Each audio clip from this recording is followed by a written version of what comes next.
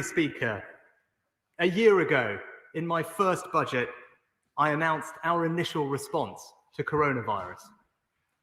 What was originally thought to be a temporary disruption to our way of life has fundamentally altered it. People are still being told to stay in their homes. Businesses have been ordered to close. Thousands of people are in hospital.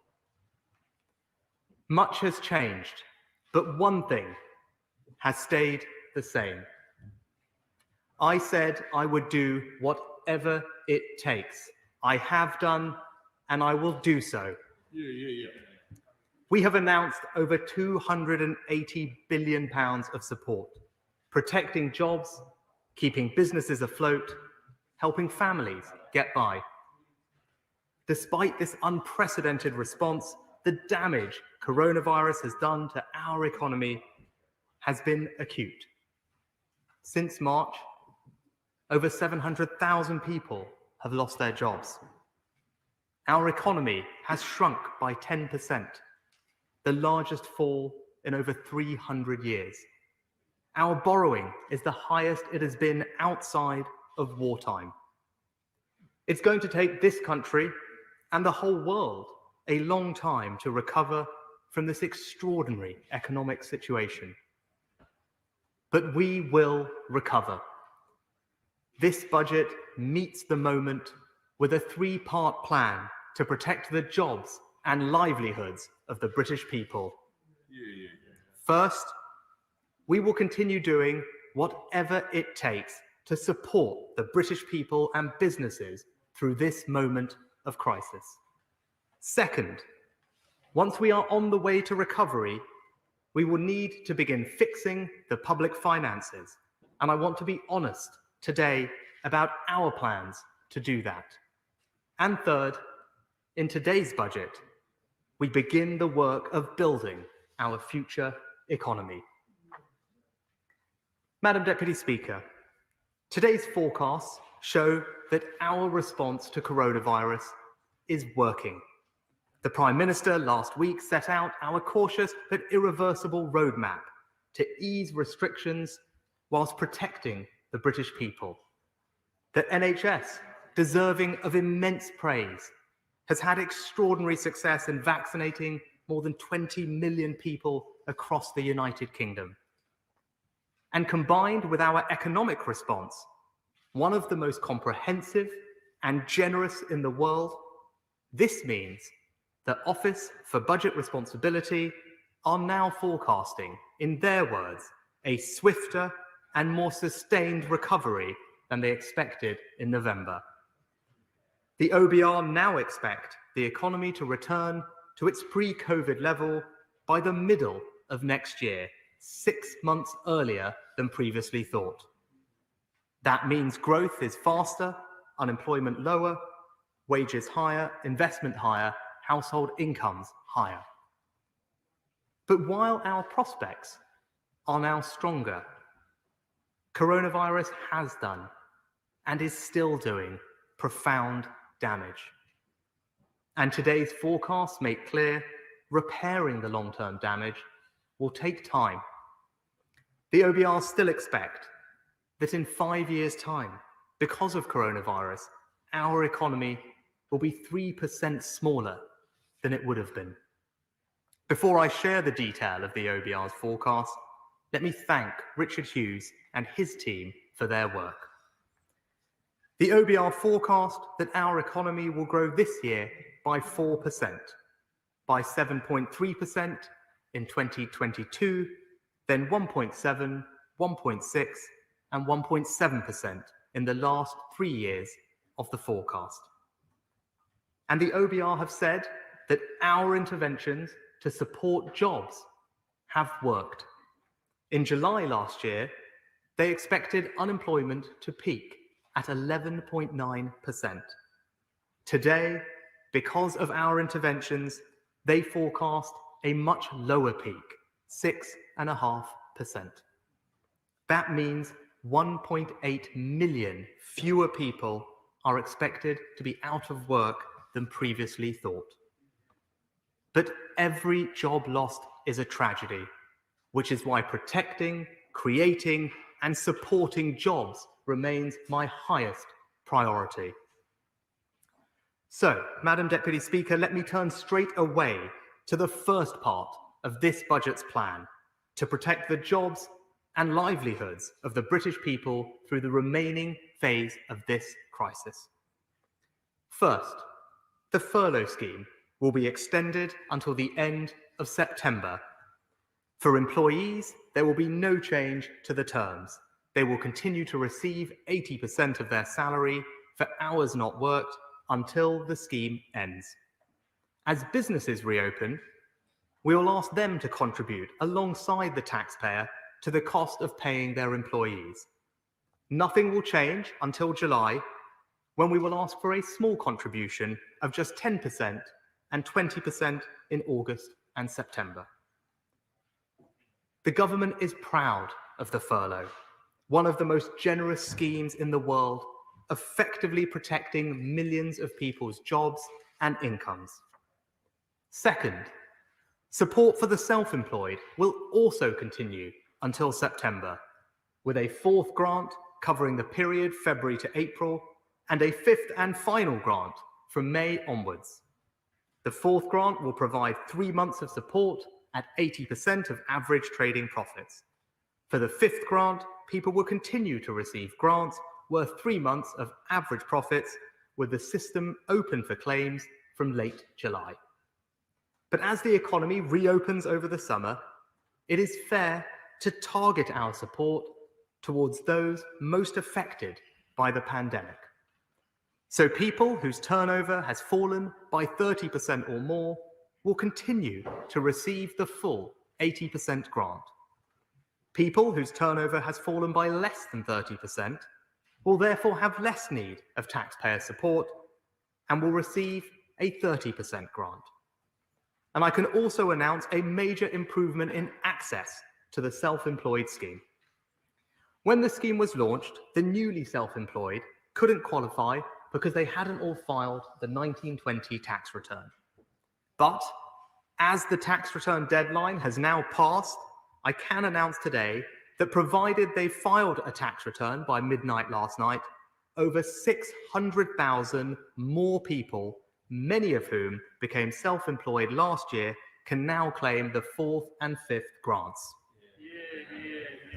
Over the course of this crisis, we will have spent £33 billion supporting the self-employed, one of the most generous programs for self-employed people anywhere in the world. Third, we're also extending our support for the lowest paid and most vulnerable. To support low-income households, the universal credit uplift of £20 a week will continue for a further 6 months, well beyond the end of this national lockdown. We'll provide working tax credit claimants with equivalent support for the next 6 months.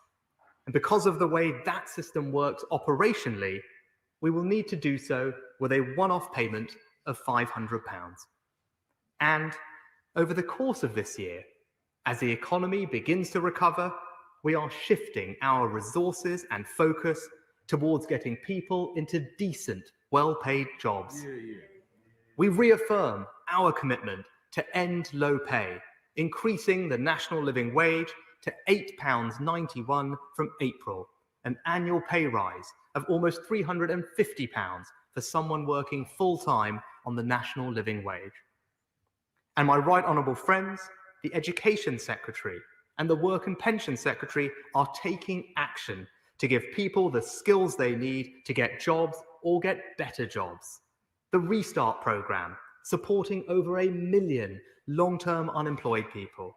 The number of work coaches doubled. The Kickstart scheme, funding high-quality jobs for over 250,000 young people. The Prime Minister's Lifetime Skills Guarantee, giving every adult the opportunity for a fully funded Level 3 qualification. And we want businesses to hire new apprentices, so we're paying them more to do it. Today, I am doubling the incentive payments we give businesses to £3,000. That's for all new apprentice hires of any age. alongside investing £126 million of new money to triple the number of traineeships. We're taking what works to get people into jobs and making it better. Madam Deputy Speaker, one of the hidden tragedies of lockdown has been the increase in domestic abuse.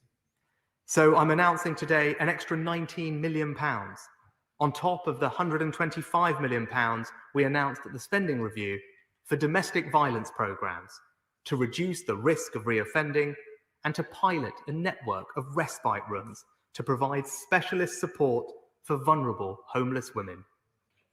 To recognise the sacrifices made by so many women and men in the armed forces community, I'm providing an additional £10 million to support veterans with mental health needs. And on current plans, the funding to support survivors of the thalidomide scandal runs out in 2023. They deserve better than to have constant uncertainty about the future costs of their care. So not only will I extend this funding with an initial down payment of around £40 million, I am today announcing a lifetime commitment guaranteeing funding forever. And let me thank the Thalidomide Trust and the Honourable Member for North Dorset for their leadership on this important issue. As well as supporting people's jobs, incomes, the lowest paid and most vulnerable, this budget also protects businesses. We've been providing businesses with direct cash grants through the recent restrictions. These grants come to an end in March. I can announce today that we will provide a new Restart grant in April to help businesses reopen and get going again. Non-essential retail businesses will open first, so they will receive grants of up to £6,000 per premises. Hospitality and leisure businesses, including personal care and gyms, will open later or be more impacted by restrictions when they do, so we'll give them grants of up to £18,000. That's £5 billion of new grants, on top of the £20 billion we've already provided, taking our direct total cash support to business to £25 billion. And I pay tribute to my right honourable friend, the member for Romsey and Southampton North, for highlighting the particular needs of the personal care sector. And with my right honourable friend, the Culture Secretary, we're making available £700 million to support our incredible arts, culture and sporting institutions as they reopen. Backing the UK and Ireland's joint 2030 World Cup bid, launching a new approach to apprenticeships in the creative industries, and extending our £500 million film and TV production restart scheme. Even with the new restart grants, some businesses will also need loans to see them through. As the Bounce Back Loan and CBILS programs come to an end, we're introducing a new recovery loan scheme to take their place. Businesses of any size can apply for loans from £25,000 up to £10 million through to the end of this year. And the government will provide a guarantee to lenders of 80%. Last year, we provided an unprecedented 100% business rates holiday in England for all eligible businesses in the retail, hospitality and leisure sectors, a tax cut worth £10 billion. This year, we'll continue with the 100% business rates holiday for the first 3 months of the year, in other words, through to the end of June.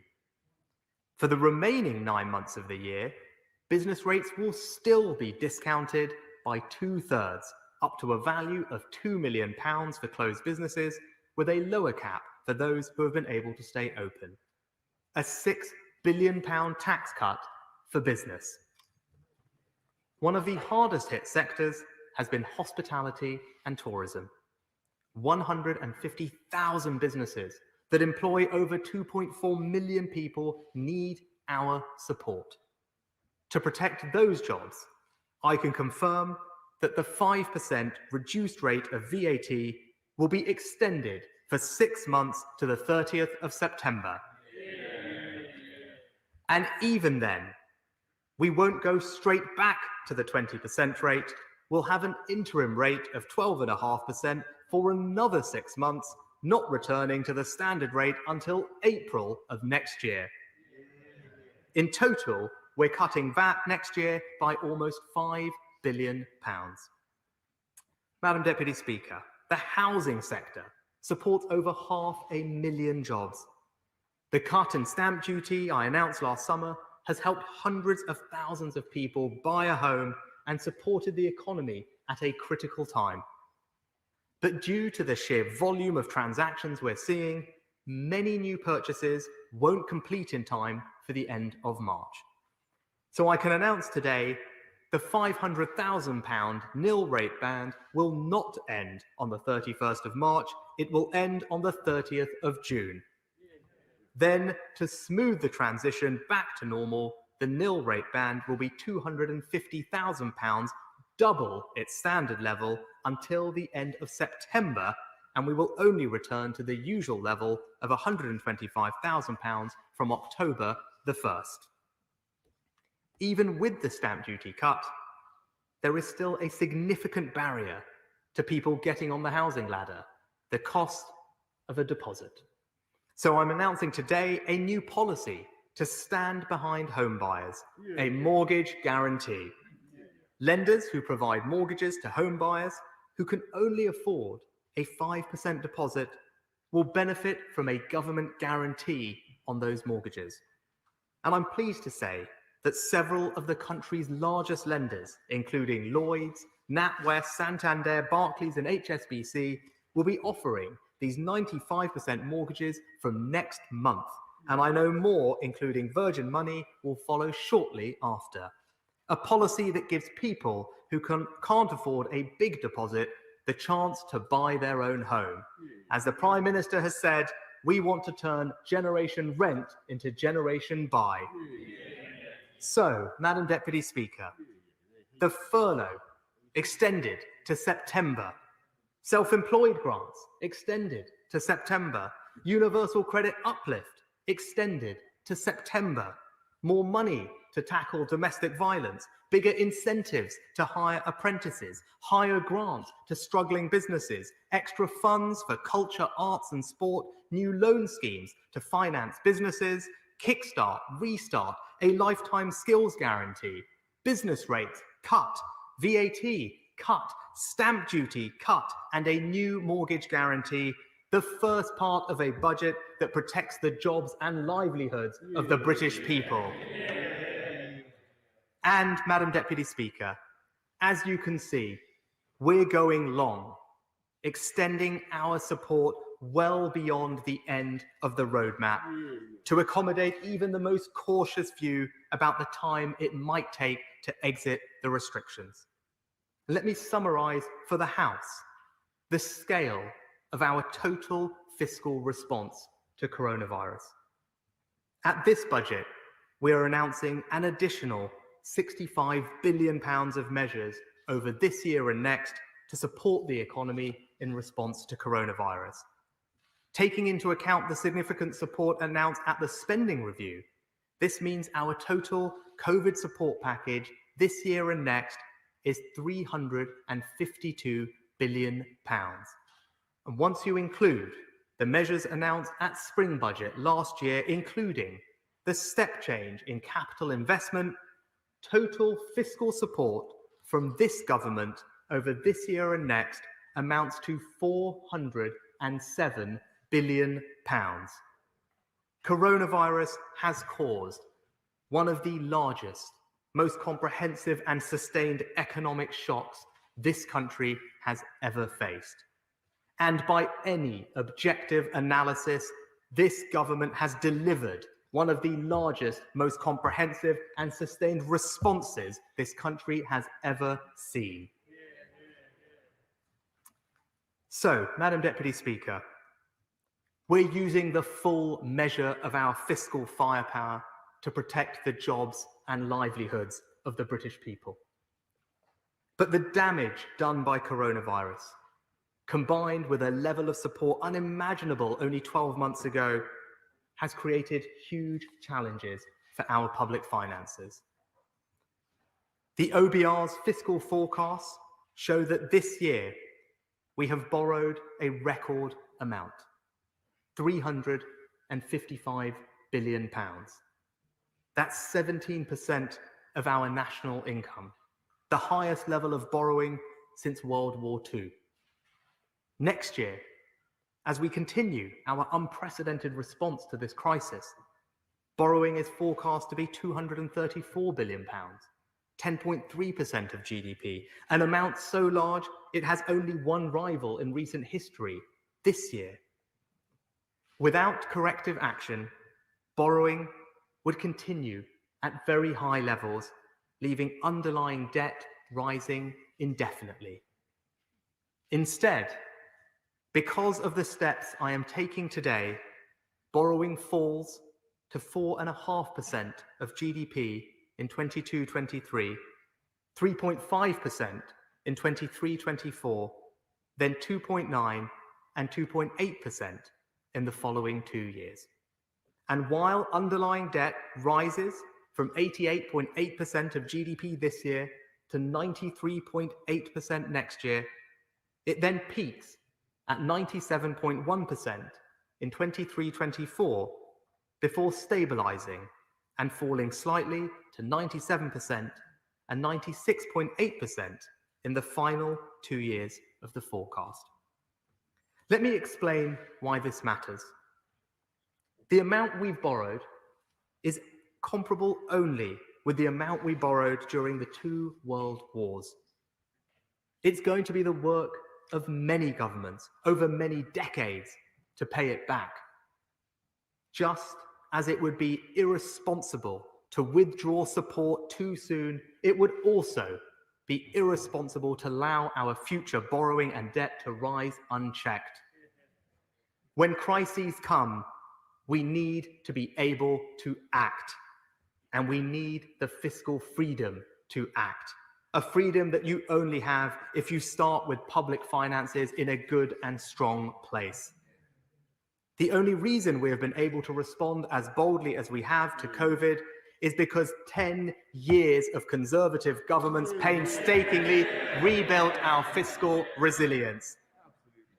When the next crisis comes, we need to be able to act again. And while our borrowing costs are affordable right now, interest rates and inflation may not stay low forever. And just a 1 percentage point increase in both would now cost us over £25 billion. And as we have seen in the markets over the last few weeks, sovereign bond yields can rise sharply. This budget is not the time to set detailed fiscal rules with precise targets and dates to achieve them by. I don't believe that would be sensible. But I do want to be honest about what I mean by sustainable public finances and how I plan to achieve them. Our fiscal decisions are guided by 3 principles. First, while it is right to help people and businesses through an acute crisis like this one, in normal times, the state should not be borrowing to pay for everyday public spending. Second, over the medium term, we cannot allow our debt to keep rising. And given how high our debt now is, we need to pay close attention to its affordability. And third, it is sensible to take advantage of lower interest rates to invest in capital projects that can drive our future growth. So the question is, how we achieve that, how we balance the extraordinary support we are providing to the economy right now with the need to begin the work of fixing our public finances. I have and always will be honest with the country about the challenges we face. So I'm announcing today 2 measures to begin that work. Let me take each in turn. Madam Deputy Speaker, our response to coronavirus has been fair, with the poorest households benefiting the most from our interventions. And our approach to fixing the public finances will be fair too, asking more of those people and businesses who can afford to contribute and protecting those who cannot. So this government is not going to raise the rates of income tax, national insurance, or VAT. Instead, our first step is to freeze personal tax thresholds. We've nearly doubled the income tax personal allowance over the last decade, making it the most generous of any G20 country. We will, of course, deliver our promise to increase it again next year to £12,570, but we will then keep it at this more generous level until April 2026. The higher rate threshold will similarly be increased next year to £50,270 and will then also remain at that level for the same period. Nobody's take-home pay will be less than it is now as a result of this policy.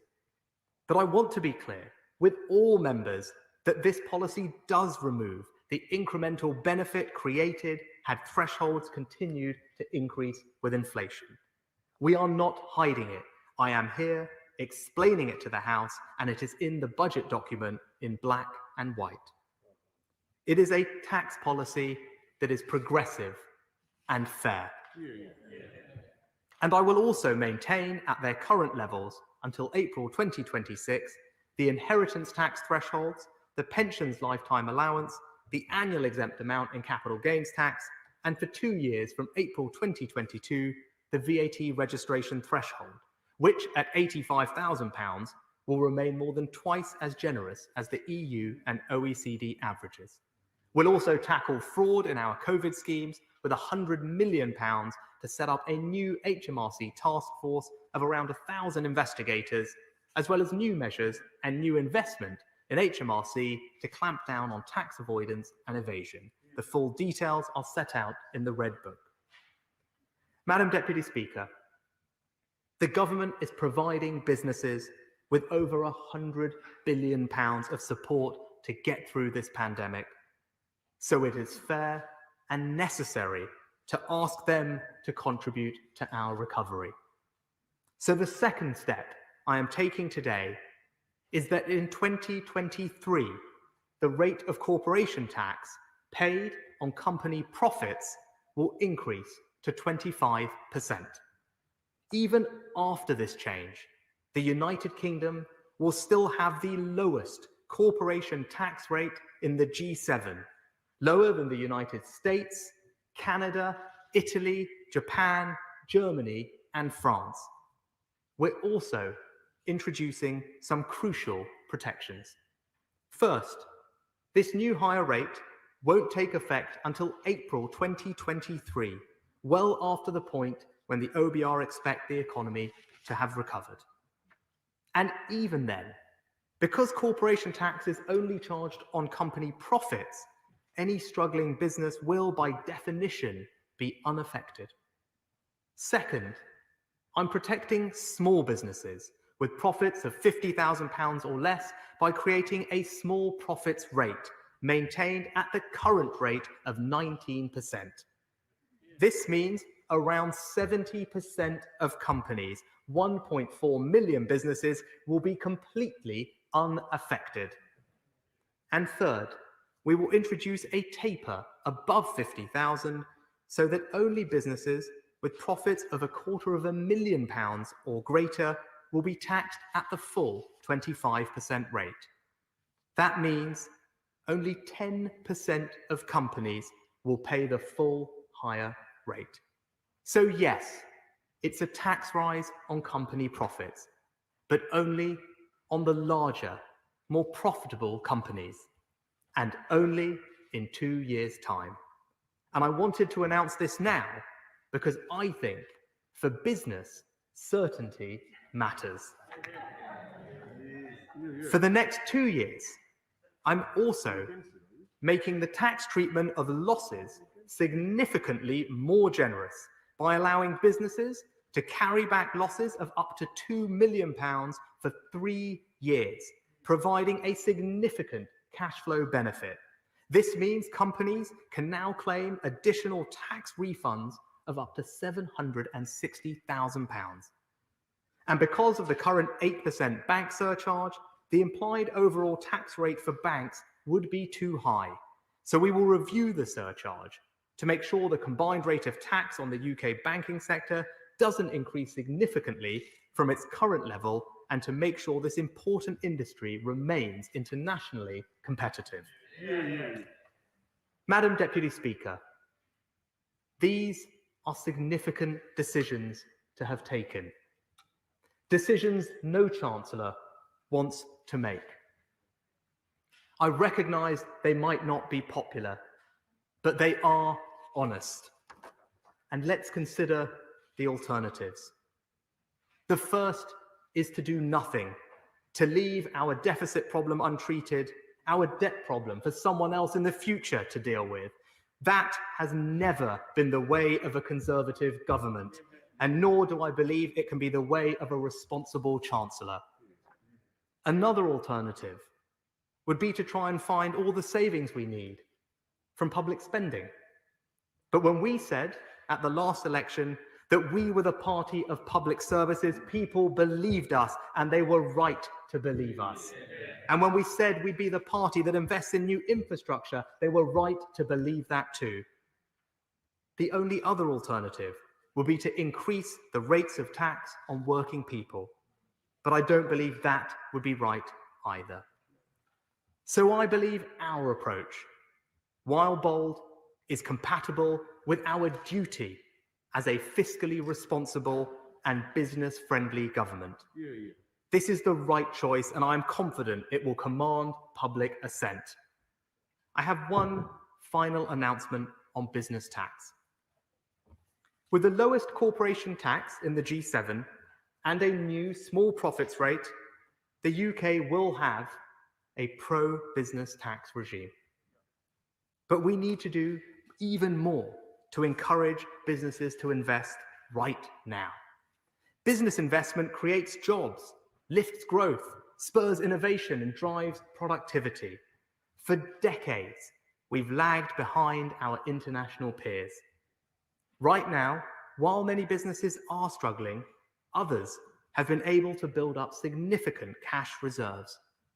We need to unlock that investment. We need an investment-led recovery. So today, I can announce the super deduction. For the next 2 years, when companies invest, they can reduce their tax bill, not just by a proportion of the cost of that investment as they do now, or even by 100% of their cost, the so-called full expensing that some have called for. With the super deduction, they can now reduce their tax bill by 130% of the cost. Let me give the House an example. Under the existing rules, a construction firm buying £10 million of new equipment could reduce their taxable income in the year they invest by just £2.6 million. With the super deduction, they can now reduce it by £13 million. We've never tried this before in our country. The OBR have said it will boost business investment by 10%, around £20 billion more per year. It makes our tax regime for business investment truly world-leading, lifting us from 30th in the OECD to first. And worth £25 billion during the 2 years it is in place, this will be the biggest business tax cut in modern British history. Bold, unprecedented action to get companies investing, creating jobs, and driving our economic recovery. Madam Deputy Speaker, let me now turn to duties. This is a tough time for hospitality, so I can confirm that the planned increases in duties for spirits like Scotch whisky, wine, cider, and beer will all be cancelled. All alcohol duties frozen for the second year in a row, only the third time in 2 decades. And right now, to keep the cost of living low, I'm not prepared to increase the cost of a tank of fuel. So the planned increase in fuel duty is also cancelled.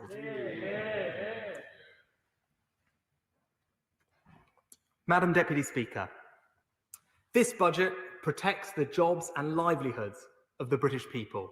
This budget is honest about the challenges facing our public finances and how we will begin to fix them.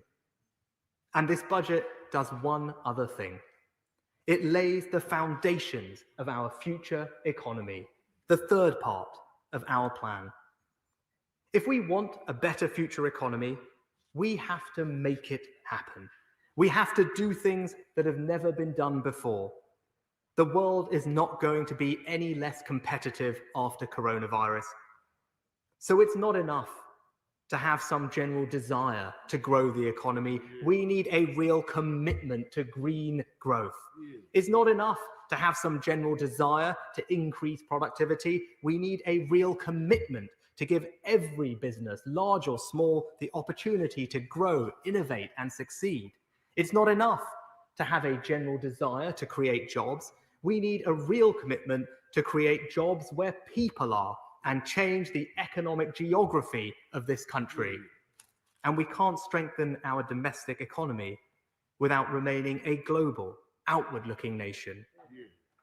This future economy won't be created in any one budget, but today we lay the foundations. Madam Deputy Speaker, our future economy needs investment in green industries across the United Kingdom. So I can announce today the first ever UK infrastructure bank.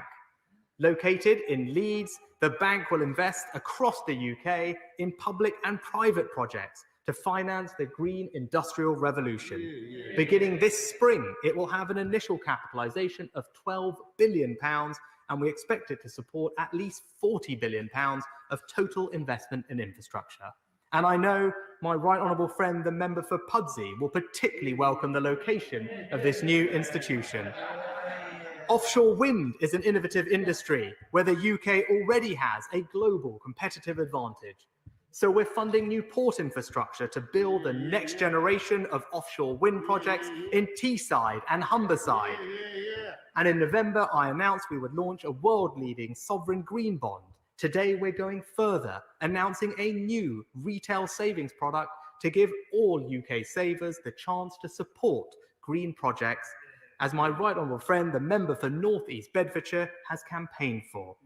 We've also asked Dame Clara First to establish a new group to position the city as the global leader for voluntary, high-quality carbon offset markets, and underpinning all of this will be an updated monetary policy remit for the Bank of England. It reaffirms their 2% target, but now it will also reflect the importance of environmental sustainability and the transition to net zero. Madam Deputy Speaker, our future economy will also address our productivity problem and support small business. Too often, smaller firms don't have the time or resources to acquire the extra skills and training they need to be more efficient, more digital, and more productive. Thanks to Be the Business, we have made a good start at supporting these firms. Today, the Business Secretary and I are going further with a new set of UK-wide schemes, Help to Grow. First, Help to Grow management will help tens of thousands of small and medium-sized businesses get world-class management training. Dozens of business schools across the UK will offer a new executive development programme with mentoring and peer learning, and government will contribute 90% of the cost. A real commitment to learn more, make more, and earn more. Second, Help to Grow digital. With the pandemic, many businesses have moved online. This has been a challenge, but we want to turn it into an opportunity. We're going to help small businesses develop digital skills by giving them free expert training and a 50% discount on new productivity-enhancing software worth up to £5,000 each. Both programmes will commence by the autumn, and I'd urge interested businesses to register today on gov.uk/help to grow. A real commitment to help over 100,000 businesses become more innovative, more competitive, and more profitable. Madam Deputy Speaker, A future economy requires us to be at the forefront of the next scientific and technological revolutions. Becoming a scientific superpower is something we can be. I don't think that's hubristic or unrealistic. Our incredible vaccination program has shown the world what this country is capable of. So I'm providing an extra £1.6 billion today to continue the rollout and improve our future preparedness. And I want to make the UK the best place in the world for high-growth, innovative companies. So I'm launching 2 wide-ranging consultations today to make sure our research and development tax reliefs and our enterprise management incentives are internationally competitive. And my right honourable friend, the Home Secretary, knows that a scientific superpower needs scientific superstars. So together we're announcing ambitious visa reforms aimed at highly skilled migrants, including a new unsponsored points-based visa to attract the best and most promising international talent in science, research and tech, new improved visa processes for scale-ups and entrepreneurs, and radically simplified bureaucracy for high-skill visa applications. Now, as well as support for innovation and access to talent, high-growth firms need access to capital. To do that, we're taking steps to give the pensions industry more flexibility to unlock billions of pounds from pension funds into innovative new ventures, launching a new future fund breakthrough to help fill the scale-up funding gap, and changing the rules to encourage more companies to list here. Let me thank Lord Hill for leading this landmark review. The FCA will be consulting on his proposals very shortly. Madam Deputy Speaker, our future economy depends on remaining a united kingdom. Millions of families and businesses in Scotland, Wales, and Northern Ireland have contributed to and benefited from our coronavirus response. And central to that has been a Treasury that acts for the whole United Kingdom. That's not a political point, it's an undeniable truth. The majority of today's budget measures will apply directly to people in all 4 nations of the United Kingdom. And I'm taking further specific steps with 3 accelerated Scottish city and growth deals in Ayrshire, Argyll and Bute and Falkirk, 3 more in North Wales, Mid Wales and Swansea Bay, and funding for the Holyhead Hydrogen Hub, the Global Centre of Rail Excellence in Neath-Port Talbot, the Aberdeen Energy Transition Zone, as well as the Global Underwater Hub and North Sea Transition Deal, along with the first allocations of the £400 million New Deal for Northern Ireland. And through the Barnett formula, the decisions I'm taking in this budget also increase the funding for the devolved administrations by £1.2 billion in Scotland, £740 million in Wales, and £410 million for the Northern Ireland Executive. And Madam Deputy Speaker, our future economy demands a different economic geography. If we are serious about wanting to level up, that starts with the institutions of economic power. Few institutions are more powerful than the one I am enormously privileged to lead, the Treasury. Along with the other critical economic departments, including BEIS, DIT and MHCLG, we will establish a new economic campus in Darlington. And I know my honourable friend, the member for Darlington, will particularly welcome this announcement. Redrawing our economic map means rebalancing our economic investment.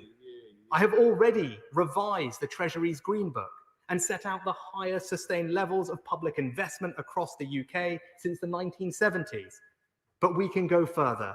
I am announcing today over £1 billion for 45 new towns deals, from Castleford to Clay Cross, Rochdale to Rowley Regis, and Whitby to Wolverhampton. And let me pay tribute to local leaders like the brilliant Mayor for the West Midlands, Andy Street, who are making the case for investment in their area. We're also creating a £150 million fund to help communities across the UK take ownership of pubs, theatres, shops, or local sports clubs at risk of loss, putting more power in the hands of local people. And I'm launching the first round of the Levelling Up Fund today, inviting applications from local areas across the United Kingdom. And I'm grateful to my right honourable friends, the Transport Secretary and the Community Secretary, for their support on this crucial initiative. Madam Deputy Speaker, I have one final announcement that exemplifies the future economy. A policy on a scale we've never done before, a policy to bring investment, trade, and most importantly, jobs right across this country, to replace the industries of the past with green, innovative, fast-growing new businesses, to encourage free trade and reinforce our position as an outward-looking trading nation open to the world, a policy we can now only pursue now that we are out of the European Union. Free ports. Free ports are special economic zones with different rules to make it easier and cheaper to do business. They're well established internationally, but we're taking a unique approach. Our free ports will have simpler planning to allow businesses to build, infrastructure funding to improve transport links, cheaper customs with favourable tariffs, VAT or duties, and lower taxes with tax breaks to encourage construction, private investment and job creation. An unprecedented economic boost across the United Kingdom. Free ports will be a truly UK-wide policy, and we will work constructively with the Scottish, Welsh and Northern Irish administrations. Today, I can announce the 8 free port locations in England. East Midlands Airport, Felixstowe and Harwich, Humber, Liverpool City Region, Plymouth, Solent, Thames and Teesside. 8 new free ports in 8 English regions, unlocking billions of pounds of private sector investment, generating trade and jobs up and down the country. I commend members from across the House for their campaigning, but in particular, the honourable members for Redcar, Cleethorpes and Great Grimsby, as well as inspiring local leaders like Ben Houchen, the Mayor for Tees Valley. Madam Deputy Speaker, let's take just one of those places, Teesside. In the past, it was known for its success in industries like steel. Now, when I look to the future of Teesside, I see old industrial sites being used to capture and store carbon, vaccines being manufactured, offshore wind turbines, creating clean energy for the rest of the country, all located within a free port, with a treasury just down the road and the UK Infrastructure Bank only an hour away. I see innovative, fast-growing businesses hiring local people into decent, well-paid green jobs. I see people designing, manufacturing, and exporting incredible new products and services. I see people putting down roots in places they are proud to call home. I see a people optimistic and ambitious for their future. That, Madam Deputy Speaker, is the future economy of this country. And so, whilst this last year has been a test unlike any other, that which we are, we are. The fundamentals of our character as a people have not changed. Still determined, still generous, still fair. That's what got us through the last year. It's what will guide us through the next decade and beyond. This time last year, we set out to deliver on the promises we made to the British people. But the most important promise was implicit and in truth is made by every government, irrespective of their politics. And that is to do what must be done when the danger is imminent and when no one else can. Today, we set out a plan to protect the jobs and livelihoods of the British people. But the promises that underpin that plan remain unchanged from those we pledged ourselves to 12 long months ago.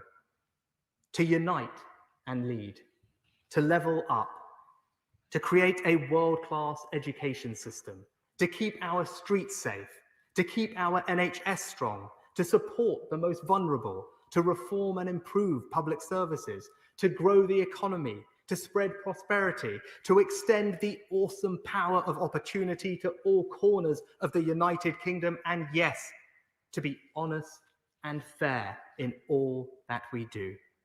Madam Deputy Speaker, an important moment is upon us, a moment of challenge and of change, of difficulties, yes, but of possibilities too. This is a budget that meets that moment, and I commend it to the House.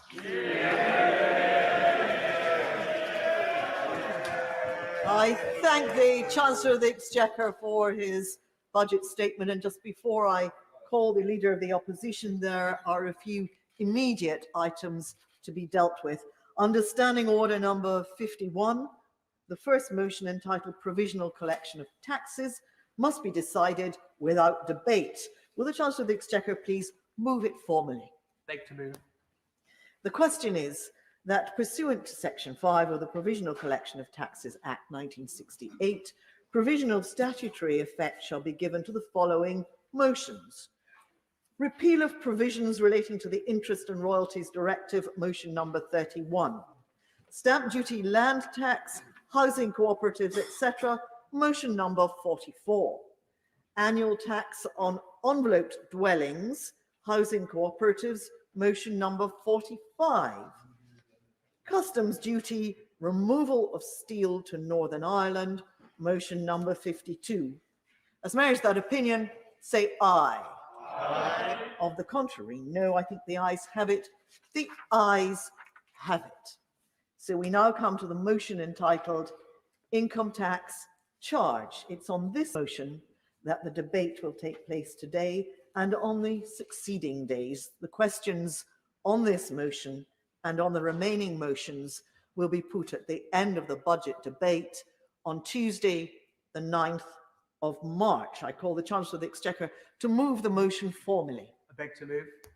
The question is that income tax is charged for the tax year 2021 to 22, and it is declared that it is expedient in the public interest that this resolution should have statutory effect under the provisions of the Provisional Collection of Taxes Act 1968. I call the Leader of the Opposition, Sir Keir Starmer. Thank you, Madam Deputy Speaker.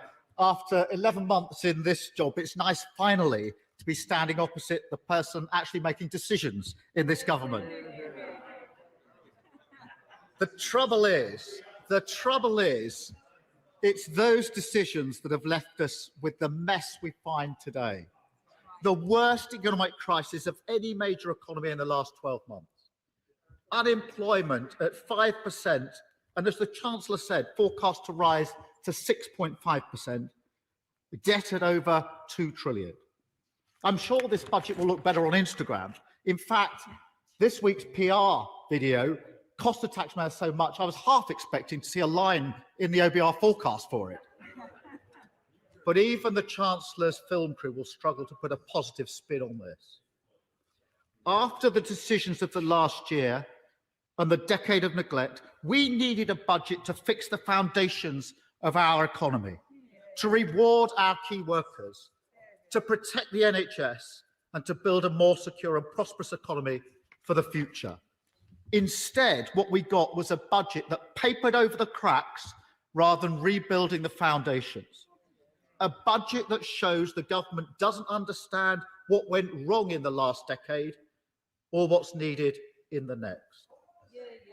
The Chancellor may think that this is time for a victory lap, but I'm afraid this budget won't feel so good for the millions of key workers who are having their pay frozen, for the businesses swamped by debt, and the families paying more in council tax, and the millions of people who are out of work or worried about losing their job. And although the Chancellor spoke for almost an hour, we heard nothing about a long-term plan to fix social care. The Chancellor may have forgotten about it, but the Labour Party never will. The British people will rightly ask, why has Britain suffered a worse economic crisis than any major economy? The answer is staring us in the face. First, the Chancellor's decisions in the last year. This is the Chancellor who blocked a circuit break in September. Ignoring the science, he told the British people to live with coronavirus and live without fear. A few weeks later, we were forced into an even longer and more painful lockdown. Whatever spin the Chancellor tries to put on the figures today, as a result of his decisions, we've suffered deeper economic damage and much worse outcomes.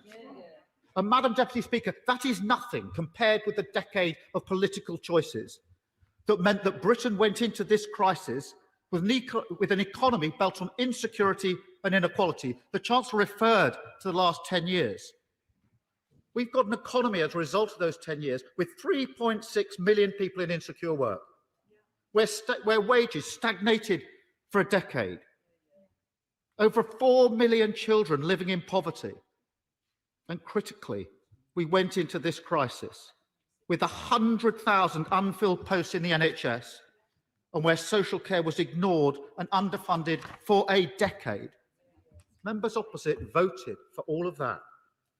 Today's budget doesn't even recognise that, let alone rectify it. It's clear the Chancellor is now betting on a recovery fuelled by a consumer spending blitz. In fairness, if my next door neighbour was spending tens of thousands of pounds redecorating their flat, I'd probably do the same. But the central problem in our economy is a deep-rooted insecurity and inequality. And this budget isn't the answer to that. The Chancellor barely mentioned inequality, let alone tried to address it. So rather than the big transformative budget we needed, this budget simply papers over the cracks. If this had been a budget for the long term, it would have had a plan to protect our NHS, a plan to fix social care. And I can tell you this, a Labour budget would have had the NHS and care homes front and centre. But this budget is almost silent on those questions. If this had been a budget to rebuild the foundations, it would have fixed our broken social security system. Instead, the Chancellor has been dragged, kicking and screaming, to extend the £20 uplift in universal credit, but only for a few months, once again deferring the problem. As a result, insecurity and the threat of losing £1,000 a year still hang over 6 million families. They ask what we'd do. What we would do, we would keep the uplift until a new, fairer system can be put in place. If this budget was serious about rebuilding our shattered economy, it would have included a credible plan to tackle unemployment. The Chancellor said very little about the Kickstart scheme. No doubt because the Prime Minister says rubbish. That's no doubt because the Kickstart scheme is only helping 1 in 100 eligible young people. Rubbish is the right word, Prime Minister. In 6 months, it supported just 2,000 young people. Yet youth unemployment is set to reach 1 million. Like so much of this budget, the Chancellor's offer is nowhere near the scale of the task. And of course, the biggest challenge this country is the climate emergency. The Chancellor just talked up his green credentials, but his budget stops way short of what was needed or what's happening in other countries. This budget should have included a major green stimulus, bringing forward billions of pounds of investment to create new jobs and new green infrastructure. Instead, the government is trying to build a new coal mine, which we now learn might not even work for British Steel. If anything sums up this government's commitment to a green recovery and jobs for the future, it's building a coal mine we can't even use. If the government was serious about tackling insecurity and those most at risk from COVID, this budget would have fixed the broken system of statutory sick pay and, at the very least, filled the glaring holes in isolation payments. This isn't difficult to fix. The government should just make the £500 isolation payment available to everyone who needs it. That would be money well spent, and a year into the pandemic, it's a disgrace that it's not. If the government was serious about fixing the broken housing market, it would have announced plans for a new generation of genuinely affordable council houses. Instead, 230,000 council homes have been lost since 2010. Yet the Chancellor focused today on returning to subsidising 95% of mortgages. Now, I know what you're thinking. I've heard that somewhere before. Maybe it was because the Prime Minister announced it 5 months ago in his conference speech. No, I don't think anybody heard that. I remember now, it's what Osborne and Cameron came up with in 2013. And what did that do? It fueled a housing bubble, it pushed up prices and made owning a home more difficult. So much for Generation Buy. I've been saying for weeks that this budget will go back. I didn't expect the Chancellor to lift a failed policy from 8 years ago. This budget fell far short of the transformative change we needed to turbocharge our recovery for the decades to come. There was no credible plan to ease the burden of debt hanging over so many businesses. This is estimated at £70 billion. This budget asks businesses to start paying that money back, whether they're profitable or not. That affects millions of businesses. It will hold back growth because businesses will have to pay back money they never wanted to borrow instead of being able to invest in their futures and create jobs in their local areas. It's both unfair and economically illiterate. This budget also fell far short of what was needed to support the self-employed and freelancers, unless, of course, you're one of the Chancellor's photographers. After a year of inaction, we'll look at the details of what the Chancellor announced. But it certainly looks like, from the figure of 600,000 that he mentioned, that millions will still be left out in the cold. The Chancellor's one nominally long-term policy was his references to levelling up. But what does that actually look like? It's not the transformative shift in power, wealth and resources we need to rebalance our economy. It's not the bold long-term plan we need to upskill our economy, to tackle educational attainment or to raise life expectancy. It certainly isn't a plan to focus government resources on preventative services and early years. For the Chancellor, levelling up seems to mean moving some parts of the Treasury to Darlington, creating a few free ports and re-announcing funding. That isn't levelling up, it's giving up. And instead of putting blind faith in free ports, the Chancellor would be better served making sure that government's Brexit deal actually works for Britain's manufacturers, who now face more red tape when they were promised less, for our financial services, still waiting for the Chancellor to make good on his promises, for the small businesses and fishing communities whose goods and produce are now left unsold in warehouses, and for our artists and performers who just want to be able to tour. Turning to other parts of the statement, we'll wait for the detail about the so-called super deduction, but it's unlikely to make up for the 10 years when the levels of private investment growth have trailed so many other countries. Of course, we welcome the creation of the National Infrastructure Bank, something we've called for years. Although it'd been better if the government hadn't sold off the Green Investment Bank in the first place. We also welcome the introduction of green saving bonds. I have to say, what a good idea it is to introduce a new set of recovery bonds. The trouble is that the scale of what the Chancellor announced today is nowhere near ambitious enough. And the long overdue commitments to extend furlough, business rate relief, and the VAT cut on hospitality are welcome. But there is no excuse for holding the announcement of this support back until today. And of course, we'll look at the detail.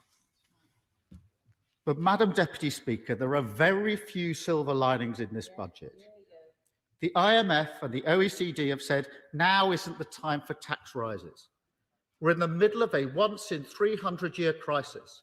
Our economy is still shut. Our businesses are on life support. So it's right that corporation tax isn't rising this year or next. Of course, in the long run, corporation tax should go up. The decade-long corporation tax experiment by this government has failed. But no taxes should have been raised in the teeth of this economic crisis. So it's extraordinary that the Chancellor is ploughing ahead with a £2 billion council tax rise affecting households across the country. So why is he doing that? Why is he doing that when every economist would tell him not to do it? Perhaps we find the answer in this week's Sunday Times. Rishi's argument, let's do all this now, far away from the election as possible. Or the Telegraph on the 27th of January. Raising taxes now means that they can be reduced ahead of the next election, Sunak tells MPs. Or the Mail in September. Sunak to hike taxes and lower them before the election. Let me be crystal clear. The proper basis for making tax decisions is the economic cycle, not the electoral cycle.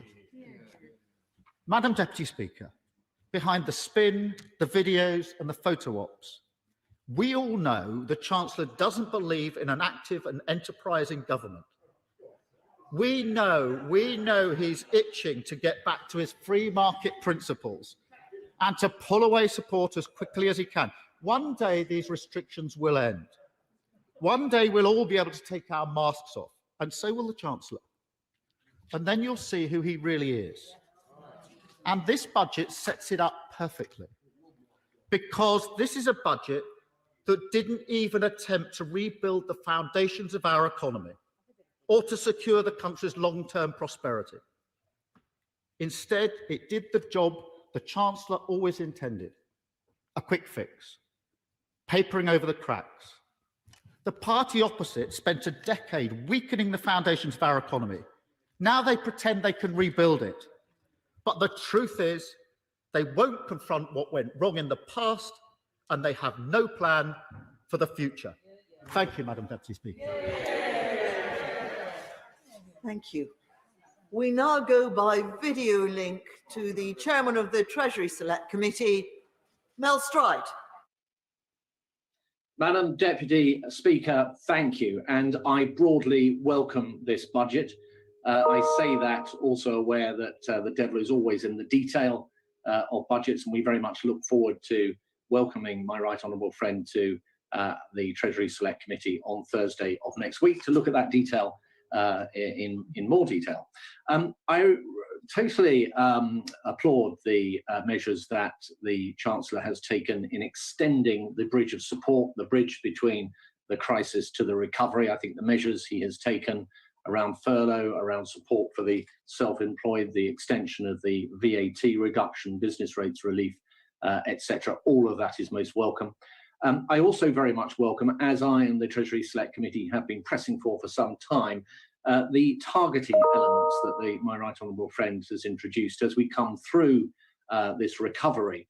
There's no doubt that certain parts of the economy will pick up quicker than others. Some businesses will do better than others. And so I welcome the 30% turnover threshold that my right honourable friend has introduced so that he can more accurately target the relief where it is needed. And that goes also for what I understand of his announcements around grants and of course the VAT reduction extension that will help particularly hard-pressed sectors. I also welcome the investment that he has announced in areas of the country, many of which will have suffered particularly during the crisis. And I think that is also welcome targeting. If I could turn briefly to the so-called excluded, those who have fallen through the gaps of support hitherto.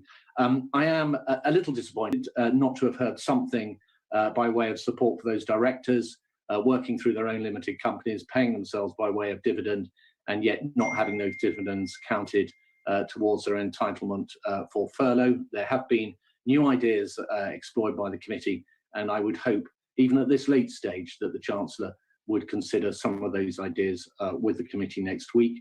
I was, however, extremely pleased to see that the new self-assessment tax information that has been taken on board right up until, in fact, I think the Chancellor said last night, will be taken into account in helping many of those who would otherwise have fallen through the gaps of support, some 600,000 in total.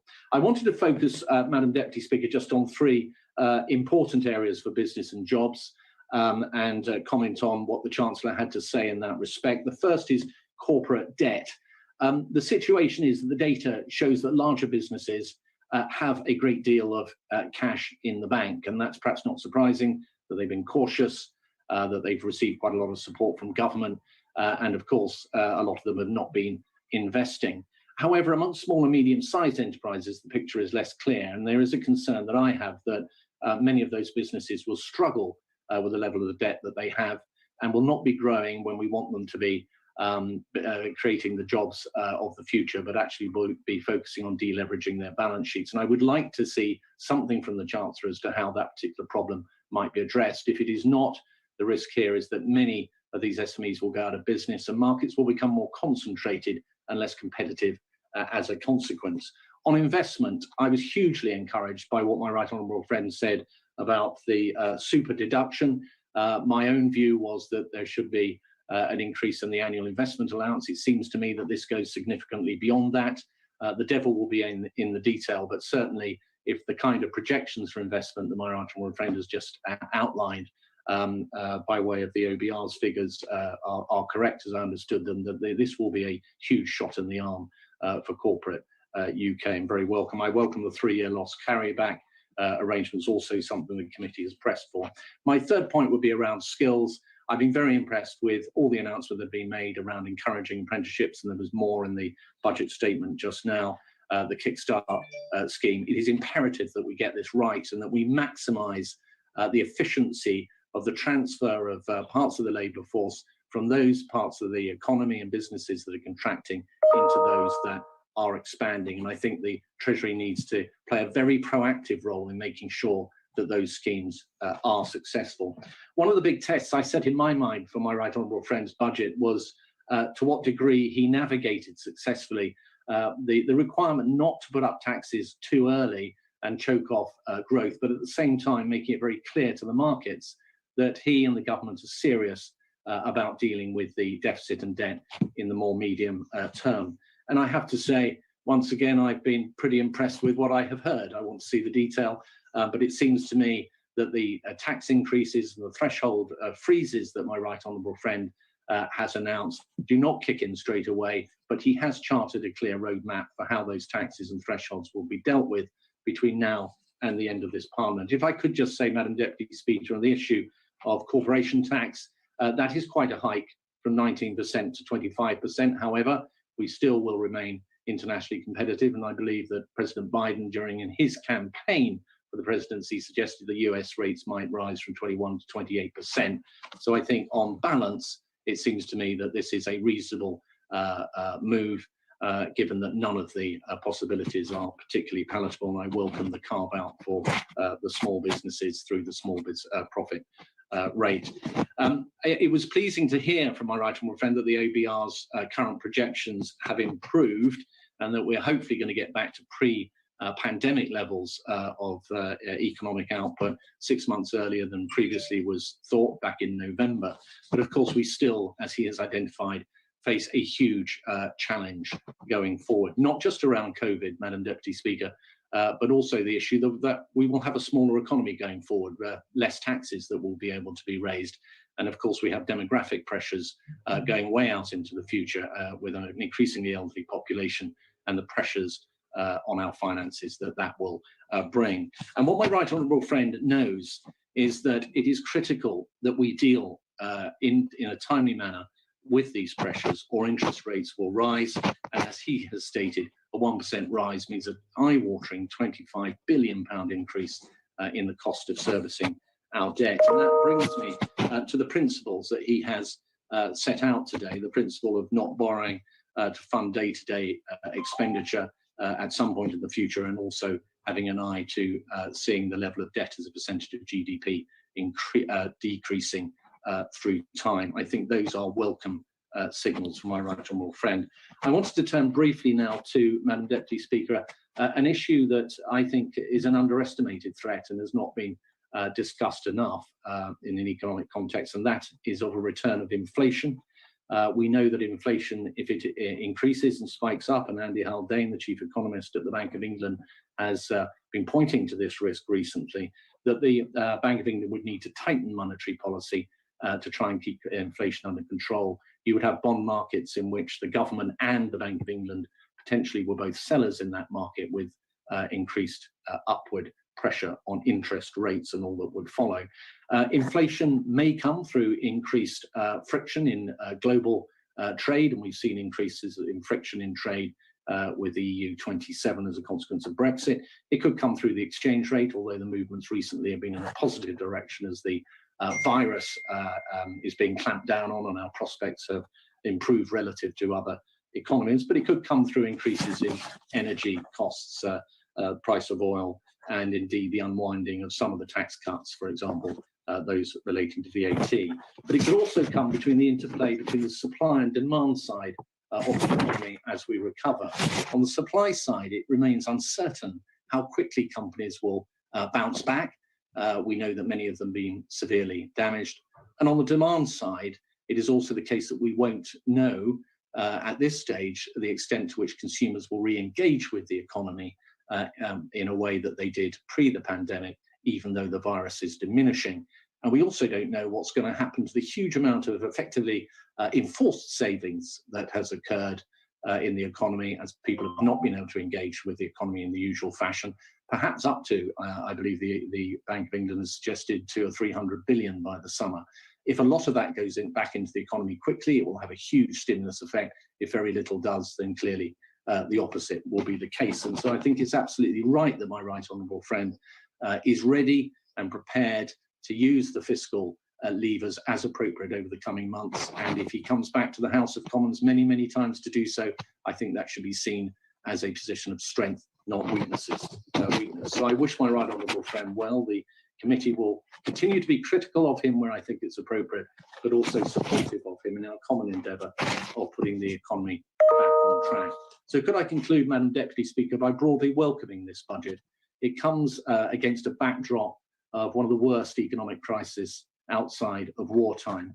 And yet there is hope that springs, Madam Deputy Speaker, from the past, from the strengths that we held going into this crisis, of strong and stable financial institutions, of record levels of employment, of the hard-won improvements to our public finances. But now it springs also, it seems to me, from the future, from the thousands of men and women, our scientists, our health workers, our volunteers, who appear to be on the brink of little short of a miracle, the wholesale turnaround in our country's fortunes due to vaccination. So, Madam Deputy Speaker, in broad terms, can I welcome my right honourable friend's budget today, but may I conclude by saluting each and every one of them. Thank you.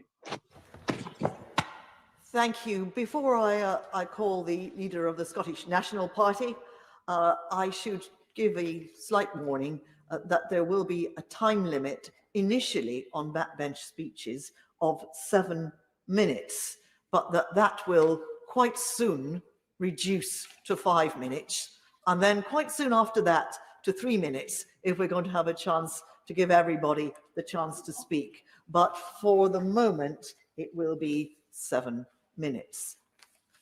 Mr. Ian Blackford. Thank you, Madam Deputy Speaker, and I should thank the Chancellor for advance sight of his statement. But of course, much of it against the usual protocol has already been leaked to the media. And it perhaps is worth stating that what's contained in the budget should be announced in this House and shouldn't be pre-announced in the media. Madam Deputy Speaker, the budget comes at a critical moment, a moment when people right across these islands can have faith that the end of the pandemic is finally in sight. Just as millions of people are now being injected with the hope of the vaccine, this budget should have injected the economy with the stimulus package that it desperately needs. The IPPR advised the government to boost like Biden, to generate an investment-led recovery. Instead, the Chancellor has produced a budget that offers people the bare minimum, a budget that completely fails to take responsibility for the bollocks that they've made of Brexit. Indeed, when we look at the OBR forecasts and we look at the years 2023, 2024 and 25, we see a forecast of 1.7, 1.6 and 1.7% growth. Where is the ambition? This is a budget that has a poverty of ambition. And when we contrast the response of the US administration and that fiscal stimulus of President Biden, and we put that in a historic context, and what we see over the course of the last decade, that US GDP growth has been 10% greater than that of the UK. And it's that failure to deliver growth which is imperiling our national finances. It is that lack of ability to deliver growth that holds back tax receipts. And it's that lack of ability to deliver growth that constrains the opportunities for people, that hold back the growth in productivity, that hold back the growth in wages, that leaves so many of our people living in poverty.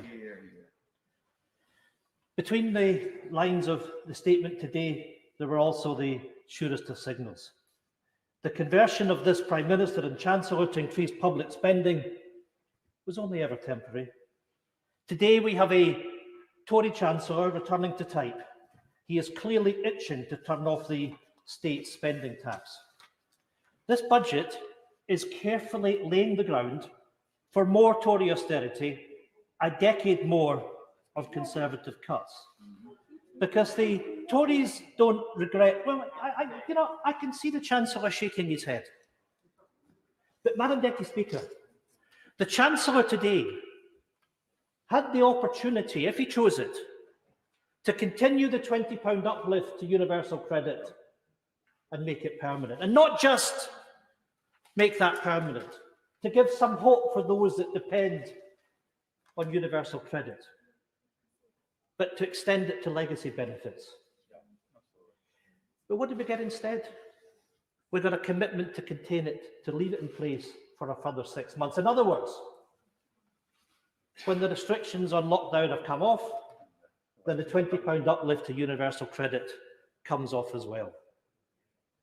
Where is the compassion and the dignity for those that need that support? They will continue to need that support right after we come out of this crisis. That's the Tory party, Madam Deputy Speaker, that's reverted to type. And of course, the Tories don't regret austerity that they've inflicted over the last decade. They're nostalgic for it. We are told by the Chancellor that there has to be cuts to spending. We're told that there have to be tax increases. But we know that he's deliberately setting out a false choice. Because we heard nothing today about that need, not just here, but right around the world, to create the circumstances for investment-led growth. Where's the agenda that the UK is going to take to the G7 to make sure that we work collectively to deliver a better future for everybody out of this pandemic? Every credible economist knows that to protect and secure the public finances, we must create the circumstances for recovery, for growth, and that this has to be investment-led. Madam Deputy Speaker, as we look forward to the months ahead, we need to deliver a vision of a better future, and we need leadership to do this.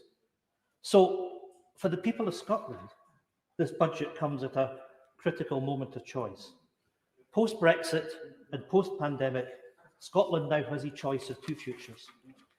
the long-term damage of Brexit and more Tory austerity cuts are the opportunity to protect our place in Europe and to build a strong, fair and green recovery with independence.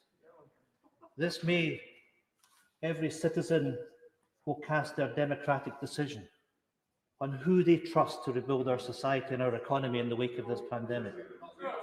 It will be a clear choice. Scotland's future in Scotland's hands, or in the hands of the Tories and this Prime Minister and Chancellor. And let's just say, we're looking forward to the verdict of the Scottish people. Madam Deputy Speaker, let me turn to the immediate priorities this budget should have dealt with. Because I'm sorry to say that the Chancellor stood up today and doubled down on exactly the same mistake that he's been making through this pandemic. Temporary extensions and temporary support can only ever mean a temporary reprieve for those millions who've been crippled by uncertainty for months. The Chancellor's temporary timelines for pandemic financial support completely contradicts his own government's policy. On the one hand, the UK government rightly tells people that they will follow data, not dates, when it comes to public health. But when it comes to financial support, the Tory policy is defined by dates, deadlines and cliff edges. Businesses and workers on furlough need certainty last March, last autumn, and they need it now. And frankly, Chancellor, for businesses that have been closed, to expect them to make increasing contributions to furlough simply isn't acceptable when they don't have the cash flow to pay for it. More temporary extensions and tapering furlough off falls well short of what businesses need. The Chancellor should make the commitment that full furlough support at 80% wage support will remain available to businesses as long as restrictions remain in place. No deadlines, no dates, no ifs, and no buts. This one clear commitment would immediately stabilise support for every struggling sector. The cut-off date for entry into job retention scheme should also be revised, ensuring support is available to the growing numbers who have started new jobs since the end of last October. Now, we welcome the VAT cut, but it should have been retained at 5% for much longer. And it should also be extended to those businesses such as hair and beauty businesses that also need this support. And whilst we welcome the ongoing support for rates relief, it doesn't go as far as our government has done in Scotland, with 100% rates relief for the calendar year across the retail, the hospitality, the leisure and aviation sectors. Madam Deputy Speaker, one of my biggest criticisms of this budget is it completely fails to recognise the sheer scale of the other pandemic our communities are suffering, the poverty pandemic. After a decade of underinvestment and Tory cuts, the last year has deepened the UK's poverty crisis and widened gaps in inequality. Yes, many have been in a position to save and build up financial deposits during these lockdowns. But Chancellor, millions more are literally struggling to survive. Madam Deputy Speaker, 14.2 million UK adults are now categorised as having low financial resilience. That's an increase of 3.5 million since the beginning of the pandemic. And let me take an example from my own constituency. In January 2020, the Community Food Bank in South Skye and Lochalsh delivered 25 food parcels in 1 month. In December 2020, that same food bank was delivering 200 bags of food per week. 200 bags of food per week. Last year, this government was forced into providing that £20 uplift for universal credit. It literally was a lifeline for millions. It was needed then, and it's needed now. 6 million people are now claiming universal credit, a 98% increase since the pandemic began. Today, this Tory Chancellor is telling these 6 million people not to get too comfortable with that white lifeline, that in a matter of months, it will be gone. Where's the compassion, Chancellor? Where's the support for people? Does he really think that this is good enough? That it's acceptable that so many people, so many families, so many children are being left in poverty, and he can avert his eyes and look away because he doesn't want to know the harsh reality. The Chancellor doesn't understand what it's like to be poor in Boris Johnson's Brexit Britain. Chancellor, do the right thing. This should never be temporary. It should be permanent. And let's make sure out of this budget that that policy is changed. Making the £20 universal credit uplift permanent has also got to extend to legacy benefits. And Chancellor, while you're at it, finally abolish the cruel benefit cap and end the 2-child limit. The Chancellor should also be using this budget to specifically support those most impacted throughout the pandemic. The Women's Budget Group found that women were twice as likely to be key workers as men, but are far less likely to be eligible for statutory sick pay. They also found that young women were disproportionately likely to work in the sectors that were the hardest hit by previous lockdowns. The Chancellor could support these women by finally introducing a real living wage and a livable sick pay for all. We know that after a decade of Tory decisions, child poverty has risen to alarming levels. The Joseph Rowntree Foundation and baby bank charity Little Village found that 4.2 million children living in poverty, including 1.3 million babies and children under the age of 5. This is supposed to be a civilised society. It's supposed to be a caring society. The Chancellor's just congratulated himself on his budget. Chancellor, where's the plan to get these 4.2 million children and their families out of poverty? Where's the plan to get these young children and babies out of poverty? Where's the sense of responsibility from a government? You know, what you can see is the Chancellor that's not even prepared to engage is looking away, and no wonder, because this Chancellor should be embarrassed by what he's done. This government needs to wake up to the scale of the child poverty crisis, and it could start by matching the Scottish Government's game-changing £10 child payment. And Madam Deputy Speaker, whilst we're on the subject of fighting poverty, let me say how disappointed I was by the failure of the Labour Shadow Chancellor at the weekend to state her party's clear support for making the universal credit uplift permanent. In the space of a week, Labour told us that their position on wasting billions on Trident nuclear weapons on the Clyde is non-negotiable, but can't even say what their position is on keeping this lifeline for struggling families.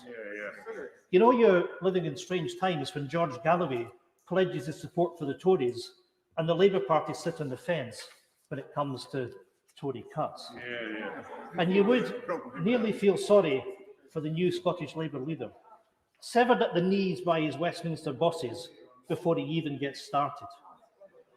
Madam Deputy Speaker, not only does this budget signal the return of Conservative cuts, it also confirms that the Chancellor continues to snub the excluded. In time, when people reflect back on this period, it will be a damning indictment of this Tory government that they were prepared to coolly ignore 3 million of their own citizens during a pandemic. Talk such utter rubbish. Well, Prime Minister, there we are. Try telling that to the 3 million people that have had no financial support, Prime Minister, from your government over the course of the last year. You should be utterly ashamed at the degradation of responsibility from a government that's supposed to provide leadership to all its people. So much, Madam Deputy Speaker, for putting your arms around all of the people of the United Kingdom. 3 million people ignored, abandoned by a Prime Minister and a Chancellor that couldn't care less. All nonsense.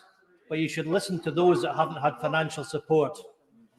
On the BBC on Sunday, the Chancellor said his government had reacted, and I quote, generously and comprehensively. Well, Chancellor, tell that to the 3 million freelancers and self-employed that have been left behind without a penny, not a penny, Prime Minister, of support. a quick search of Hansard shows that the 3 million excluded have been raised in this House around 1,000 times since last March. Their plight has been ignored by ministers on 1,000 occasions in this House, and it's a disgrace that the Chancellor has chosen to ignore them today. Now, I do acknowledge and welcome that the newly self-employed are now finally being covered under the scheme. But there remains a whole community of people who remain ignored and forgotten by this Chancellor. Yes, there are 600,000 that are now to be included. But what about the other 2.4 million? Discarded, written off, ignored by the Chancellor and his Prime Minister. Madam Deputy Speaker, the failure of this budget to stand by and support those who have suffered most during this crisis goes to the very heart of the economic choices ahead. This should have been the budget that kick-started a strong, fair and green recovery.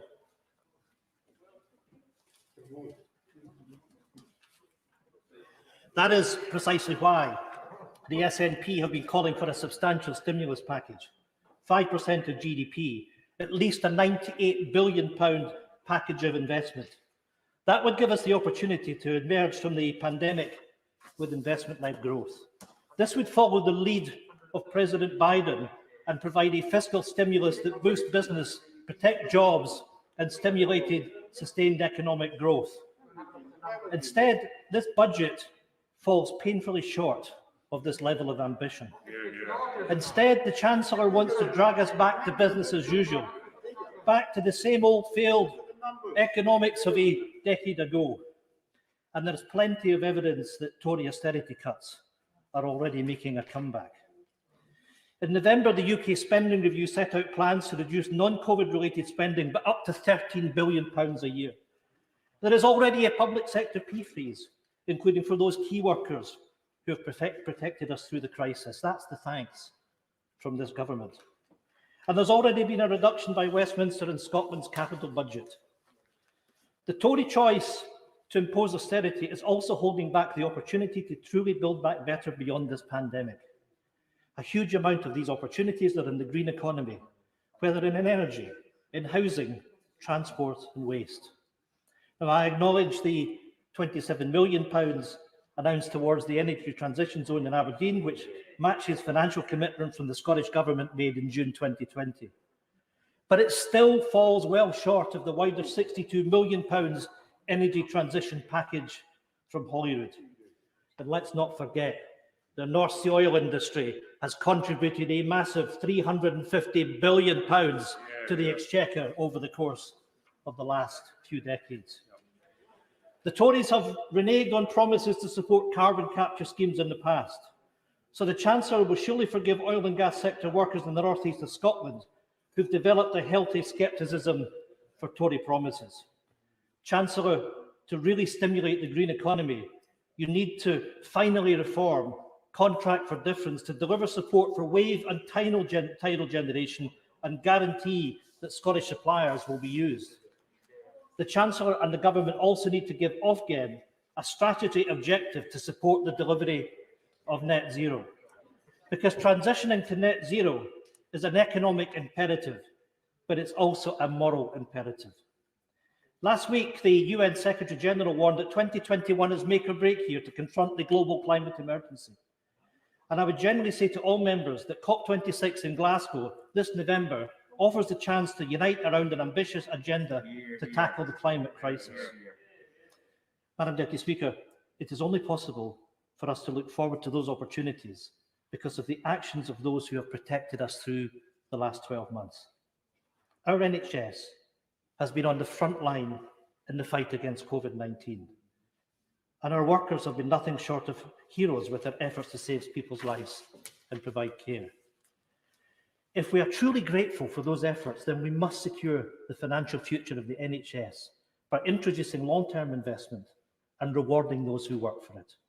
Chancellor, a good start would be matching the Scottish Government's £500 thank you payments and making it free from tax and benefit deductions. It also means matching Scotland's current per head funding for the NHS, which would deliver an extra £35 billion for the NHS in England, and £4 billion for NHS Scotland environment consequentials. That, Chancellor, would be a fitting tribute to the institutions and the people who have bravely led us through the worst days of this pandemic. Madam Deputy Speaker, this is the second budget delivered by the Chancellor, and it's also very noticeable how little reference that he gave to Brexit compared to the first. Brexit is now the mess that the Tories and the Labour Party dare not speak of, and it's little wonder why. The bad Brexit deal the Prime Minister forced through the House in the final days of December is already proving more disastrous than predicted. Scottish businesses, from fishing to farming, are losing millions of pounds every day as a direct result of red tape. This threatens to get worse, with grace periods and some food exports ending in April. Instead of taking responsibility for the Brexit mess they have made, the Tories have washed their hands and walked away. The same is true for this budget. It fails to even recognise that the very survival of thousands of food and drinks exporters is now at stake. In December, the EU put in place a compensation package for those countries most affected by Brexit. Ireland alone got €1 billion. Chancellor, where in this budget is a similar compensation package for Scottish businesses who are losing out every single day? Where in this budget is a guarantee that the so-called Shared Prosperity Fund will match the loss of EU structural funds? Today's budget gives no commitment, no clarity and no compensation. It only adds to the ever-growing list of broken Brexit promises. And of course, the real agenda behind the Brexit betrayal is now emerging. For a year now, the Tories have been in panic, privately planning for an independence referendum that they publicly say won't happen. The purpose of the Internal Market Bill, of the Union Unit and the now so-called Levelling Up Fund is crystal clear. They are all, Madam Deputy Speaker, an attack on devolution. The Chancellor is undermining our Parliament and centralising resources and decision-making at Westminster. It is a naked power grab to bypass the devolved parliaments and take control of funding over devolved areas. Oh, the irony. Take back control. They're taking back control from our Scottish Parliament. That's not only the opinion of the SNP, it's the verdict of a former First Minister of Wales. And you know, when you hear Tory MPs representing Scotland chuntering away that they're supporting this power grab against the people of Scotland, then frankly they should be ashamed of themselves. Showing themselves up for what they've always been, the anti-Scottish Tory party. Carwyn Jones said the failure to apply Barnett to the new Levelling Up Fund would, and I quote, divert money away from Wales, Scotland and Northern Ireland and give a greater proportion to England. Of course, the Prime Minister has form because the Prime Minister has talked about doing that in days gone by. Madam Deputy Speaker, these attacks on devolution show what is now fundamentally at stake. Because, as I said at the beginning of this speech, post-Brexit and post-pandemic, Scotland has a choice of two futures. At the heart of that choice is a simple question. Who is best placed to lead Scotland's recovery and build a better future? Westminster governments we didn't vote for, or independent Scottish governments of whatever party chosen by us and with Scotland's best interests at heart. As we look ahead, we have every confidence in what is possible if we take our future into our own hands. We have the resources, we have the wealth, we have the talent. As an independent country, we can decide best how to use all these resources, all that wealth and all that talent. We will be the decision makers. We will be able to chart our own course and build our own future. The Tories can try and deny democracy all they like, but that inalienable right to self-determination cannot and will not be subject to a Westminster veto. There is no Boris veto on Scottish independence. We keep faith in the right and the power of the people to bring about democratic change. That choice is in the hands of Scotland's people. It is they, and they alone, who will now decide that future.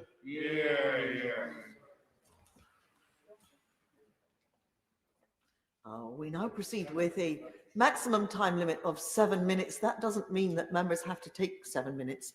They can take fewer than 7 minutes, but no more than 7 minutes. I call the Father of the House, Sir Peter Bottomley.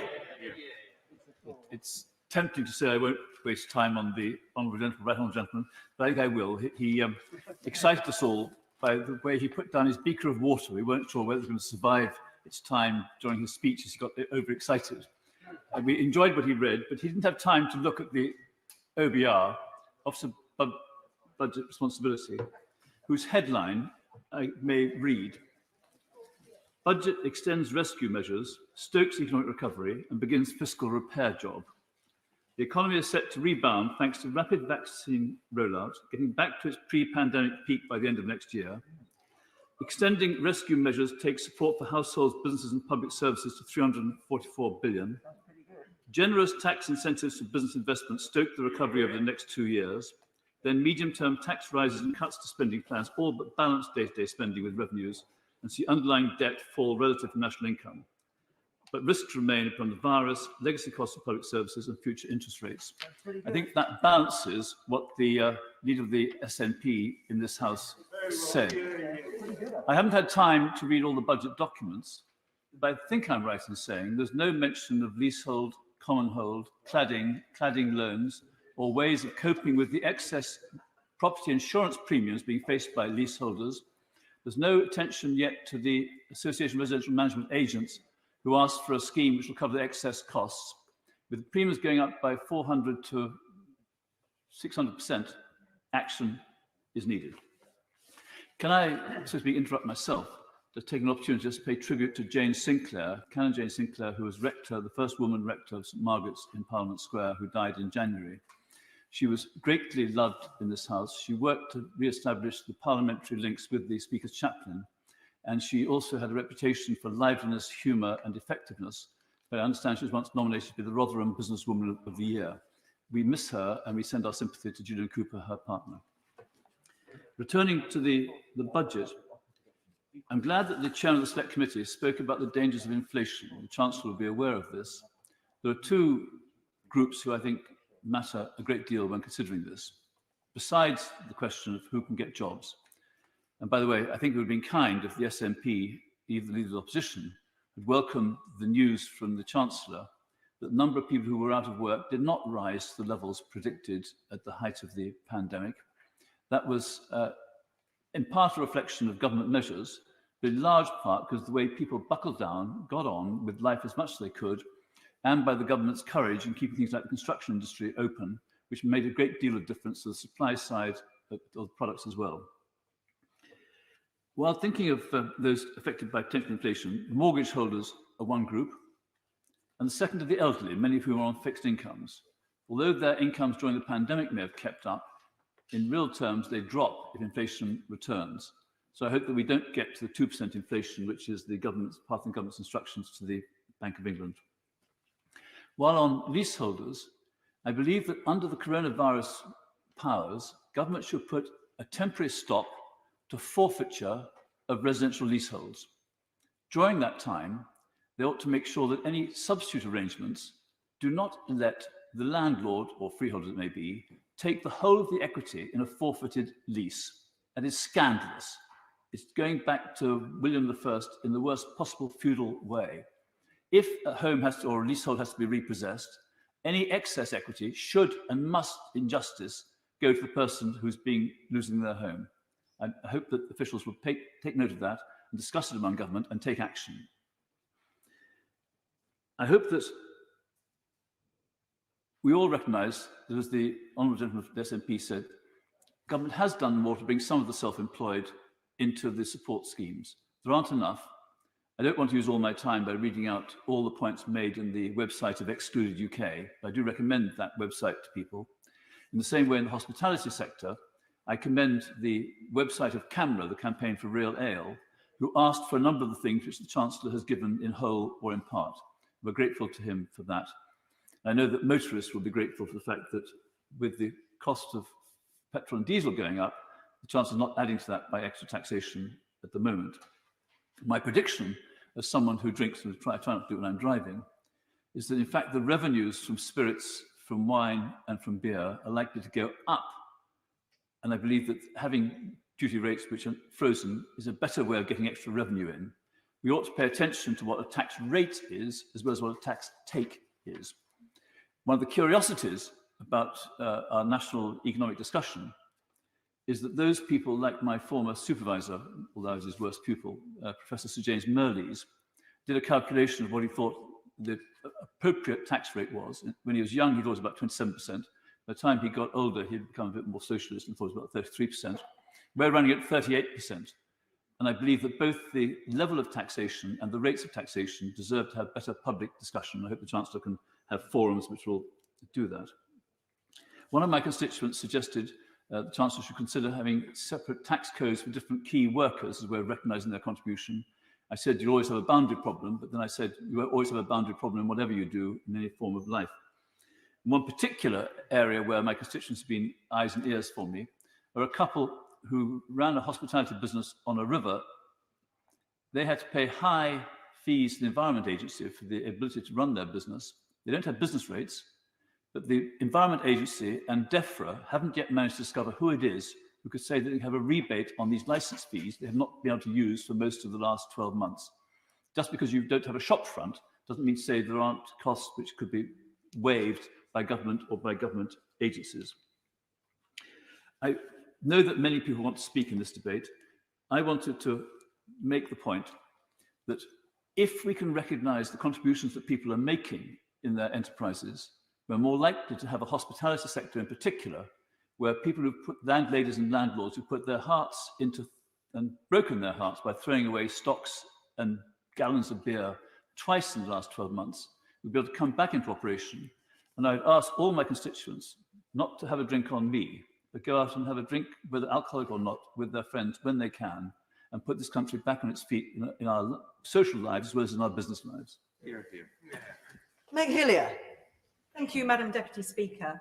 And in parts, I welcome this budget because it props up the system for a bit longer if it works. But I am worried that we've seen announcements about, for example, the extension of furlough at a point where many workers will have already been hit by decisions by their employers, worried that this announcement would not be made today. But the country is crying out for change. The country is in debt. There is an uncertain future for many individuals and businesses. Brexit, I didn't think I heard it mentioned in the Chancellor's speech, is hitting businesses and individual consumers very hard and proving costly to the economy, certainly in this short term.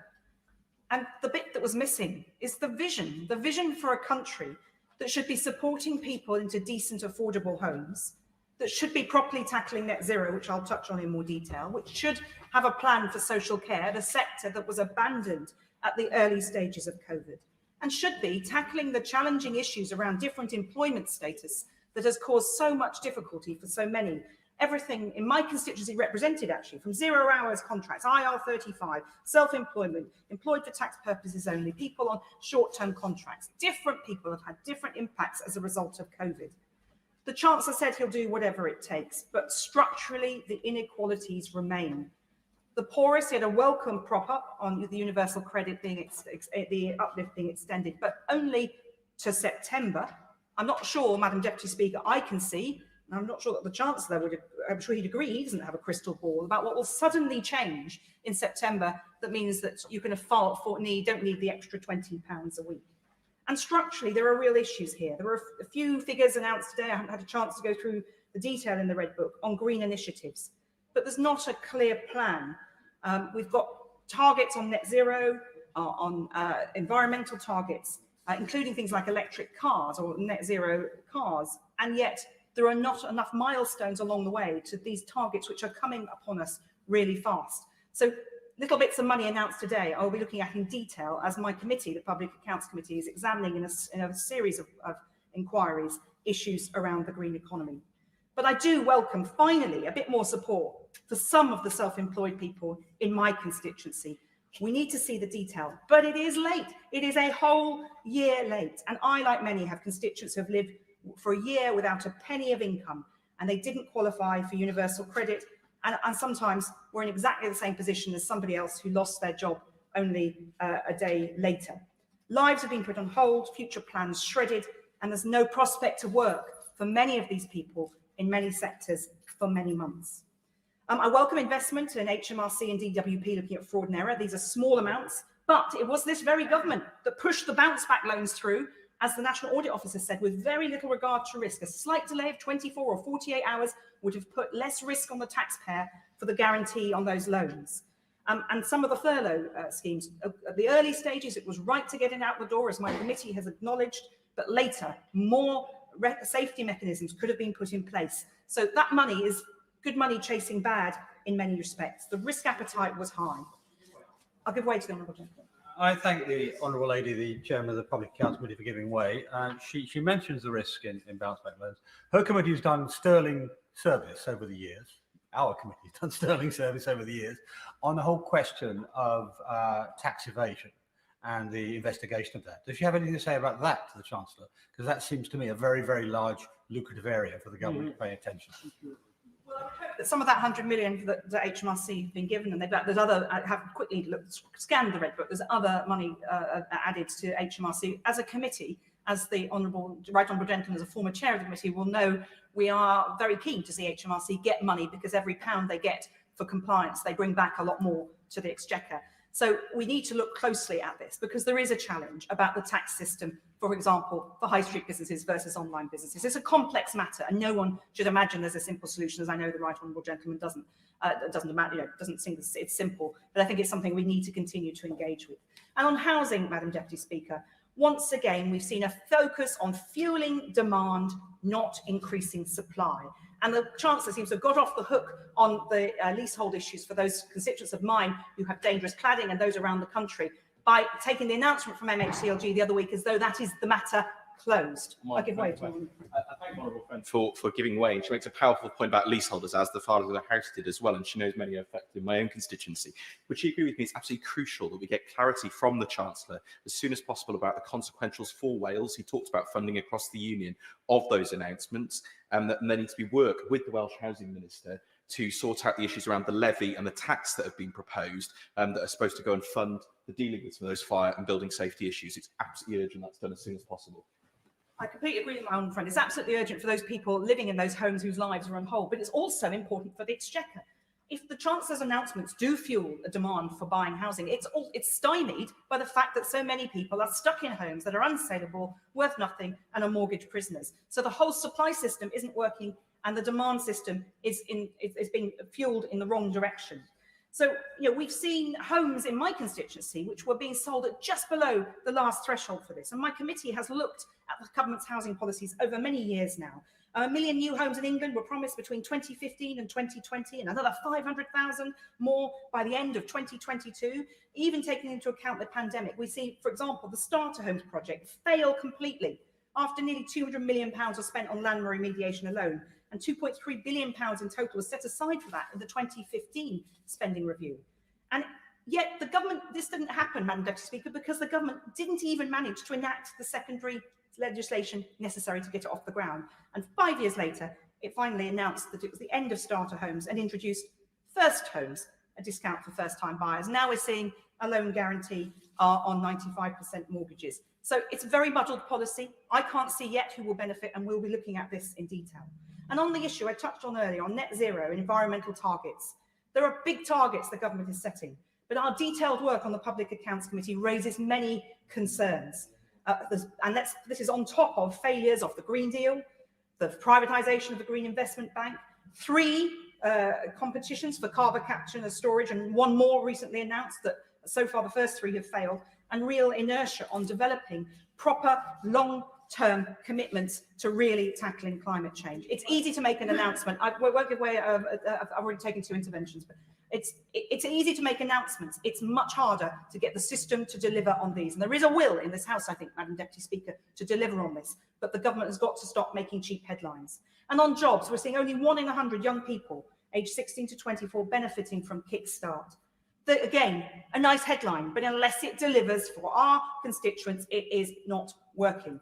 And we need to act now on making sure that FE is properly funded so it can plan ahead as we come, hopefully, out of lockdown and into a more normal life, and make sure that people are able to be reskilled.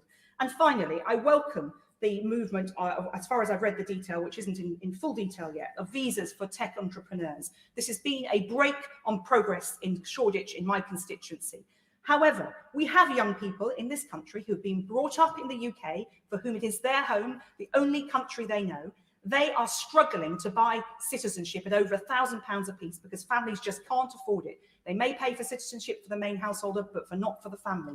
This is something that I feel is viscerally unjust. And we have this talent in our communities, in our constituencies, in our country, who are essentially British, but priced out of citizenship. So if we're going to have visas for tech entrepreneurs at an easy rate, why don't we do this for the young people already in our country, willing, able, and capable of contributing? Sajid Javid. Thank you, Madam Deputy Speaker. Over the course of the past year, in countries not too dissimilar to our own, people have been asked to choose between protecting their livelihoods or protecting their lives. That has not been the case in our country. And for that, we have my right honourable friend to thank. He said right at the very start of this pandemic that he would do whatever it takes to protect jobs, to protect businesses, to protect public health, and he has delivered on every count. And this nation has rightly given him its gratitude. Now, despite his success, the Chancellor will be in no mood for a victory lap. Comprehensive support, as he has said today, has come at unprecedented pressure to our public finances. To date, as we heard, the government has already spent more than £300 billion, every penny of that borrowed. And now, whilst low interest rates have certainly helped, we cannot expect such a benign lending environment to last forever. With national debt already close to national output, as we heard, just a 1% rise in gilt would mean an additional yearly cost of debt servicing of £25 billion by 2024. That's more than half of the annual defence budget. And indeed, we're already seeing rising pressure, especially because of rising global inflation expectations. So we cannot allow the inflation tiger to prowl unchecked. Madam Deputy Speaker, the faster our economy can bounce back, the easier it will be to manage our debt in the future. Thankfully, I believe that our prospects for a sharp, strong recovery look very promising.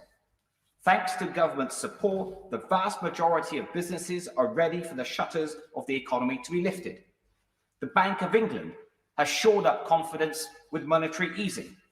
Households are sitting on some £100 billion of excess savings.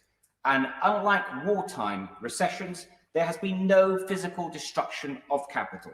And above all, the government is delivering on its vaccination program, a program that is the envy of Europe, and it will lead this continent out of the lockdown. And so for these reasons, I'm very optimistic about the recovery, and I think it will happen rapidly. My right honourable friend give way. I thank my right honourable friend for Bromsgrove giving way, and he, of course, was part of the legacy that's put us in a strong position to make the support packages that my friend the Chancellor has. Would he agree with me that small businesses are the absolute lifeblood of our recovery, and that my right honourable friend the Chancellor has brought forward in the Helping Businesses Grow package today two really insightful schemes that will support the nation's smallest businesses? I thank my honourable friend for his comments, and I very much agree with that. And I think actually more than two schemes, if we're honest, a number of schemes that will help businesses, not least the speed and the scale of the recovery that I've talked of. And I especially welcome those measures, but also the super deduction and the support through grants for businesses as well. Now, Madam Deputy Speaker, in the medium term, we will put our country back onto a more firmer financial footing by tackling some of the systemic issues that were around long before this pandemic hit us, such as low productivity and regional inequality. That's why I'd like to welcome also the Chancellor's emphasis on infrastructure investment. Not only will this provide an immediate increase in economic activity, but it will also drive long-term productivity improvements and it will make sure that growth is even better distributed across the entire United Kingdom. But I would urge him not to take his eye off delivery. Successive governments have had a poor history of the delivery of infrastructure projects, both on time and on budget. So I hope that my right honourable friend will consider complementing his very welcome changes to the Green Book, the new National Infrastructure Investment Bank, with a comprehensive cross-government delivery strategy. Now, Madam Deputy Speaker, while grants and support schemes have been consumed by our generation, they will be paid for by the next. And that's why the Chancellor was absolutely right to level with the British people and to set out so candidly the pressure on the nation's finances. While slamming the brakes on spending now would be self-defeating, the government should be drawing up plans for medium to long-term plans to manage debt.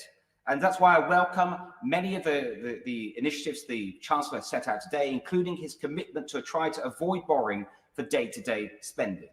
But this commitment, I think, starts with new fiscal rules. The Chancellor should ensure that these rules are in place by year end, ideally alongside the next budget and the comprehensive spending review. Having run 4 spending departments and the Treasury, I'm left in no doubt that a fiscal anchor is essential to control spending and to control debt. And lastly, Madam Deputy Speaker, in the long term, putting the country back on a firm financial footing means that we need to build resilience against future disasters, as the Chancellor recognised in his budget speech. Now, of course, not every disaster is a black swan, and it would be foolish to prepare for crises that we cannot foresee whilst we are ignoring those that we can. So in terms of their potential impact on the future economy, few crises are more existential than climate change and declining biodiversity. That's why, as Chancellor, I set Professor Dasgupta very ambitious terms for the independent review that he did on the economics of biodiversity. It makes clear that biodiversity is declining faster than at any other time in human history. If we continue to undermine the resilience of the natural world, we will introduce new sources of serious financial uncertainty, not least of which the increased spread of infectious diseases. Now, whilst of course it will take time for the Treasury to digest Professor Dasgupta's review, the Treasury should make a start on one of his most central recommendations, the need to recognise the value of the natural world in our national accounts. I would urge the Chancellor to formally ask the UK Statistics Authority to review how this might be done. The ONS is one of the most widely respected economic institutions in the world. If it can lead by example, it can make such a difference in trying to persuade other countries and financial institutions to do the same. We can lead on this, not least because of our chairmanship of the G7 and the COP26 conference this year. Madam Deputy Speaker, this has been a long, hard winter, and we have all been hibernating for many months.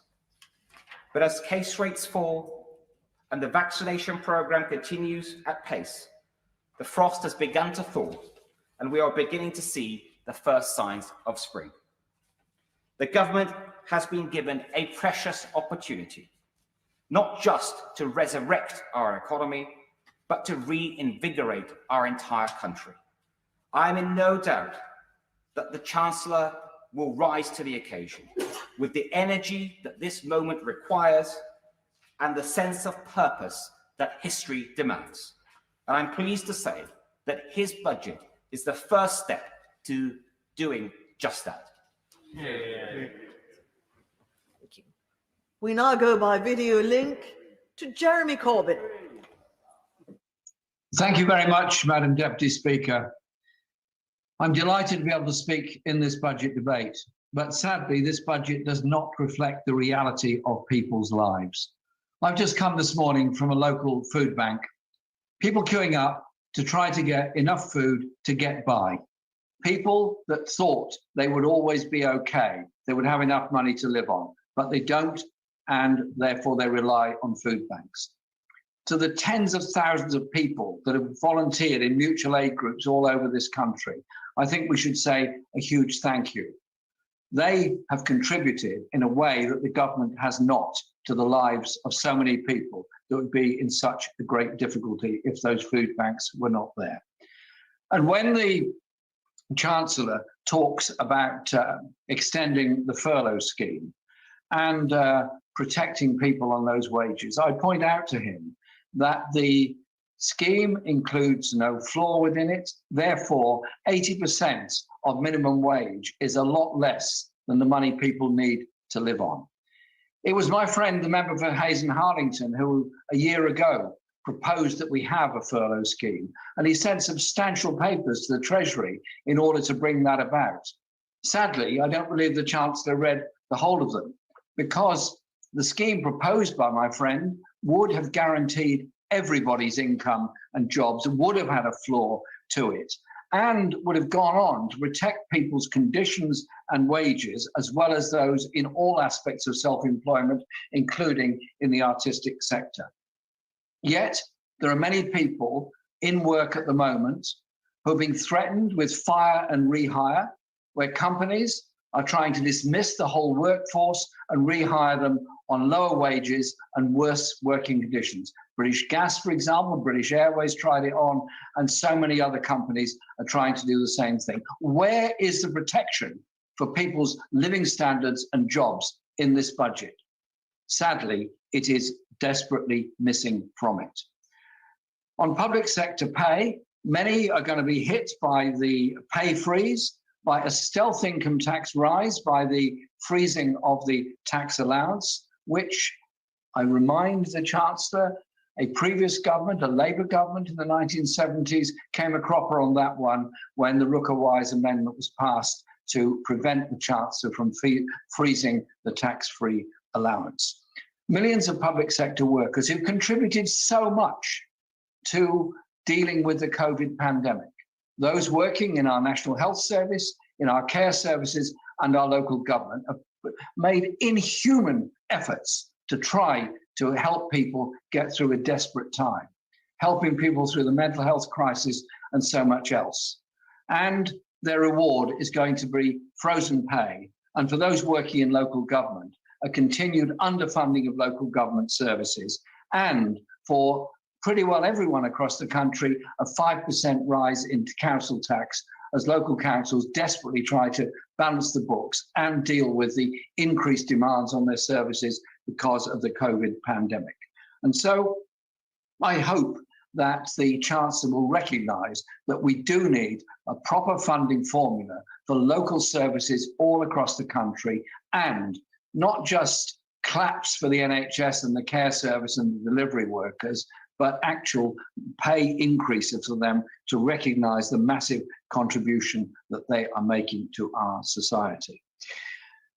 The budget said a great deal about corporation tax and other business taxes, but it didn't say very much about tax evasion or tax avoidance.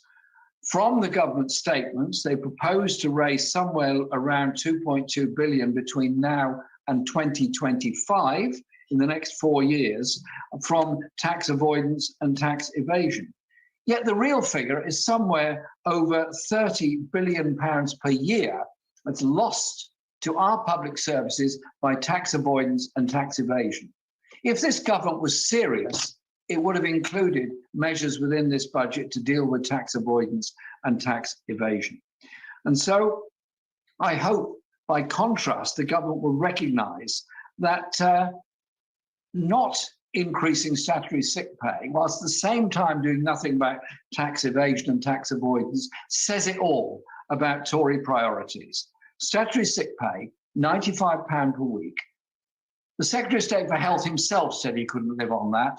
I don't think any member of the House of Commons would want to try and live on that. So why are we expecting anybody else to within our society? It has to be increased, as does a guarantee of the at least £20 rise in universal credit which is at the moment still there as a temporary measure.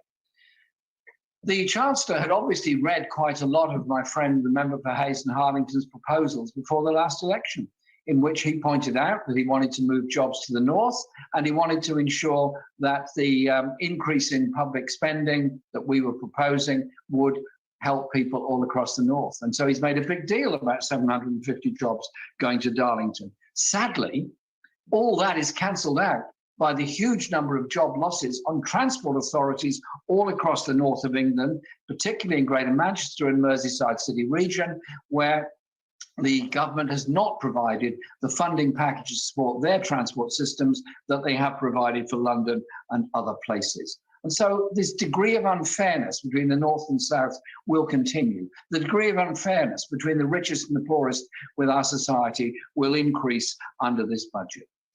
Towards the end of his speech, the Chancellor managed to give us a great deal of greenwash of his proposals. Of course, we all support a green industrial revolution. It was central to Labour's manifesto at the last election. But where's the commitment on net zero emissions by 2030? Where's the commitment on protection of biodiversity to protect us all for the future? Mr. Speaker, this budget is such a lost opportunity. At the end of it, our society will be more divided than it is at the present time. There'll be greater stress and uncertainty amongst so many people's lives because of this budget. Mr. Speaker, we can, should, and must do much better than this. Thank you. A point of order, Sajid Javid. Thank you, Madam Deputy Speaker. I think at the start of my contribution, I should have reminded the House of my entries in the members' register of interest, and I hope I can put that on the record now. Yeah, I thank the honourable gentleman for his point of order. It is essential that he should have drawn the House's attention to that, and he has done so in an almost timely fashion. I thank him for it. We now go by video link to Catherine Fletcher.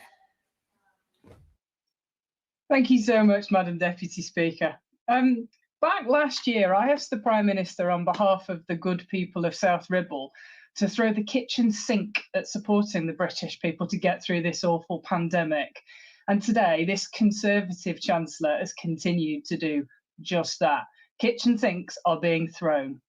The scale of the financial support we're offering is massive.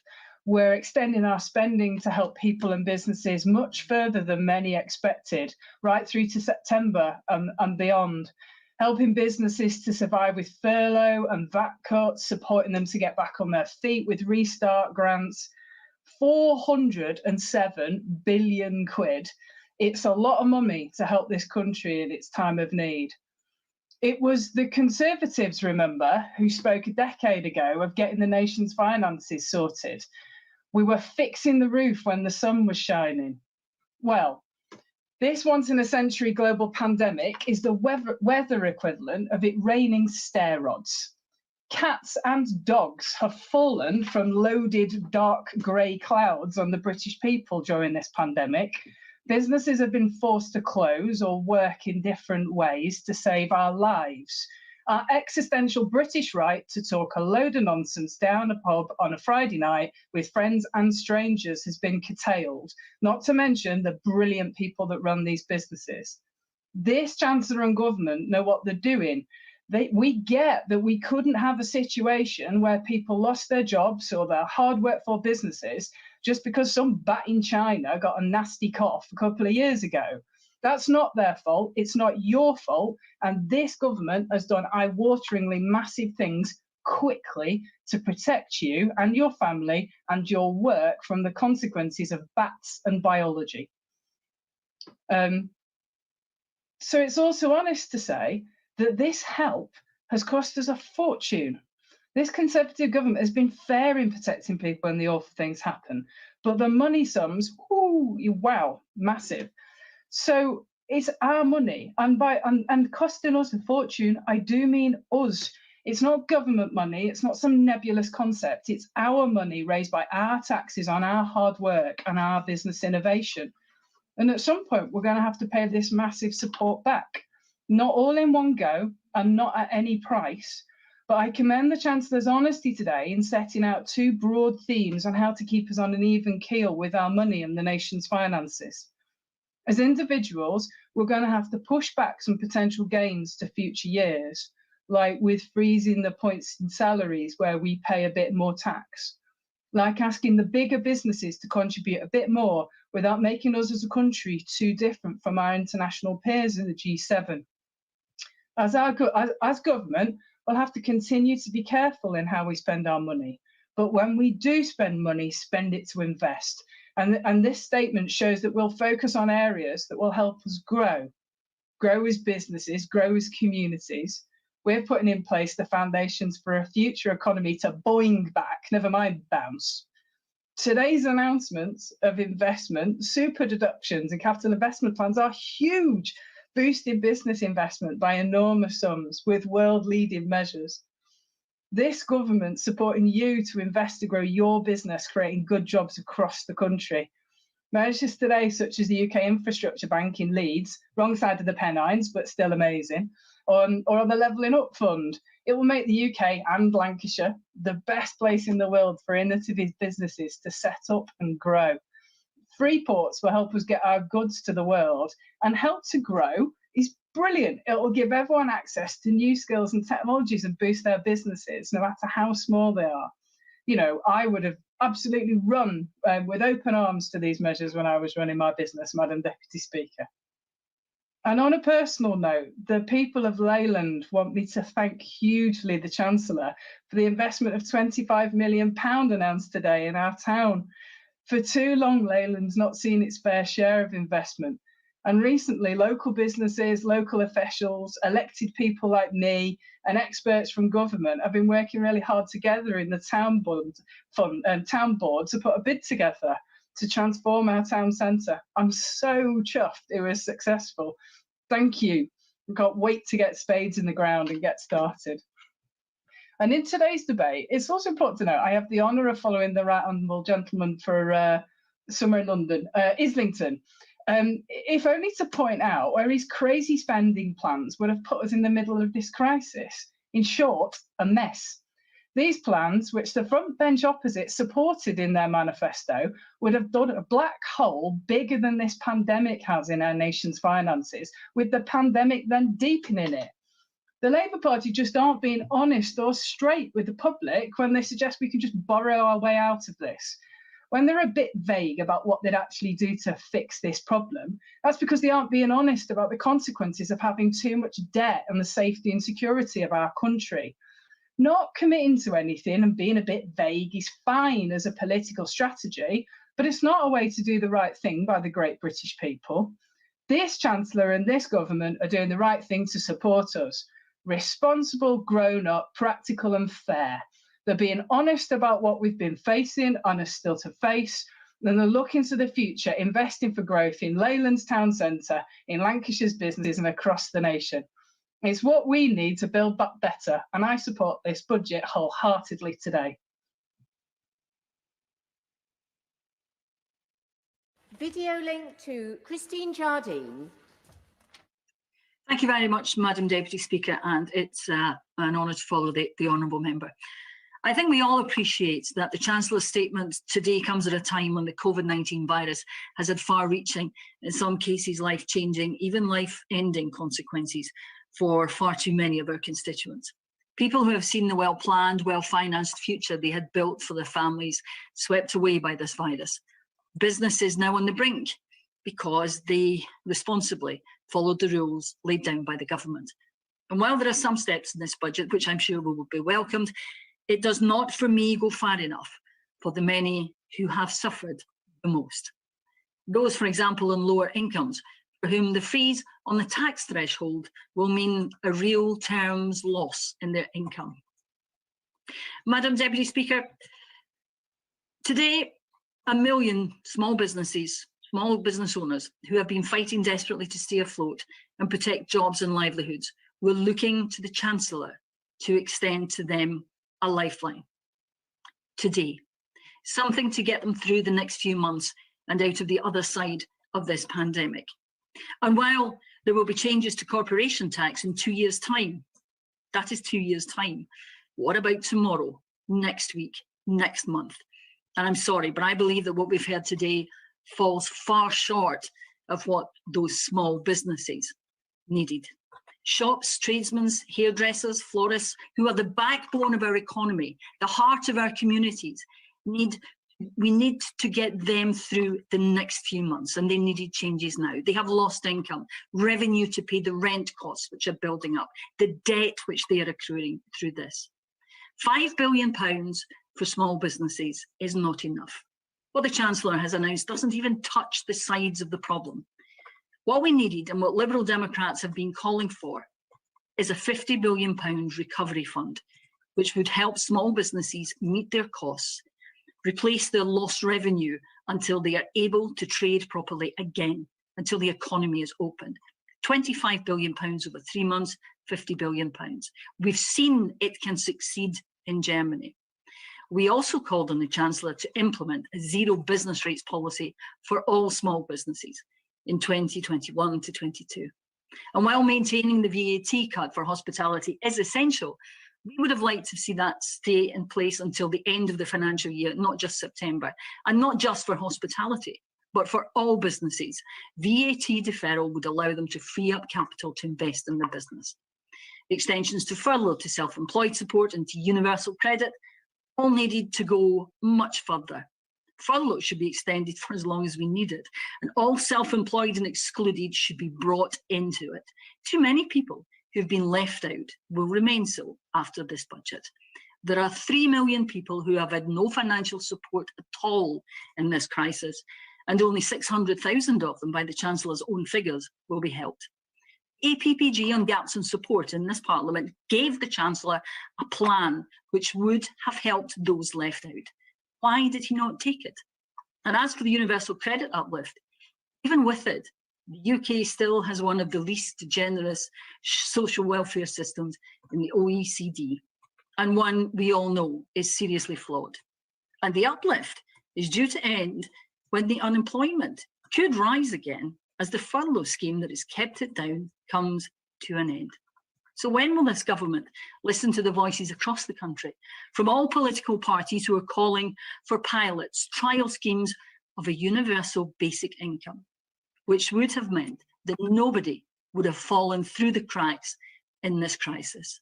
So now we all look to September and wait for the Chancellor's next batch of patches. I am left, Madam Deputy Speaker, today with far too few answers and too many questions. Why is our economic performance so much worse than others? Why is support for small businesses and self-employed so little, especially for those so hard hit by Brexit? There's no long-term reform of business rates. Why nothing on social care and carers? Why so unambitious on our future green industries? There's no tax incentives for transitioning away from a carbon economy. And there's nothing to replace the Green Homes Grant. But there is, as I said, a tax hike on the lowest paid by freezing the threshold next year. And to simply mitigate the problems caused by COVID does not repair the economy or provide the investment for the growth that we need for recovery. Madam Deputy Speaker, small businesses, families, self-employed people up and down this country today were watching, hoping for something to repay their commitment, their sacrifice in fighting the pandemic. A fair response from the government, not self-congratulations on having done so well. The Chancellor, at the beginning of his statement, promised us a budget to meet the moment. I'm afraid I don't feel he has fulfilled that pledge. David Davis. Madam Deputy Speaker, can I start by associating myself with the comments of the Leader of the House on the excluded UK issue, helping them, and on the leaseholder issue, which is also requires help. And can I also say, associate myself with those on both sides of the House who have called for rendering permanent of the uplift to universal credit. I think in due course that will prove sensible. When I applied for this debate a few days ago, given the headlines in the press, Madam Deputy Speaker, I thought I might be challenging head-on the Chancellor's strategy in view of my concerns that a sudden increases in taxes would crush any recovery. So it's a pleasure today to find that's not the case, and that I can be much more supportive of my right honourable friend. Obviously, COVID-19 has led to incredibly difficult economic circumstances. The country has suffered the worst peacetime economic shock ever. Indeed, we have, I think, the worst outcome in the G7 too. And the deficit is the worst since 1944, which of itself is extraordinary, a date which I'll come back to. So the Chancellor faces quite remarkable economic problems, worse than any previous Chancellor, as I say, in peacetime history. And I may say he has handled it with remarkable sensitivity in the way he has put his policies together. I'll have a question about one or two, but broadly speaking, he's met this economic challenge of enormous magnitude with great skill. But enormous magnitude, what do these numbers mean? These billions and trillions that are casually thrown about by supposedly expert commentators are incredibly difficult for ordinary people to understand. And in my view, they're best understood by looking at them against the impact, as it were, by household or by wage earner, because that gives you a better idea of what they mean. So, for example, the latest deficit figures published before today were £394 billion a year. That's £14,000 per household. £14,000 per household. That's the size of the black hole we have to fill. Well, just looking at the size of the number tells you that no tax policy can solve it. The idea of imposing £14,000 per household of taxes is a nonsense. It would be designed to destroy any economic recovery. Only a recovery policy designed to restore the tax base and remove the need for subsidies will close that gap. Restore the tax base is the only way to do it. And I'm pleased to see that the Chancellor has essentially adopted that strategy. Similarly with debt, we've got the most recent estimates of well over 2 trillion, maybe 3 trillion. 2 trillion or thereabouts amounts to £77,000 per household. I remember only a few days ago, the BBC commentator talking about paying off the overdraft. Well, I don't have an overdraft of 77,000. This is a big mortgage that you don't pay off in 1 year. So to pay off such a debt rapidly would be crippling. And again, the size says it all. It has to be paid off in the very long term, the Chancellor himself said, over decades. Now, since it's the worst debt and deficit combination since 1944, we should treat it the same way as they did then, with a 50-year time horizon on the loan, if you like, a war loan. Both of the World War I and World War II debts were paid off this century, within the last 20 years. So that gives us an indication of what needs to be done. And frankly, just as an aside here, I've had a number of people say, oh, well, the interest rates might go up. To a very large extent, two things are happening here. One, every single country in the world's got this issue, and therefore every single government in the world has an incentive to hold the interest rates down, and they now have the mechanisms to do it. With quantitative easing, they do it time and time again, even before today. And to close that 14,000 per household deficit, we need to do what? We need to increase growth, we need to increase employment, and we need to increase wages. All of those things will increase the tax base. And the Chancellor said, I'm glad to hear him say it, that his first priority was employment. That's the centre of those aims, and that is exactly right. That requires, of course, higher domestic investment to achieve it. It requires higher foreign inward investment to achieve it. It requires higher new company formation, higher research and development, and it will then in turn generate higher aggregate demand. Tax increases help none of these. So this issue about tax increases is not a Tory ideological issue. It's an issue about what delivers the recovery. Now, income taxes increases, obviously, whether they're direct or whether they're stealthy, reduce aggregate demand. They reduce the amount of money people can spend. Corporation tax increases suppress investment. Capital gains tax increases deter both domestic investment and foreign investment. And the one thing I worried about in this budget was the proposal to go to a 25% corporation tax in a couple of years. That will have precisely the deterrent effect I worry about with respect to inward investment. I'm looking at the honourable member, my Northern Irish friend, I want to call him Sammy, I can't, who is nodding at me because, of course, in the province, this is absolutely a central issue for us all. So we have to worry about tax increases from that point of view.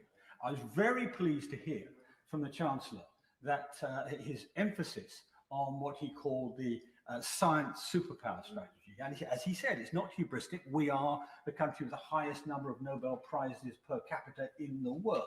And therefore, we should be able to marshal something out of that. He talked about, we've had already an announcement on setting up of our equivalent to DARPA, ARIA, new strategies, new funding for science, and new tech visas. All of these things will help us all, the whole kingdom, in terms of improving our growth rate. But what is a growth strategy worth? It's very difficult sometimes, particularly dealing with the Treasury, who's very difficult about dynamic taxation. It really doesn't seem to understand it, despite the fact the British Treasury under Nigel Lawson created the best dynamic tax demonstrator in history. Order, I'm afraid the honourable gentleman has come to the end of his time. Sammy Wilson.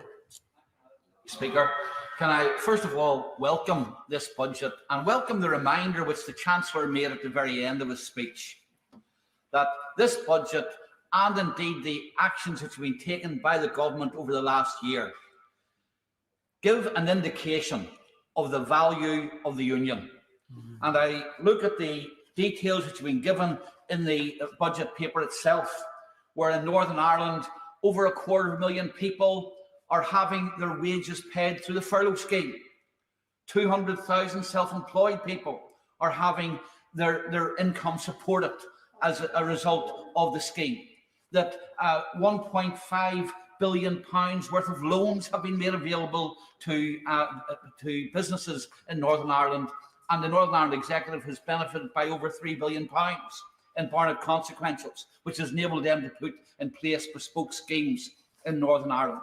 So I think that for anyone listening to this, it is a good reminder that being part of the 5th largest economy in the world has economic benefits, and economic benefits which can't be replaced through any other arrangement. The second thing I want to say is that I welcome many of the measures in the budget. It's a difficult time for the Chancellor to make the budget, and I'm glad to see that many of the things which we as a party had written to the Chancellor and spoken to the Chancellor about have been reflected in the budget. The hospitality industry, which is very important in Northern Ireland, lobbied heavily for the VAT, 5% VAT to be maintained, and I'm glad to see that that is being maintained, albeit not for the whole year. I represent a rural constituency, and many of my constituents were concerned about the increase in fuel duty and the impact that would have on their cost of living. I'm glad to see that again that has still been frozen. Many businesses looking at their overheads wanted to ensure that they weren't going to be subject to rates again, and the business rates relief has been important there. However, there are many challenges, and the Chancellor was up front about this. Many challenges as to how we pay off the debt. And he made it quite clear there were going to be some painful choices to be made. And I think that the budget papers themselves just illustrate how painful some of those choices are going to be. For example, when it comes to the freezing of the thresholds for income tax. Over the next 5 years, the amount of money taken from people across the United Kingdom in income tax is going to go up by 25%. Now, some of that will be as a result of the 3% increase in employment, but much of it will be through a stealth increase as thresholds are not moved up, inflationary increases in wages happen, and people pay more. Like the last speaker, I am worried about the impact on the corporation tax increases. While the Chancellor has indicated that they'll not come in immediately, nevertheless, over the period that we have the figures for, corporation tax is going to increase, according to the figures, by 100%, 112%, the corporation tax take. Now, that will, I believe, have an impact on investment, though the allowances which have been granted hopefully will ensure that some of that corporation or some of the profits will be ploughed back. I'll give way, yes. Of course, the fact that when you put up corporation tax like that, it doesn't deliver the arithmetic outcome. You actually get less back, and it suppresses your business as well at the same time. You know, we have had promises made that we'll become the Singapore of Europe. If we're going to become the Singapore of Europe, then it is important that we become a most attractive place for investment. And I believe that low corporation taxes are one of the ways of doing that. I also am concerned aviation is an important industry for Northern Ireland because of our limited links with the rest of the UK, and also the importance of international links for a place like Northern Ireland, which is an exporting area. And yet there was no specific mention of the aviation industry, but I note that even in the midst of this crisis which the aviation industry is facing, air passenger duty is going to go up by 50%. The take from air passenger duty is going to go up by 50% over the next year, and over the period of the budget figures by 300%. Now, again, I think that if the Chancellor is really aware of the difficulties being faced by the aviation industry, he does need to look again at the whole area of air passenger duty and how we improve connectivity and how we improve and sustain and support that industry, which has been one of the hardest hit after hospitality by the coronavirus restrictions.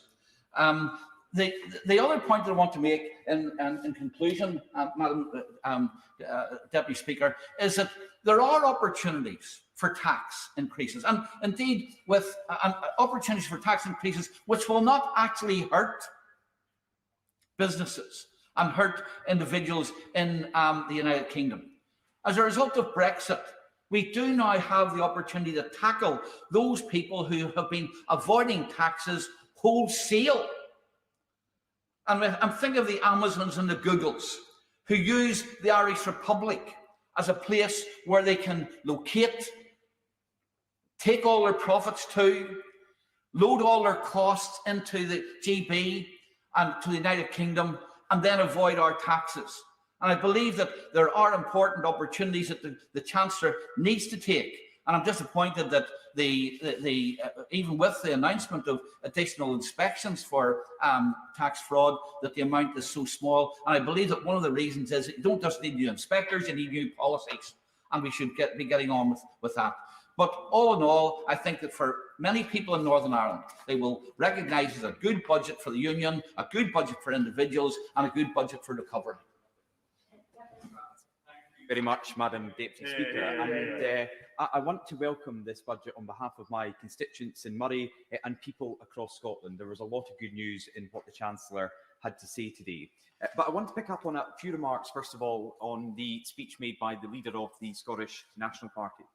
First of all, he accused members of this government of not understanding what it's like to be poor. Quite an incredible statement from someone who earned his fortune as an investment banker in the City of London before he rediscovered himself as a humble crofter. He also went on to say that this budget lacked ambition. Well, I felt there was ambition weaved throughout the Chancellor's statement. Ambition for individuals and families and businesses in the weeks and months ahead, and ambition for our country in the years ahead. And if the leader of the SNP at Westminster wanted to see a statement that lacked ambition, he should have looked at Nicola Sturgeon's statement of her partial route map out of lockdown restrictions for Scotland last week. That was a document that lacked ambition, a statement that lacked ambition, hope and clarity, and one that we are seeing unravel at the moment as people in Scotland expect more from their government. And the final point I want to focus on from the Right Honourable Gentleman's speech was his comments about business rates and how in Scotland there has been an extension to the freeze on business rates for a further year. And that is true. But that further freeze for another 12 months was only made possible, accepted by the SNP Finance Minister, because of an additional £1.1 billion of support from the UK government to the Scottish government. Kate Forbes stood up in Holyrood and said she was only able to do this because of additional support coming from the UK government to Holyrood, to the Scottish government. So that is why we had the extension for a full year of business rates in Scotland. And the Right Honourable Gentleman mentioned newspapers were also covered. Of course, the SNP had to be forced to include newspapers in that business rates relief. A vote by the Scottish Conservatives in Holyrood, which they were against to begin with, forced a U-turn, and I will leave it to others to speculate why the SNP at this time would not be wanting to support the newspaper industry in Scotland. But throughout the last year, dealing with this pandemic, the UK government has delivered unprecedented support for Scottish families and businesses. The furlough scheme and the self-employed income support, protecting 930,000 Scottish jobs, loans to over 90,000 Scottish businesses, and an extension of the reduced rate of VAT for hospitality, leisure and tourism. The £20 per week uplift for universal credit to help those in our society who need it most, something I've been calling for since October of last year. And £9.7 billion of additional funding for Scottish public services. And with this budget, the Chancellor is continuing those vital lifelines, extending furlough and the self-employed income support until September. Just as this pandemic has gone on longer than any of us could have imagined back in March last year, so too has the broad support delivered by the UK Treasury to the people of Scotland. Yet this wasn't just a budget for helping the Scottish economy to survive the pandemic. It was also a budget for our recovery as well, with investments to support the economy in the North East and its transition towards green energy, accelerating the transformative funding for Scottish growth deals to bolster the local economies in Ayrshire, Argyll and Bute and Falkirk, and a freeze on the fuel duty to back Scottish drivers, something crucially important to our remote and rural areas. And just look at how that contrasts with the SNP Scottish Government lobbying for an increase in fuel duty. That's gone widely unreported, but the SNP are calling for an increase when we look at the options for fuel duty. How will that go down with voters in rural Scotland in a few weeks' time? And of course, as the MP for Murray, representing more Scotch whisky distilleries than any other MP in this place, I warmly welcome the freeze on spirits duty. Hugely important to the distilleries in my constituency and indeed the wider alcohol producers in Scotland and across the UK. This budget shows that the UK government has a plan to rebuild Scotland's economy after the immediate health crisis is over, to create jobs and opportunity in every part of our country as we pull together to deliver our recovery. The Chancellor said the majority of these measures are applying across the United Kingdom. We have a further £1.2 billion of spending going to the Scottish Government. We need to see the Scottish Government ensuring that gets to the services and the businesses who need it most. And the stamp duty freeze. We now see that holiday continuing in England until September, but in Scotland, it's now ended. We need to see action on that in Scotland as well. Yet members on the SNP benches cannot welcome this plan. They could not support the budget because they would rather focus on another divisive independence referendum than our recovery from coronavirus. They've said they want to bring this referendum forward at the earliest opportunity, just when people are renewing their ties with friends and families and businesses are beginning to reopen. Madam Deputy Speaker, their plan would not only damage our Scottish recovery, but that of the whole of the United Kingdom. That is the last thing we need right now. What families and businesses across Scotland want to hear from the Scottish Government is a full route map for ending restrictions, not a route map for separation. As I said earlier, they are looking for certainty and for hope. This budget has delivered that by extending the vital lifelines that Scottish families and businesses are relying on. It's now time for the Scottish Government to do the same. The Chancellor has set out an ambitious programme that will not only secure the survival of many jobs and businesses in Scotland, but also provide that basis for our economic recovery in the future. There was just one point that I agreed with the leader of the SNP on. He said Scotland has a choice of two futures. We do. In the coming Scottish Parliament election, voters will decide whether they want to focus of all the politicians and all the parties within the Scottish Parliament to be on another independence referendum or on rebuilding Scotland from coronavirus. Let's not choose more damaging division. Let's instead rebuild Scotland and the whole of the UK together. Today's budget will help us do that. Thank you. We now go via video link to Seema Malhotra, after which the time limit will go down to 5 minutes. Seema Malhotra. Thank you, Madam Deputy Speaker. The extension of furlough and the maintaining of the universal credit uplift are a relief. Cutting universal credit at this time would have been unthinkable, and I thank everyone who joined with Labour in making this point. The Chancellor should have announced this sooner. Last-minute changes and U-turns have become the hallmark of this government, with us now facing the worst economic crisis of any major economy. The government U-turned last week on the £500 test and trace support payment so that parents who stay at home because their children have to self-isolate aren't forced to go without pay or to take annual or unpaid leave. But today, he's failed to extend the uplift to those on legacy benefits, including many with disabilities, without explanation. Madam Deputy Speaker, the pandemic has exposed a lack of resilience in our economy, in family finances and in our institutions. We've witnessed the struggle of a weakened and poorly equipped NHS and the social care system after 10 years of the Conservatives. Even before the pandemic, a quarter of households had less than £100 in savings. Madam Deputy Speaker, Step Change has said that 1.2 million people now face severe problem debt, a figure which has doubled since the beginning of the pandemic. My local food banks are struggling, with stories of children turning up without clothes, clean clothes to wear. We need to plan now so that we don't emerge less equal as a society. We saw nothing today that will help that. No pay rise for social care workers. Instead, a forced rise in council tax. The increase in the national minimum wage seems to be a U-turn on the 49p an hour promised last March. The increase in apprenticeship incentives comes on the back of widespread criticism of the apprenticeship levy, with millions unspent. There's a gender impact too. Before the coronavirus pandemic, women, especially low-paid, disabled and minority ethnic women, were more likely than men to be in debt. 61% of those getting into debt to purchase everyday necessities are women. And his speech failed to mention children. 4.2 million children were living in poverty before the pandemic, 9 in a classroom of 30.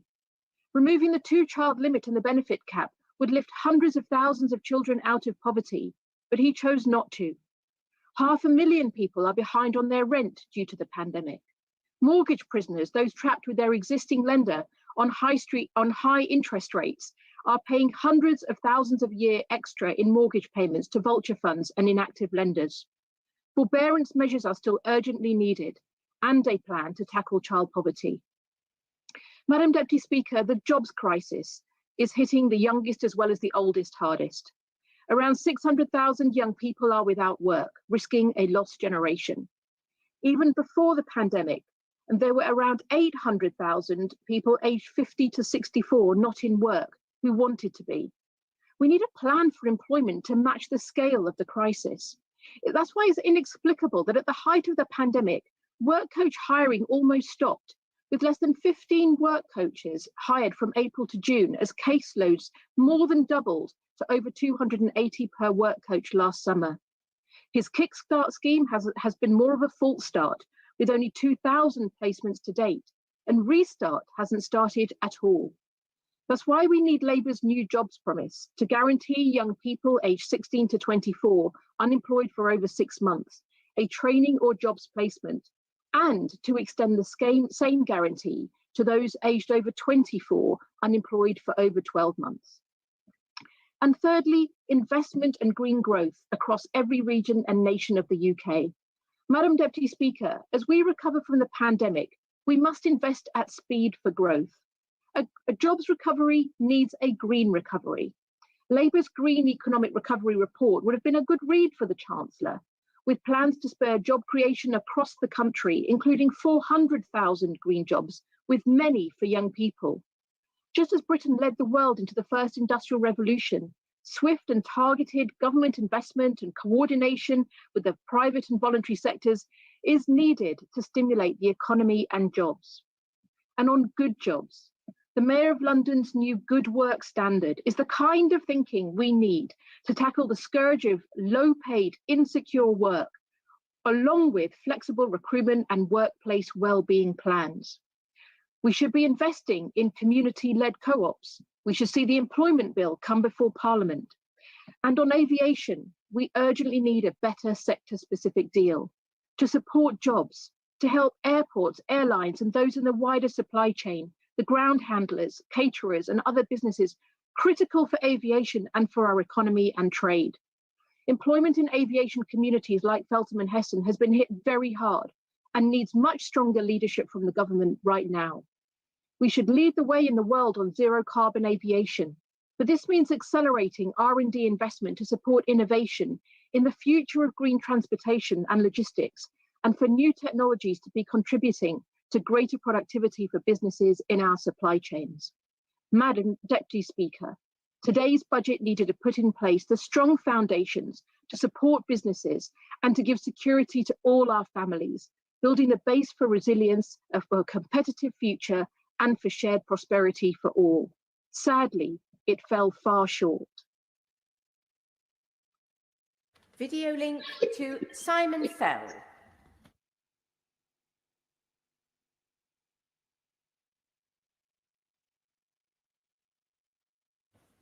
Are we having some trouble getting to Simon Fell? Okay, what I'm going to do is go to Colm Eastwood. Thank you, Madam Deputy Speaker. Thank you to Simon. I have to say, I was interested listening to the member for East Antrim talking about the value of the union as if no other country in the world was investing in businesses and people at this very difficult time. Of course, they're doing it in the Republic of Ireland in a very generous way as well. And I know he's left his place, but I've heard a proposal for after a new Ireland comes into place that there will be a statue erected to the member of East Antrim for all of the work that he's doing to encourage the people of Northern Ireland to vote for a very different constitutional future. So I look forward to cutting the ribbon on that. Maybe Sammy will join us. I find it interesting to hear the Chancellor earlier speaking about whatever it takes and taking lots of credit for the necessary and essential furlough scheme. I mean, I can remember, I don't know if anybody else can, I can remember him being dragged, kicking and screaming almost, to extending the furlough scheme at Halloween. And that left businesses confused and not knowing what they were going to do. And people lost their jobs as a result of it. So it is good, of course, that it's being extended. There should never have been a doubt about that in my view. I also note, Madam Deputy Speaker, very little mention of the B word. Brexit was hardly talked about in the Chancellor's speech. I wonder, is that because the OBR have said today that there will be a reduction of 0.5% in GDPR in the first quarter alone because of Brexit? You know, many people, myself included, warned of the impact of Brexit. It wasn't heard, and pretending that this is going to be, the sunny uplands are coming as a result of Brexit is just beginning to be proven wrong every passing week.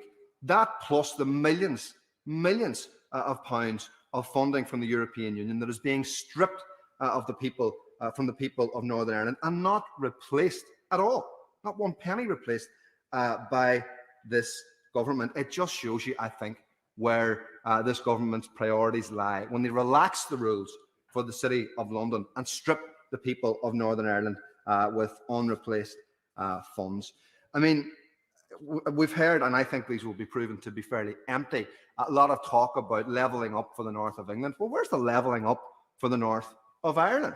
I mean, we know that the protocol, despite what some people want to allege, the protocol is a benefit to us as a result of a very hard Brexit, because it allows our businesses to trade into the British market and also into the European market unencumbered. That is a competitive advantage that nowhere else on these islands has. Where's the effort to maximise that competitive advantage? Where are the investment hubs with incentives in places like Derry that has been stripped and starved of funding from governments and is at the worst end of all of the economic league tables.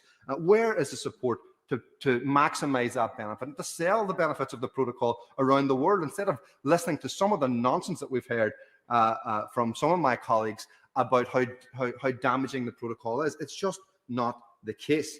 I also note there's nothing to do in this budget around the skills gap in Northern Ireland. We send thousands upon thousands of people away from our shores to study elsewhere. They don't come back, and that strips our communities, our families and our economy of very highly skilled people. Madam Deputy Speaker, I'm not somebody who would ever or normally support low corporation tax, but the very fact of the matter is, in Donegal today, just across the border, corporation tax is 12.5%. In Derry, a mile away, very soon it'll be 25%. That will be, so you take an advantage that you have with the protocol, and then you harm it by having a double the corporation tax just across the border. And we know that small retailers are on their knees. Not a mention of a windfall tax for Amazon, who are making an absolute fortune at the expense of those retailers. And I know I'm running out of time, Madam Deputy Speaker, but in terms of health, the Chancellor says that the NHS is deserving of immense praise. They don't want your praise. They want more money. They want more money in their pockets, and they want more money in the system. In Northern Ireland, we are 30 times smaller in terms of population to England. Our waiting lists are 100 times longer. Where's the investment in our health service to get us out and through COVID, and to begin to allow people to get proper access to the health service that they deserve? The Northern Ireland Executive have announced a £500 million thank you payment for those workers, waive the taxes on it and allow them to keep the money for themselves. We now turn to Simon Fell.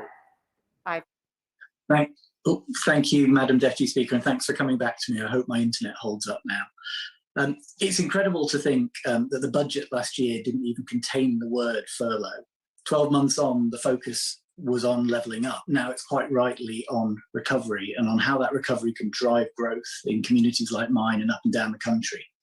The scale of the support from the government is simply staggering. 65 billion in this budget alone, and closer to 407 billion in total.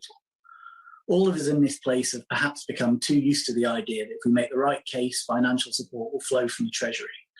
Of course, in these challenging times, it's not difficult to find people and organisations who are worthy of support. And that's why I believe that this is a truly bold budget, where my right honourable friend has been honest with the British people on the difficult decisions that lay ahead, while maintaining a clear focus on supporting people through COVID and on jobs and growth as we move to recovery. I hold my hand up and I acknowledge that I've been one of those asking Oliver Light for a little bit more, please, sir. This has no doubt been wearing at times, so I'd like to thank my right honourable friend and his fantastic Treasury team for being open to colleagues with ideas and listening to those of us with our bowls out in good grace. And it's that spirit of generosity that I think rings through this budget. Extending furlough through to the end of September, ensuring a further 600,000 self-employed people get support as access to grants is widened. This is the response of a Chancellor and a Treasury team that understand what lifeline these schemes are, and how crucial they'll be to recovery and retaining jobs as we emerge from this pandemic. Similarly, the extension to the universal credit uplift is so very welcome. The uplift has brought so many people help through the extreme challenges of this pandemic. Its continuation is not cheap, but for the many people who've been pushed into the category of just about managing in this crisis, it is a lifeline to them. This hand up to those who need it is yet another policy compassionately delivered in the face of incredibly challenging circumstances. Taken together, these measures will protect livelihoods across the UK and provide peace of mind and the ability for firms and families to catch their breath as we leave lockdown.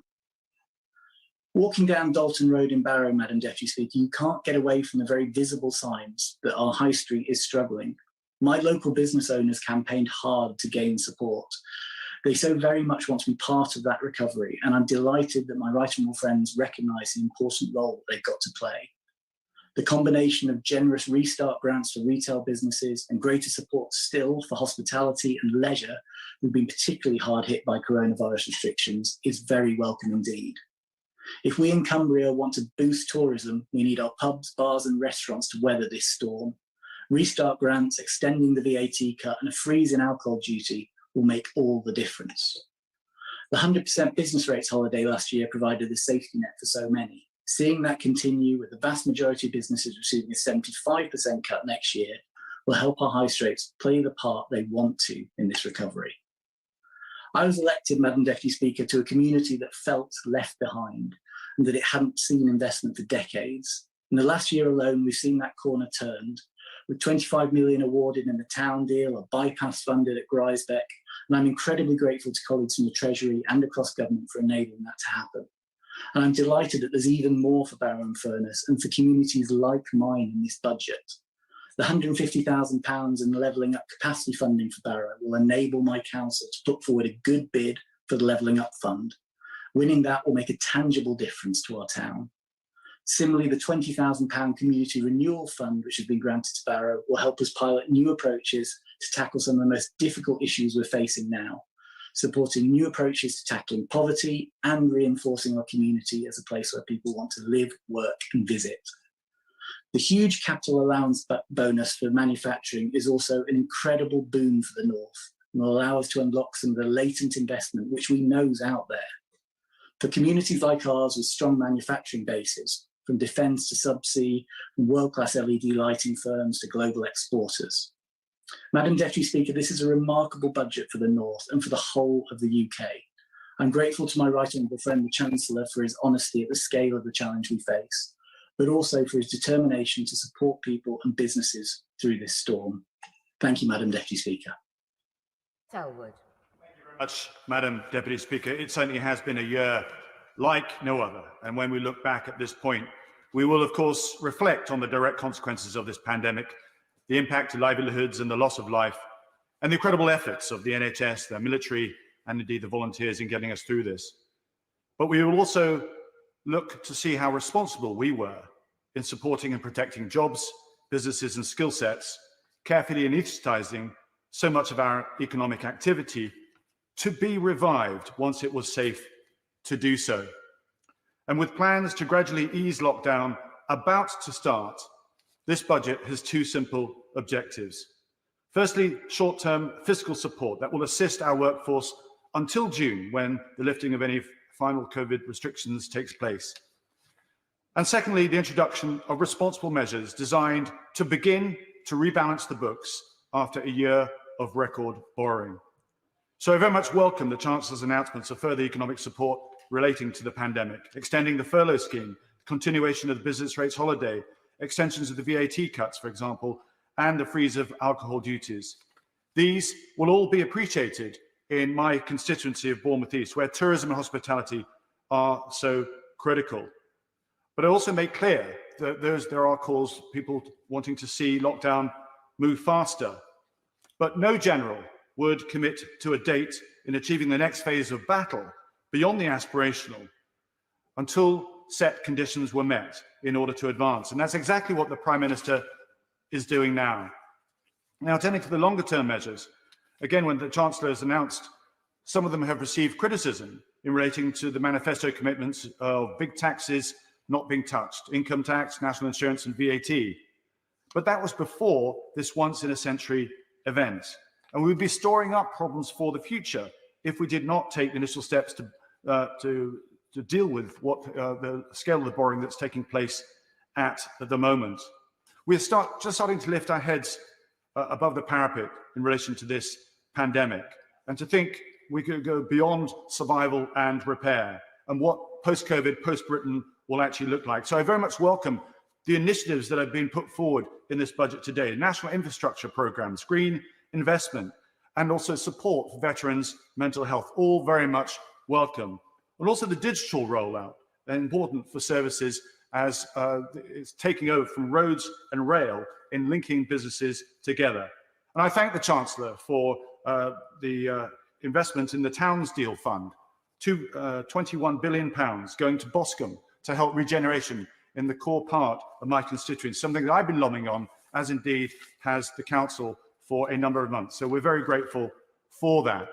I mentioned digital, and I don't apologise for raising what I call or what's been referred to as the Rockefeller question. Of course, J.D. Rockefeller was the owner of the company Standard Oil that dominated the oil market in the 1920s. But it took the will of a president there, Theodore Roosevelt, the one person more powerful than Rockefeller, to see Standard Oil's monopoly challenged and subsequently dismantled. And I'm glad to see the financial secretary in his place. There is a clash that we've seen between Google and the Australian government. And with the likes of Google, Facebook, and so forth dominating the digital world, now owning 80% of the advertising market, there are big questions as to how personal data is harvested, fair competition is supported, and indeed, pertinent to today, is the levels of taxation that are paid. So I do hope this is something that perhaps can be raised at the G7 discussions that take place this year. My final point is actually in relation to China and the scale of impact that this economic powerhouse is having on the areas of interest that we have across the world. It is a superpower, and it's having a geopolitical challenge in the long term, ensnaring many countries into trade deals, infrastructure and security programs that they can ill afford. This is in direct challenge to the very areas that we want to do business with as well. Again, something for the G7 to discuss. Madam Deputy Speaker, we must recognize that as we come out of this pandemic, the world is looking very, very different to what it did like when we went in. And our economic security depends on our national security and vice versa. I do hope the forthcoming integrated review will give clarity as to what global Britain means. We have become little risk averse in the last few years in challenging potential threats at source. And I do hope that the tough economic decisions taken today will lead us out of this unprecedented financial shock. And I hope that we can pretty appreciate that the unstable international context that we face is something that we now need to address. Thank you. Chris Elmore. Thank you very much, Madam Deputy Speaker. Almost exactly a year ago, on the 28th of February, Wales recorded its first case of coronavirus. COVID-19 would go on to turn countless lives, livelihoods and communities upside down. And in my Ogmore constituency, many families have faced an unimaginable loss in unprecedented circumstances.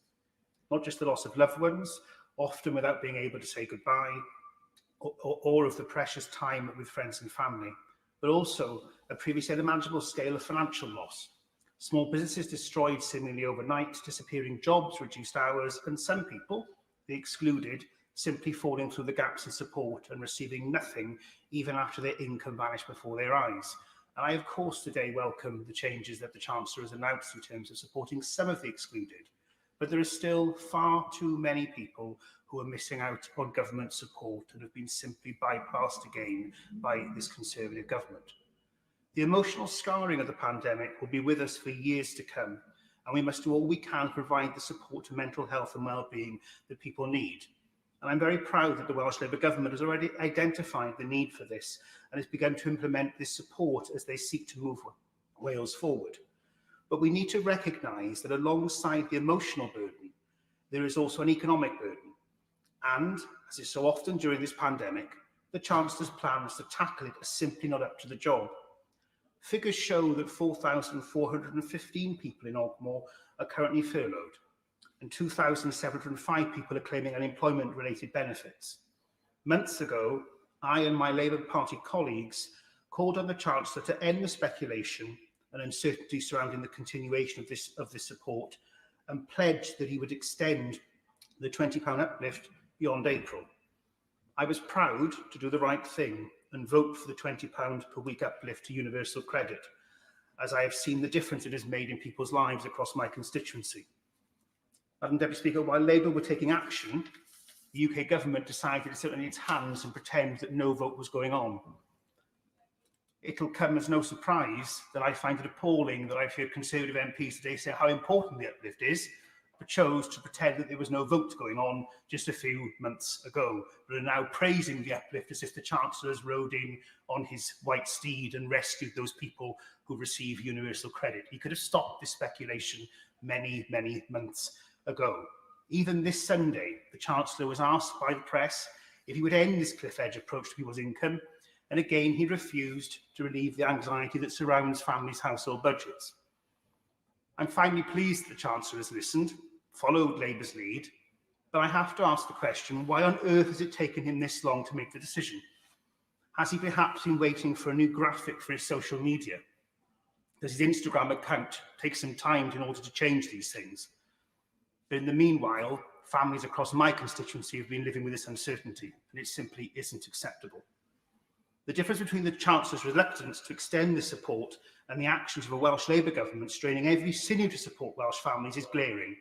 From the get-go, Welsh Labour ensured that the full force of our government was used to support families, businesses and jobs. Be it the barriers grant, giving up to £2,000 to contribute towards the essential cost of starting up a business, the restrictions business fund, giving businesses a minimum of between £6,000 and £10,000 grants, or releasing £117 million through rate relief for premises over £500,000 back into the economy. Welsh Labour has targeted everything towards protecting jobs in our communities. This budget is not just about tackling the challenges of the present, but it's about laying the foundations for the future. And the Welsh Labour government understands this and does this every day in the work that it is setting out over the last 10 years of continuous budget cuts. And I ask the question of the Minister and of the Chancellor. They've spent the last 10 years cutting and cutting and cutting the essential foundations of the economy. And now they're simply expecting, with very little plan and idea, to know how they will progress and build an economy back for the future. With such limited expectations and hopes for growth, it's hardly the inspiring budget that was being briefed daily for weeks before it was delivered today on the floor of the House. The scale of the challenge we face as we seek to rebuild after this dreadful pandemic is immense, Madam Deputy Speaker. Our Welsh Labour government has recognised this and said our bold and visionary policies we need to move Wales forward. But today's budget is sadly lacking in ambition and in compassion, and in the compassion that is required by the Chancellor and his colleagues. Families in Ogmore and across the UK have made enormous sacrifices in a collective effort to tackle COVID-19 and keep each other safe. They need a plan for a recovery that matches the scale of that sacrifice, but they will not find it in today's budget. Thank you. I'm afraid that after the next speaker, the time limit will go down to 3 minutes. Mark Harper. I'm very grateful, Madam Deputy Speaker.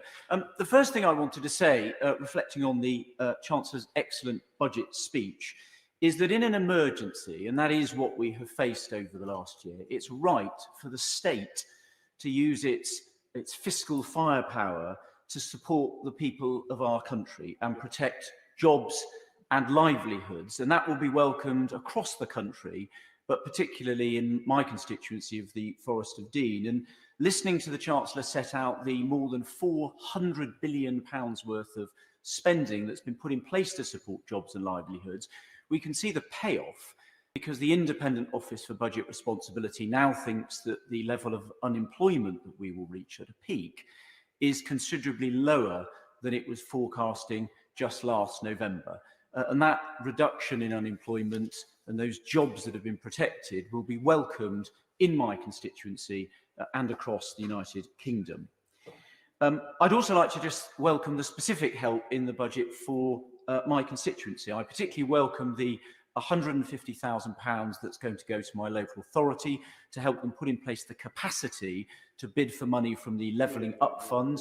And of course, because members of Parliament are integrally involved in that, I look forward to working with them to put in place an ambitious plan to help improve the economic conditions in my constituency. I also welcome the continued reduction in VAT for hospitality and tourism businesses and the extension of the business rates holiday. I know that will be incredibly welcome to those businesses in my constituency that are raring to go to get back into business, but are not yet enabled to do so. But, Madam Deputy Speaker, because we've had that big one-off amount of borrowing to get us through this crisis, we do need to get the public finances back in shape.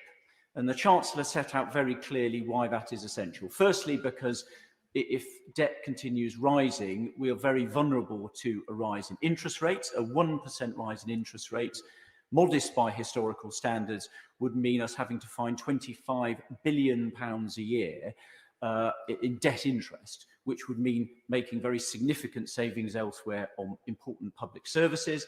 And secondly, you have to get the public finances in good shape to prepare us for the inevitable future crisis. And as the Chancellor set out, it was only because we took difficult decisions on tax and spending from 2010 onwards, that he was able to have the fiscal firepower, have the borrowing capacity to get us through this crisis. And it's right that he wants to leave the public finances in shape, either for himself in the future or a potential successor to deal with any crisis to come. And it's important, of course, that that can't happen immediately. It can happen over time.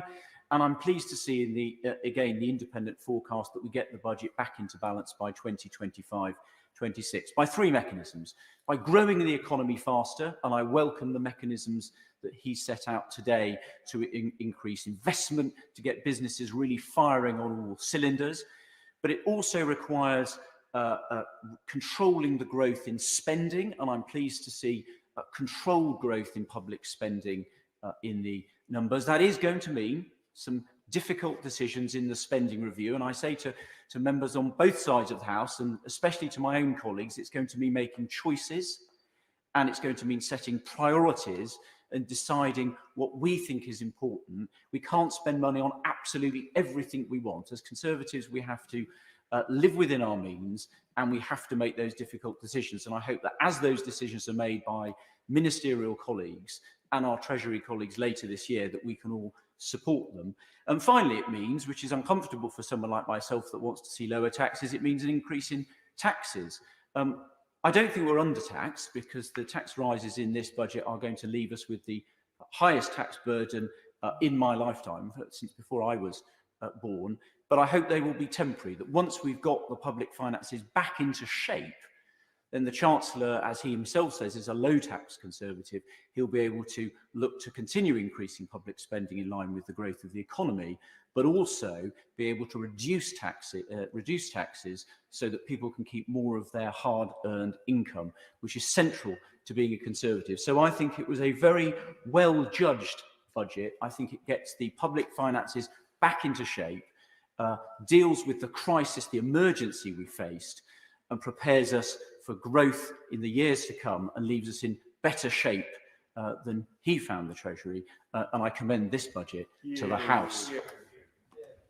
I understand the honourable member for Brent North is having some technical problems, so we will go to David Mundell. David. Thank you, Madam Deputy Speaker. And I want to begin by saying that I believe that today's budget is good news for my constituency. We still need to focus on defeating the pandemic, and the continuing support for local people and businesses is most welcome. Thousands of people in my constituency have benefited from the furlough scheme and the self-employment scheme, but I have lobbied particularly hard to persuade the Chancellor to retain the £20 uplift on universal credit. So most vulnerable people in my constituency elsewhere receive the support they need. I also lobbied for a VAT cut for the hospitality industry, which so many local businesses were in touch with me about, and this will make a real difference to them as they gradually are allowed to reopen. The Chancellor announced a range of other measures to help businesses in England, and we need to see the equivalent delivered here in Scotland, unlike previously when the Scottish Government has sat on money it received from the UK Government and failed to distribute it quickly to businesses. I've always argued that a car is a necessity, not a luxury, in our rural communities, and haulage fuel costs contribute so significantly to the cost of living locally. That's why I've always opposed rises in fuel duty, and so I'm delighted the Chancellor agrees and has frozen fuel duty yet again. In the very short time I have, Madam Deputy Speaker, I want to just focus on the issue of access to cash. It was announced this morning that contactless payments would be increased to £100, which I am sure will be welcomed by many. But what the Chancellor did not reference this year, which he did in his last budget, was the operation of the UK cash system and his plans to legislate on access to cash. Our system of cash faces three big issues: the ongoing issue of access, the inverse issue of depositing cash, and the increasingly pressing problem of acceptance of cash. The issue of acceptance of cash has been made more acute by the pandemic. The Bank of England noted in its quarterly bulletin that 42% of people had recently visited a store that would not accept cash, and which conducted a survey which found that 4 in 10 of those who had experienced difficulties paying with cash had left empty-handed when trying to buy groceries. Therefore, it is absolutely essential that the government come forward with legislation and plans on this issue. Without that, we risk crashing into a cashless society where some 17% of adults in the UK, around 8 million, would struggle. And those struggling most would be the elderly, the vulnerable and economically excluded, and those in rural communities such as my Dumfriesshire, Clydesdale and Tweeddale constituency. We now go to Geraint Davis. Thank you, Madam Deputy Speaker. The Chancellor failed to mention that in the UK we've got the highest coronavirus death rate in the world, 123,000 deaths. We've got the deepest recession of the G7. And he failed to mention the bungled Brexit that's led to a 2/3 cut in our exports since the new year. The budget, of course, simply continues to increase inequality, which itself will reduce the rate of growth. And whilst pumping money in the economy, we look forward to council tax rises, pay freezes for public sector workers, benefit squeezes and service cuts that will further increase inequality. What we need is a healthier, fairer, greener future. And we've only got to look to the Welsh Government on how to do that, because in England, the excess deaths of COVID over the 5-year average are 20%. In Wales, they're only 13%. And if that rate had been applied in England, there would be 36,000 fewer deaths. How? Well, a more cautious approach to social distancing, travel limits, earlier lockdown, and of course contact tracing in public hands rather than the hands of sponsors of the Conservative Party. And also we're rolling out the vaccination very quickly. Indeed, in Labour-run Wales, we've seen the government using the money where it's most needed, not supporting council tax for relief for food superstores who are making exceptional profits, not for stamp duty for holidays for people buying second homes, but a £2 billion resilience fund and the Development Bank of Wales investing in small business to secure 141,000 jobs. This is a successful devolution, but we do need the tools to do the job. And we only get 2% of the money for rail investment for 5% of the population. We do need a high-speed link between Bristol, Cardiff, Swansea and West Wales to help connect the Union. We do need the Shared Prosperity Fund that's spent in Wales for Wales by Wales. We do need a Swansea Bay Tidal Lagoon that was promised, and we need electrification of the railways. There's much we need, but we aren't getting our fair share, and we didn't hear much about that or anything about it in the budget. We need a fairer future in Britain. There's 6.6 million people who are in hunger and food insecurity each day. We need to double the amount of cooperatives. We need to target investment in smaller companies which are committed to net zero, in particular with local jobs, with a reduce inequality. We need to invest in children from poorer backgrounds who've lost most out in terms of education, and we need to invest in sustainable transport. After all, 64,000 people are dying prematurely from toxic air. Nothing about that again. Labour, of course, increased the size of the economy in the 10 years to 2008 by 40%, and in so doing, doubled the health service and the education service. We need a Labour government to have inclusive growth and to balance the books, and we won't get one until we get the next election. We're now returning to Barry Gardner. Today, the Chancellor has been dealing with the economic cost of coronavirus. Coronavirus is a zoonotic disease, and just like SARS and Ebola, it has come about as the result of the increasing stress that human activity has put on the natural world. As a result of coronavirus, the Chancellor admitted borrowing a record £355 billion, and for the first time in over 50 years, public debt has risen above 100% of GDP. I'll say it again, coronavirus is a zoonotic disease. There will be others. Our species is grappling not just with one global pandemic, but with the two global emergencies of climate change and the destruction of nature through biodiversity loss.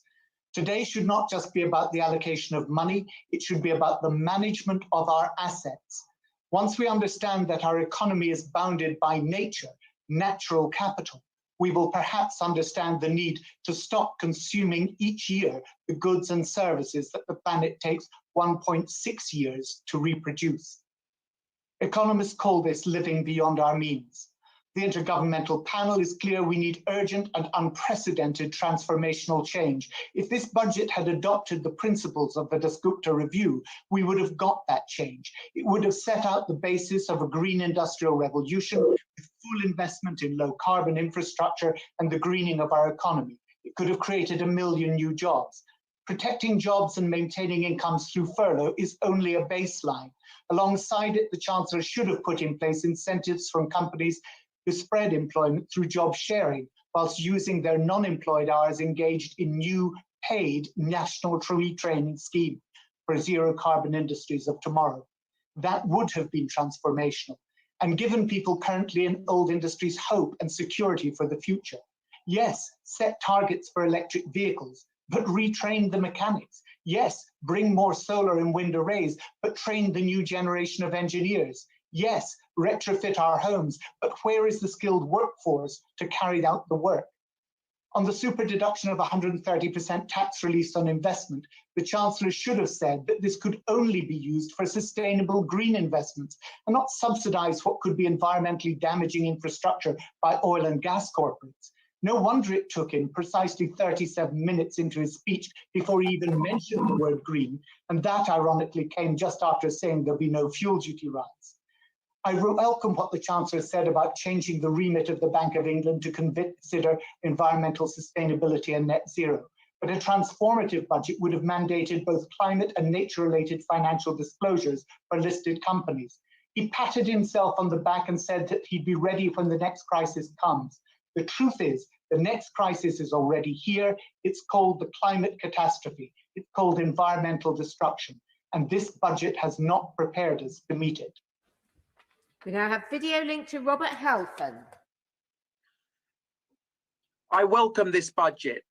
It has 5 core purposes: to balance the books, help people through COVID, to cut the cost of living, to champion education, skills and apprenticeships, and to build back better. The fundamentals of levelling up must be about cutting the cost of living. Too many of my Harlow residents are working long hours for low pay. That is why the fuel duty freeze for the 10th year is such good news. The national living wage rise to £8.91 in April will mean that households are £5,200 better off compared to 2010. And cuts in taxes have put £1,205 more in the average worker's pocket. The 6-month extension to the uplifting universal credit will incentivise work and reduce the welfare poverty trap. COVID-19 has been a national disaster for education. The government's £1.7 billion catch-up fund is a huge step forward. Just as the NHS has a 10-year plan, there should be a long-term plan for educational recovery, investing in early years, establishing family hubs in every town, reforming the pupil premium to give more help to the long-term disadvantaged, longer school days, with civil society helping with extra sports, mental health and academic catch-up. I hope the Treasury will hypothecate £150 million raised from the sugar tax to finance school breakfasts in disadvantaged areas. Evidence shows this increases educational attainment by 2 months. The £2 billion Kickstart programme for businesses and the Lifetime Skills Guarantee will rocket boost apprenticeships and jobs. I would urge apprenticeship levy reform to benefit companies that invest in skills our country needs and ensure those from disadvantaged backgrounds climb on the apprenticeship ladder of opportunity. Of course, levelling up means renewing infrastructure. The new hospital plan for Harlow is hugely welcomed by residents, as is our new £81 million Junction 7A and planned regeneration funding of up to £76 million. The expected move of Public Health England to Harlow will provide thousands of jobs, boost skills, health, science and economic opportunities across the east of England. The Health Department has already spent over £270 million for the relocation, and this investment shows the government's commitment to Harlow. Build Back Better must also mean genuinely affordable housing. 1 million children live in overcrowded accommodation. The £12.2 billion announced by the Community Secretary is welcome. The government could incentivise housing associations by a flexible grant rate and making more land available for social housing. Of course, Conservatives are for home ownership. The mortgage guarantee is superb. but we should also be the party of quality, affordable housing. But I commend this budget. I urge the Prime Minister and Chancellor to ensure that supporting workers, championing social justice and the ladder of opportunity continue to be at the heart of government decision making. Liam Byrne. Thank you, Madam Deputy Speaker. I'm here to speak for the West Midlands because we have a Tory mayor who is failing to use his voice. And the truth is that COVID has hit our region harder than any other region in our country. And the truth is, over the last 4 years, life in our region was getting shorter, it was getting poorer, and it was getting less safe. That is why what we needed from the Chancellor today, Madam Deputy Speaker, was a budget that genuinely levelled up this country so that we can level up our region. I'm grateful for the help in the short term that will make a difference. But the truth is, over the medium term, we saw today £66 billion worth of tax rises that will also fall on teachers and nurses and police officers for the years to come. That is the biggest tax rise that I think we've ever seen in budget history, and it is so high because the growth rate for this country is now coming further and further down. That is why what we needed from the Chancellor today was a meaningful strategy to go from the pandemic to the Paris Agreement, a plan that would set out a plan to reindustrialise our country, to create the new green manufacturing jobs of the country, avoiding the perils that the IMF is warning about of a K-shaped recovery, where the rich go in one direction and the poor go in another. That's what I want for our region. I want our region to be the green workshop of the world. I want our region, the youngest region in Europe, to be the place with the best life chances for young people. I want our region to be a place where we have police back on the streets, because we've had violent crime that has soared by over 100% over the last 2 to 3 years. But that is not what we got today. We have asked for help, but we've been given just 5% of the £3 billion we asked for to get our recovery moving. And what did we get today? The grand total of £2 per person per week. That was it. There is £431 billion in the national capital budget. What did we get today? We should have got an extra 7.7 billion. That would reflect our population share. We got just 3% of that money today. So I'm afraid that once again, Madam Deputy Speaker, we have been left behind, looked over and left out. The towns funds that we secured today, just 3/4 of what Andy Burnham and Steve Rotherham have got up in the Northwest. Just 39% of what was secured by council leaders in the East Midlands. We cannot go on like this. We need a mayor who's going to stand up and fight for our region. And in May, Madam Deputy Speaker, that's what the residents of our region are going to get. Hugh Merriman. Thank you, Madam Deputy Speaker. In welcoming today's budget, I wish to focus on 3 themes. Firstly, supporting Restart. The Chancellor is right to ensure that the workforce and businesses are supported as we open up our economy once again. The continuation of furlough, help for the self-employed, business rate relief and extending temporary VAT reduction will give business the confidence to reopen and plough on.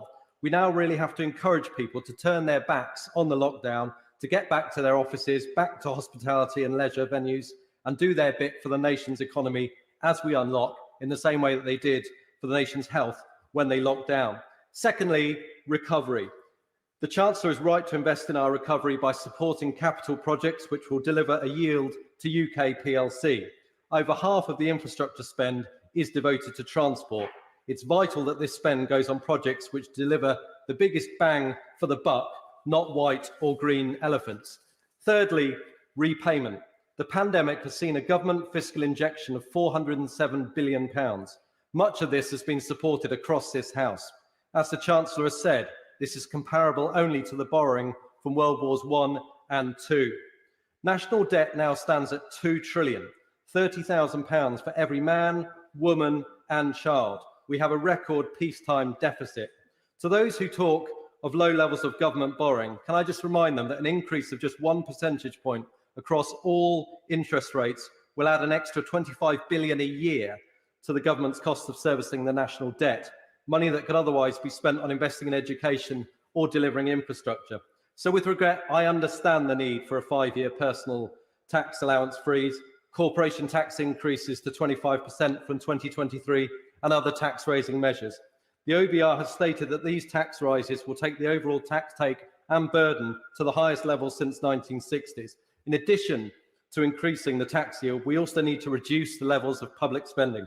This means cuts across the board. I'm deeply disappointed that we are reducing our international aid spending, but I cannot just expect spending cuts to apply to those areas less close to my heart. It was 30 years ago that Margaret Thatcher was taking questions from the media on the 1981 budget. She said this, and it applies as much today. What really gets me is this, that it is very ironic that those who are most critical of the extra tax are those who are most vociferous in demanding the extra expenditure. And what gets me even more is that having demanded that extra expenditure, they are not prepared to face the consequences of their own action and stand by the necessity to get some of the tax to pay for it. She concluded, I wish some of them had more guts and courage than they have. The Chancellor has shown today he has the guts and courage. It's now down to those of us who similarly believe in fiscal responsibility and in not dumping the next generation into an ever-increasing pool of debt to be true to the Conservative Party's philosophy and make that same case. Video link, Carol Monaghan. Thank you, Madam Deputy Speaker. I'm sure there will be much chest thumping over this budget, but the reality is that many of those most in need of support have been ignored. Furlough has been welcome for some, but for others, including the 3 million excluded who have not received a penny, this budget offers nothing.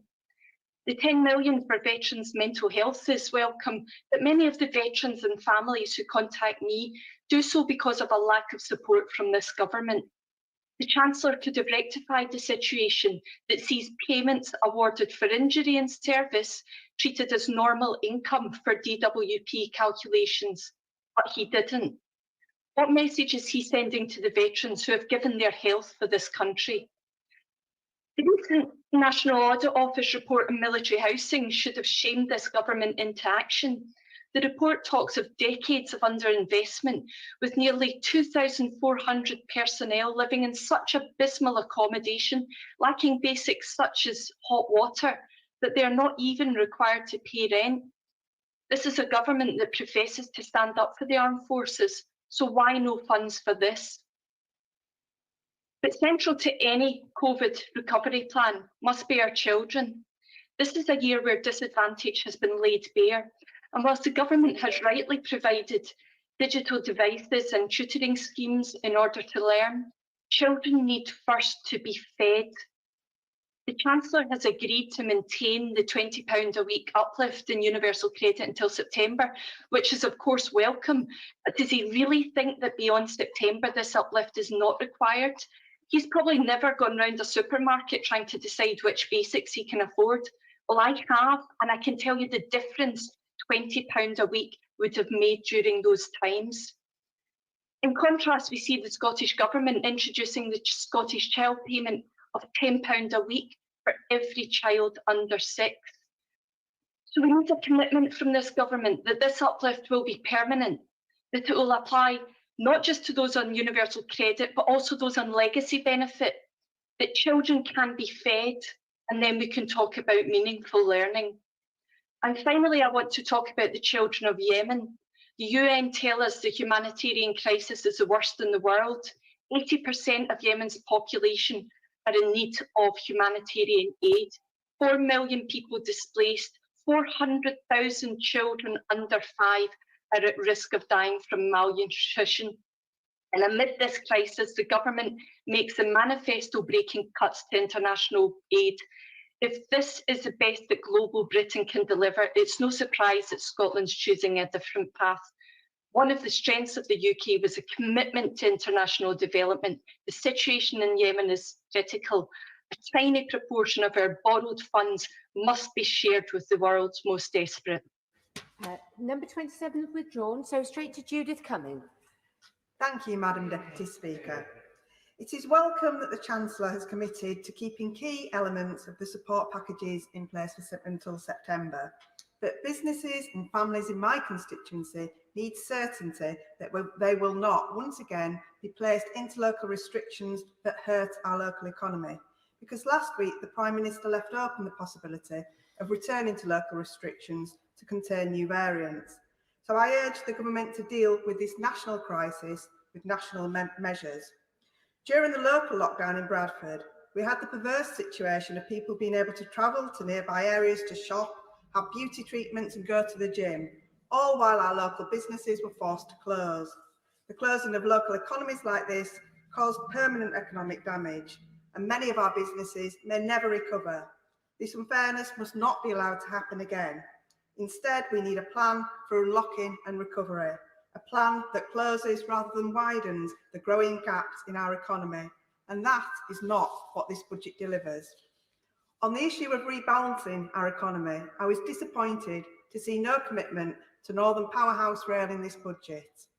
Nothing is more critical to Bradford's long-term economic success than securing the Northern Powerhouse Rail line with a city centre stop in Bradford. In recent years, I've asked ministers 11 times to confirm that this transformational project would go ahead and that, crucially, it would include Bradford. Time and time again, ministers have responded with warm words but no action. And now I worry that we are seeing emerging evidence of this government backing away from its previous commitments to invest in my region and my city. First, the government asks Transport for the North not to submit its outlined strategic business case as was planned. Then there are suggestions in the media that the government is considering a cheaper route which bypasses Bradford, doesn't include a city centre stop, or doesn't even involve a new line at all. Let me be very clear. Upgrading existing lines will not fulfil the manifesto promise this government made, and nor will it provide the infrastructure improvements that the great cities of the North need. A route which misses out Bradford would be a huge mistake. And this matters. This matters for opening up our economy. This matters for rebalancing our economy. This matters for the job prospects and opportunities for the people in my constituency. And it's time for this government to deliver. Andrew Mitchell. Thank you, Madam Deputy Speaker, and I draw the House's attention to my external interests set out in the register. I've come this afternoon to praise what I think is an excellent budget, and if you listen carefully, Madam Deputy Speaker, to the two main front bench speeches opposite, it's clear they do not, in truth, think that much of it is wrong. This has been a year in which the government has truthfully used taxpayers' funds to protect livelihoods, to help business, and to help the least well off. And it was additional relief today to see that unemployment was not as bad as many of us feared. So the first point I want to make is that this is an excellent budget, and it will contribute greatly to Britain coming out of recession and out of this crisis over the coming months. The second point I want to make is that I listened carefully to the Right Honourable Gentleman from Hodge Hill's speech. He's clearly in campaigning mode, but one of the real winners from this today is the West Midlands, and it's a huge tribute to Andy Street, the brilliant mayor that we have. He and I have lobbied the Chancellor together, as have many of members of Parliament in the region. He's done a brilliant job, and what today shows is that he is brilliant at getting the government to deliver for the West Midlands. He called for apprenticeship incentives. He called for extending furlough. He called for an extension of the VAT cuts for hospitality and tourism. And he called for cash grants for businesses reopening. And nearly 100 million for the Black Country towns and city centres, a particular issue that he championed, and £59 million for stations to be open. So I want to express my very strong support for the wise way in which he is delivering for the West Midlands, in particular to support his transport plan. And of course, we will be looking for more in future as we seek to reopen the Sutton Park line. But the budget today is a triumph for the efforts and hard work of a really brilliant mayor who is delivering for the West Midlands and everyone who lives there. The final and third point I wanted to make, Madam Deputy Speaker, is I was hoping the Chancellor would announce today that this was not the year to cut the 0.7 promise. We have seen over recent days in Yemen vividly what the effect of this will be. Launching Global Britain post-Brexit means it's not the year. In the middle of a global pandemic emphasises that it's not the year. And our chairing of the G7, the only country in the G7 that is cutting development spending, also shows it's not the year to do it. And we would be breaking our promise to the poorest people in the world were this cut to go ahead. Every member of this House was elected just a year ago on a promise to stand by the 0.7. The 0.7 itself reflects our economic circumstances because it has gone down so much, as it must, because the economy has contracted. And that is a big enough cut. So I very much hope the government will think again. At least they must check with the House and have a vote in the House. Brexit is about giving more power to Parliament. The law of the land is 0.7, and it needs parliamentary assent for any change. Video link to Caroline Lucas. Thank you, Madam Deputy Speaker. This is the last budget before the UK hosts the COP Climate Summit in November, before it presides over the G7 and takes part in the Global Biodiversity Summit. So in that context, the Chancellor should have embraced the enormous potential for a fair and green recovery, to create hundreds of thousands of jobs and to shift our economy onto new sustainable foundations. Climate leadership means deeds, not words. It means following the science on the speed and scale of the investment required to meet climate goals and halt the loss of biodiversity. You know, the question isn't whether we can find a climate initiative here or a mention of green spaces there. I welcome the progress on green bonds and the investment bank. But the question is whether, as a whole, this budget addresses the climate and ecological emergency with anything approaching the ambition or urgency required. And it gives me no pleasure to say that it does not. It is alarming and disappointing to see the Chancellor doubling down on economic dogma that is fueling the fires of the climate crisis and making our society more unequal and less resilient. Because the Chancellor's failed to make space for nature in his red box, it means we're missing out on thousands of jobs that a National Nature Service could create, for example. And more fundamentally, as the Treasury's own Dasgupta review of the economics of biodiversity explains, biodiversity loss is, and I quote, undermining nature's productivity, resilience, and adaptability, fueling extreme risk and uncertainty for our economies and well-being. I say in all seriousness, our nation's health and prosperity would be better served by a Chancellor who cared rather more about hedges and hedgehogs and less about hedge funds. I'd like to highlight three big omissions from this budget. First, we needed a climate and nature test so that all spending and fiscal measures are aligned with limiting global heating to 1.5 degrees and the UK's other environmental goals. The idea that the Treasury already accounts adequately for nature is farcical. If that were the case, the Chancellor would, at the very least, be restoring funding for the Green Homes Grant. It is shameful that this scheme is being allowed to wind down. We need it. Second, on green jobs, we need transformational investment to create those jobs. With unemployment rising and so much to be done to create the fair and green economy, we could have been investing millions. 48 billion, for example, over 18 months could have created over 1 million good green jobs. In the US, Joe Biden has a $2 trillion plan to address the climate emergency. Maybe there's been some kind of spreadsheet error here in the UK. And finally, in this budget and beyond, the Chancellor must act on the conclusions of the Dasgupta review. It must respect the fact that we should have been having a well-being budget. We should be shifting towards an economic approach fit for the 21st century, not fixated on GDP growth, but properly putting well-being and the health of people on the planet at the heart of this budget. Video link to Laura Trott. Thank you, Madam Deputy Speaker. The first and most important thing that we need to do today is to focus on the real-world impact that the measures in this budget will have.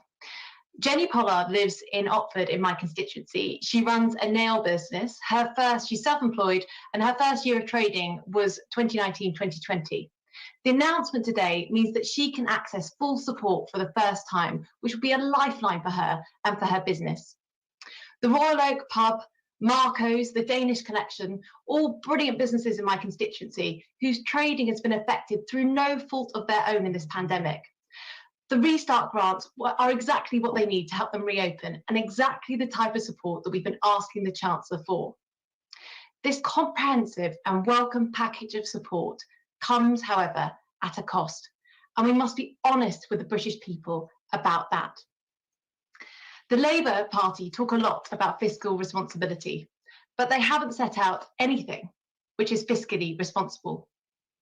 In contrast, what we've done today is put forward a clear plan for how we're going to start to pay for this support, a plan which provides much needed certainty for business and protect those who need it the most. And I particularly welcome the plan to shelter the smallest companies from the corporation tax rise. But more than that, Madam Deputy Speaker, we know that the best way to recover is to grow. The Honourable Member for Hitchin, Harpen and I published a proposal for accelerator zones to encourage regional growth. The paper talked about the need for high-skilled visas, incentives for investment and networks of support, and I'm delighted to see many of those themes picked up today. We know that the country has a long-term issue with productivity, so these measures will help to address the structural barriers which have been holding our country back. And I was very surprised, Madam Deputy Speaker, to hear the Leader of the Opposition complain about a lack of a credible plan to tackle unemployment. Not only was the OBR very clear that our interventions have led to 1.8 million fewer people being out of work than would otherwise be the case, but the Right Honourable Member for Holborn and St Pancras seems to be confused about how you tackle unemployment. It is businesses who create jobs. It is businesses who support employment. To tackle unemployment, you must support business and business investment. And with super deductions, the restart grants, furlough, business rates holiday, we're doing exactly that. Proof, if any more were needed, Madam Deputy Speaker, that this is a budget for the recovery now, but also for beyond. Karen Smith. Thank you, Madam Deputy Speaker. We've learnt a lot about this Chancellor over the last few days, haven't we, beyond the flashy videos? When asked about the Eat Out to Help Out and the summer schemes, any decent person would have stopped. They would have reflected. They would have said they've learned, they've made mistakes. And that dreadful graph of the rising deaths through last autumn into the winter and after the Prime Minister promised we wouldn't cancel Christmas is a shameful graph. It's shocking, but we've heard no contrition. And worse, we've heard nothing that any lessons have been learned. That's an affront to our country, and particularly those of us who have lost a loved one too early from this virus. The Chancellor has said he will be honest. Well, let's be honest. The Tory government in 2010 choked off our recovery. They cut back the services we depend on, and the productivity problem we had then has got worse. He said today it's not enough to desire increased productivity. Well, I agree with him on that, but he has done nothing to support it, particularly for young people. EMA scrapped then, early years Sure Start taken back far, far too early. Lower skills level we now still have, further education still not properly funded, the post-16 per pupil level still shamefully too low. Much more is needed to rescue the apprenticeship programme. I welcome the increase, but that's not enough to make sure that programme gets back on track. And young people have lost so much in this time, haven't they? I'd like to take a moment to thank an organisation, Youth Moves, in my Bristol South constituency, who have supported those young people up for an award tonight. Good luck to them, but they need much more help. What we needed was a fix for those years of underinvestment in Bristol's environment and skills. What we got was a sticking plaster that will go nowhere near what we need to support our problems. No support for the West Country. Either they're expecting to win the Metro Mayor election or they just don't care. We needed action. We didn't get it. The environmental crisis and the green growth that we should be pursuing in order to help young people should have been front and centre of this budget, and it hasn't. The City of Bristol College is ready with its Advanced Skills Construction Centre, but again, it needs more support to bring people in to help train those young people for those jobs of the future. The roadmap needed to go hand in hand with the public health restrictions. People need to be confident about going shopping, about leisure, about getting on the bus, but the Chancellor does not understand the link between the health of the economy and the health of people. Finally, Madam Deputy Speaker, if I may just mention, and perhaps the Minister may answer it in he comes back, we were hoping to hear about Temple Meads development today in Bristol. It's crucial to the development of that part of our city, and it would be helpful if he can let us know as soon as possible if that is part of this, or yet again, if the West Country is to be let down by this Tory government. Yeah. Video link, John Penrose. Thank you, Madam Deputy Speaker. And I want to support this excellent budget for three main reasons. The first one is right at the start of the Chancellor's speech. He said that he was not wanting to set out his fiscal rules right now, but that he was committing to a principle of no borrowing for everyday spending. And that is absolutely essential given where we are at the moment, given the huge amount of extremely generous, much needed help and support that's been happening over the course of the last 10 or 12 months during the pandemic. What's clear is that in the course of the last 10 or 12 years, we've actually had two once-in-a-century events, external economic shocks. And the only reason why we've been able to be as generous as we have, the only reason why we've been able to provide the kind of open-handed, essential support to keep jobs alive, to keep businesses alive, is because we had fiscal firepower, because the Treasury could draw on sound money and sound government finances that have been built up over many, many years. And it's absolutely essential, therefore, that we get back to that as soon as we can in order to make sure that when, not if, the next one comes, we are equally prepared. The second reason why I'm happy to support this is because the Chancellor's announced a super deduction for business investment. Economists, Madam Deputy Speaker, rarely agree on very much, but one thing which they will all agree on, no matter whether they are from the political left or the political right, is that Britain invests too little in its economic growth. We live as a high-rolling economy, basing our economic growth far too much on domestic spending and not on investment. And therefore, measures to try and improve that and change that permanently and forever are absolutely essential. And the Chancellor rightly pointed out that we languish down at 30th in most international tables of business investment. This measure will vault us up into the top few, maybe perhaps even to the very top spot in international investment in long-term growth. That is one of the fundamental things that will drive not just economic growth, but also therefore make those jobs which I was talking about before permanently competitive and safe for the long term. That is ultimately the only thing that allows us to have an economy which pays for the public services which we all want. And the final reason why I'm happy to support this is because it is given by a Chancellor who understands that it isn't just about tax and it isn't just about spending, it's also about competitiveness too. Why do I know that? Well, because he, together with the Business Secretary, recently commissioned me to produce a report on competition and competition policy and making our economy more competitive. And it's that kind of supply side reform which we are also going to need to make sure we have an economy fit for the future.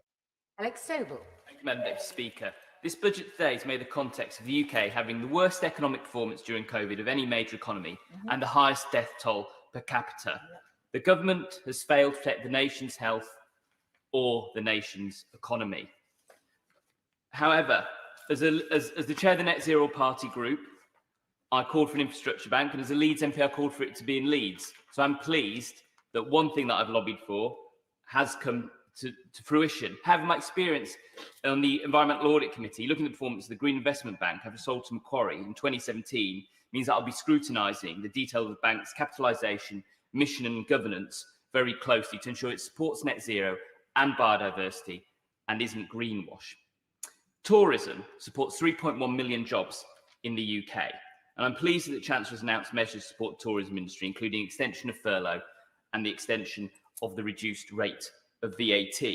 These will be of some comfort to the sector after months of uncertainty and last-minute announcements. But again, these announcements were made in the 11th hour, with the current measures running out in just a few weeks. But the Chancellor's announcements fall short of Labour's calls for 100% business rates relief for retail, hospitality and leisure to be extended in England for at least a further 6 months from July. We need more support for our tourism sector than has been offered today.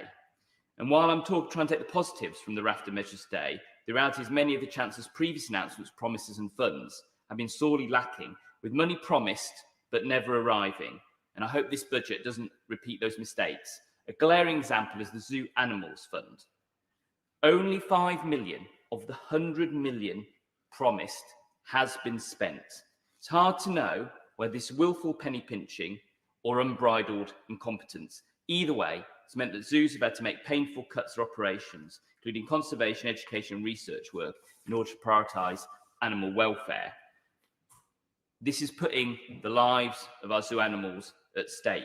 But it's not just animals. The same goes to the Green Homes Grant, where vouchers have been issued very slowly or not at all, and installers have not been paid in a timely way, risking that industry as well. And people have been left suicidal by a lack of support. The Chancellor may remember receiving a letter from Stephen Liddle, one of the 3 million taxpayers excluded from meaningful support during the pandemic. He said, "I paid my taxes for 2019-20 in May, so I'm a good person, yet I've received zero help and support, absolutely nothing." Will the support announced today reach Mr. Liddle, as only 151,000 people out of 3 million excluded, according to the ONS, will receive any support? I hope so, and I'm sure we'll hear from Mr. Liddle in due course. At a time of crisis, those in charge have a duty to act.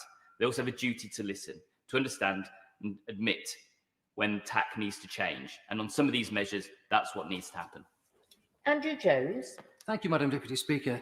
The Chancellor has one of the hardest tasks any Chancellor has faced in decades, with economic circumstances more typically associated with wartime. But with this budget, he has shown vision, and I congratulate him. The first key theme was the welcome and necessary extension to support to the given to families and to businesses. It's huge in scale, and I'd like to put on record that I'm very pleased that this support will continue. The extension of furlough, business rates holidays, self-employed grants and universal credit are all very welcome. Harrogate and Knaresborough has a significant hospitality and tourism sector, and these have been badly affected by the pandemic. High-quality businesses have been utterly unable to trade. So I was very pleased to see the VAT cut to 5% extended to the 30th of September, and then down to 12.5% for a further 6 months after that. That reduction will boost demand. Boosting domestic tourism will certainly help, but I think there is also significant pent-up local demand, and I think this measure will help unlock it, and that underpins thousands of jobs. Rather than comment on the budget as a whole, I'd like to comment upon just two areas. Firstly, I was very pleased to see the North chosen as the base for the UK First, the National Infrastructure Bank. The creation of this institution is very positive. We knew it was coming. I did not know it was going to be based in Leeds. I think it's great for the city, and it bolsters its established financial services and legal hubs. But of course, as the bank will be serving the rest of the UK, it needs the eastern leg of HS2 to connect Leeds to make sure that can happen more easily. We will see investment from that bank. I think the Chancellor said initial capitalisation of £12 billion. We'll see investment in public and private projects, and it will be a driver of green growth. And that really is the second area I want to comment upon, which is environmental initiatives. I liked the continued focus upon offshore wind and the investment hubs in Humberside and Teesside. But what also caught my eye was the launch of a green savings product, a retail product that we can all therefore take advantage of. And I look forward to the detail. I think progress on the environment is where people at Harrogate and Knaresborough want to see progress. I'll just conclude by commending the Chancellor on this budget. I think the scale and speed of the response to the crisis has been astonishing. £407 billion is a remarkable figure, but also for the clarity on the longer-term position of our public finances. On this side of the House, we know he is in a position to respond as well as he has because of the repair work done over the past decade. My honourable friend, the member for Weston-super-Mare, we've had just highlighted in a moment ago in his speech, that we've had supposedly 2 once-in-a-century events in just over 10 years. Well, the lesson is that financial responsibility allows governments to respond to crises and respond in scale. But repairing the public finances is going to be a tough job after this pandemic, so it was good, therefore, to see the focus upon growth, short, medium and long term. Ben Lake. Madam Deputy Speaker.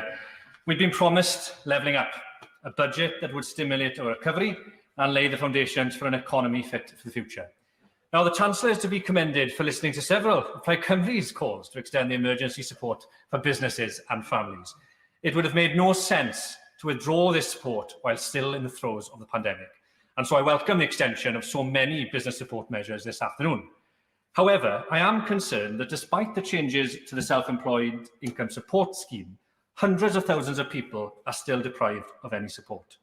And delaying the cut to universal credit, while welcome, will still lead to 26,000 families in Wales not being able to afford essentials in 6 months' time. This was a chance to protect families' budgets by making the uplift permanent. But today's budget raises further questions about the gap between the government's rhetoric and reality. The Shared Prosperity Fund, the Levelling Up Fund, these schemes are going to turbocharge the Welsh economy and empower our communities, according to the government. And yet only £220 million is allocated to the Shared Prosperity Fund's pilot to boost the entire UK. Wales alone received around £375 million a year in needs-based funding from the EU schemes, and yet now they'll be expected to compete for a much smaller pot of money. And what's worse, the prospectus for the Levelling Up Fund suggests that the number of MPs will determine the number of bids that can be made from Wales. Now, given that this government has reduced the number of Welsh MPs by 1/5, how on earth are we to believe that they can keep their 2019 manifesto promise to give Wales at least as much funding as we receive in the European structural funds? And with no reference to the Welsh Government, we must conclude that the decisions on how this funding will be spent, the power, if you like, will again be centralised in the Treasury, striking me as yet another example of a Treasury knows best mentality, despite the fact that it has delivered an economy riven with one of the worst regional inequalities in the Western world. Equally concerning, this budget's green measures were underwhelming as the UK joins rather than leads the green transition. For Wales to achieve our net zero commitments, we urgently need to start by retrofitting more than 100,000 homes, expand and electrify our rail network, and provide gigabit broadband connection throughout Wales. Now, if this government is serious about its levelling up agenda, it must act on its rhetoric by decentralising power from Whitehall. Given the right economic tools, Madam Deputy Speaker, Wales can deliver a truly transformational, low-carbon infrastructure stimulus package itself and pave the way for an economy that is truly fit for the future. Video link, Damien Collins. Thank you, Madam Deputy Speaker. I welcome this budget, which has sought to strike the right balance between helping businesses and individuals that have been badly affected by the coronavirus, providing support as we transition this year through the lifting of the COVID social contact restrictions, and setting out a plan for how the burden will be shared as the Treasury seeks to reduce the government's annual borrowing requirement. I know that many retail, leisure and hospitality businesses in my Folkestone and Hythe constituency will welcome the extension of their tax reliefs and the announcement of the Restart grant scheme. It's also right for the Chancellor to extend the uplift in universal credit and working tax credit that was introduced last year.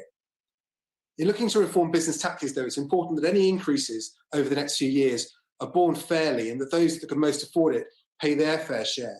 However, we know today that that is not always the case, and the lever of increasing corporation tax, which may have worked in the past, may not work quite so well when we have major companies, particularly in the technology sector, that avoid paying a level of taxes which is commensurate to the value of the businesses that they do. In this year of coronavirus, some of the biggest winners have been the major online retailers, companies that pay relatively little in company tax, relatively little in business rates compared to the high street businesses they increasingly compete against. Whilst I welcome the super deduction for business investment, we may see that it is some of these companies like Amazon investing in new warehouses and facilities, that were already planning to make big investments and that will do so now and recoup even more off of their tax bill. We need to think about how we can effectively tax businesses that operate online and through multiple jurisdictions so that they pay a level of tax that is relatively fair to the business that they do. And there's on more of a level playing field with businesses in our communities with which they increasingly compete. We also need to reform the way the business rates work, taking into consideration that the size of a premises in a town centre is not always a good indication of the value of the business that is done.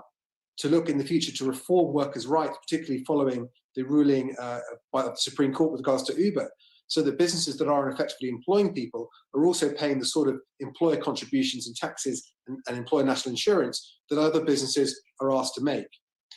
As this year, the Competition and Markets Authority establishes its digital markets unit, we need to make sure that big companies like Google, Facebook and Amazon are not abusing their market power, creating through that inbuilt costs for consumers through charging advertisers too much for their advertising rates, and also ensuring that and also making sure the workers do get their fair share. Fair competition and also for British businesses looking to compete in the tech sector is important, and we need to reform our competition law to make sure that that is possible. That'll all be an important part of making sure we can build back better after the year of COVID. Video link to Dame Angela Eagle.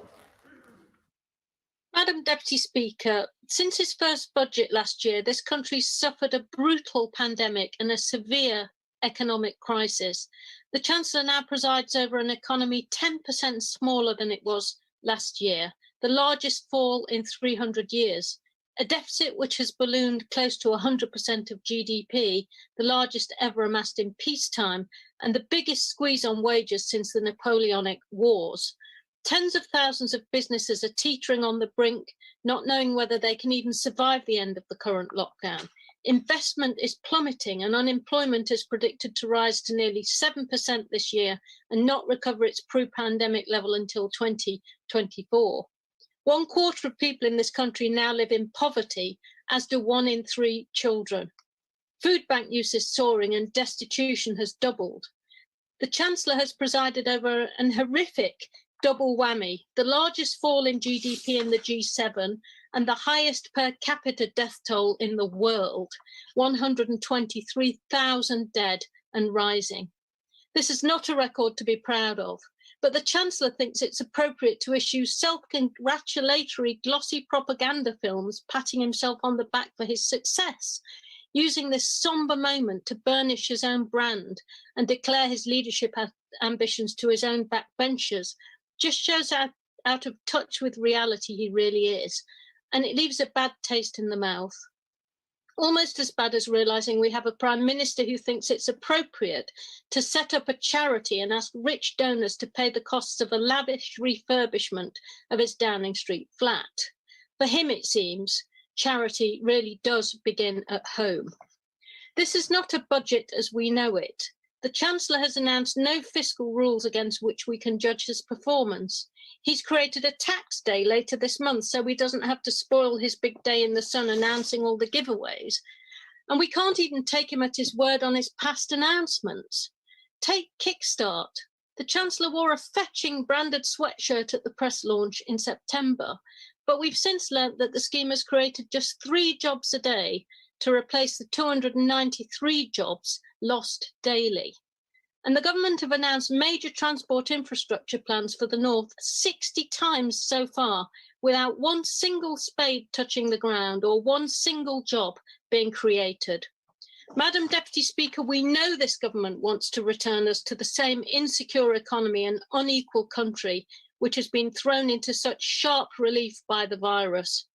On this side of the House, we know that the only way forward is to create a more socially and environmentally sustainable economy, a fairer country. And we also know that despite the gloss and the PR, the Chancellor has not grasped this fact. So he cannot and will not be able to build a society and a future fit for all. Thank you, Madam Deputy Speaker. Sir Edward Lee. Thank you, Madam Deputy Speaker. I cannot agree with the Honourable Lady. Faced with the most severe challenge faced by any government since the Second World War, I personally believe that this Chancellor and his budget are entirely realistic. We are and must remain the party of sound budgets, and we must return to only borrowing to pay for investment. That is our long-term aim. But faced with this pandemic, we have to make accommodations with it. And although I commend the Chancellor for his budget, the most important thing, of course, is to get the economy moving again, to get us out of lockdown. And the success of the vaccine rollout, which will get that economy moving, has been absolutely staggering.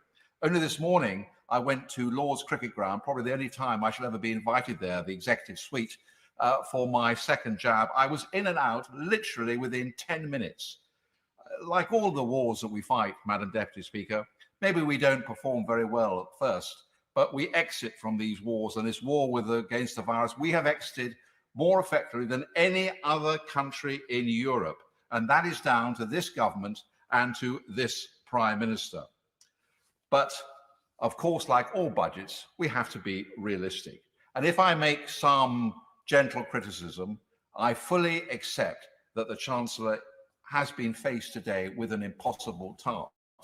I wonder if my right honourable friend might allow me. I'm extremely grateful to my honourable friend for giving way in making those gentle criticisms. I wonder if he will challenge the government on the issue of small businesses that now have to pay VAT in dealing with the European Union. They can reclaim it, but there is a delay, and that brings cash flow problems. I'm mindful particularly of the heritage craft sector, blacksmiths to silversmiths and so on, who do so much for our economy and employ nearly 200,000 people. My colleague from Lincolnshire makes an entirely valid point. One of the points that I want to make in my short contribution is that we have to accept that the high street small businesses have moved on. The truth is that we have a very unequal tax system. We have giants like Amazon who are paying an infinitely small proportion of their profits and their turnover in business rates. And they are driving small businesses, shops out of the high street. I personally think that there is something actually to be said for abolishing business rates altogether And how would you pay for that? You could actually pay for it by a 3% increase on VAT on all businesses. And that, of course, would hit the very large businesses like Amazon, who pay derisory levels of tax very hard indeed. So my honourable friend makes a very fair point. Can I repeat what I say in every budget? And perhaps I'm a bit of a broken record on this, but I do believe in transparency. And I do believe that ultimately we should try and reform our whole tax system. The taxpayer's allowance has counted 1,651 tax changes since May 2010. 58 changes in air passenger duty, 130 changes in national insurance, 68 changes in stamp duty, 256 changes in VAT, 53 changes to tobacco duty, and 258 changes to vehicle excise duty. Our tax code is 17,000 pages long, or it was in 2015, it's even longer now. Compare the tax code of an enterprise economy like Hong Kong, which is only 350 pages long. So my plea to the Chancellor, as things get easier next year, is to make our taxes clear, simple, and fair. Tax complexity creates a structural bias in favour of the very rich and the big corporations, and that isn't fair. Global giants can hire entire departments of tax advisors. So I follow what my honourable friend says. Let's look after middle-class people, people who are paying PAYE, who are taking the brunt of all tax increases, and let's direct tax increases on those who can pay, namely the digital giants. Before I call the next speaker, I should just explain that we are trying to get everybody in. When there are interventions, if the speaker sticks to the time limit, that's fine, nothing against interventions, but it has effectively prevented a colleague getting in now. So just to point out, we are that tight on time. Tracy Brabin. Thank you, Madam Deputy Speaker. This could have been a transformational budget, a budget that would help us recover from this government's chaotic response to the pandemic. A budget that understood that for the country as a whole to flourish, regions like West Yorkshire, who have paid a disproportionate price from being in extended restrictions for longer than other places in the country, they will need enhanced support. Our NHS staff and key workers have worked flat out without respite for over a year. Our high streets businesses haven't been able to get back on their feet, while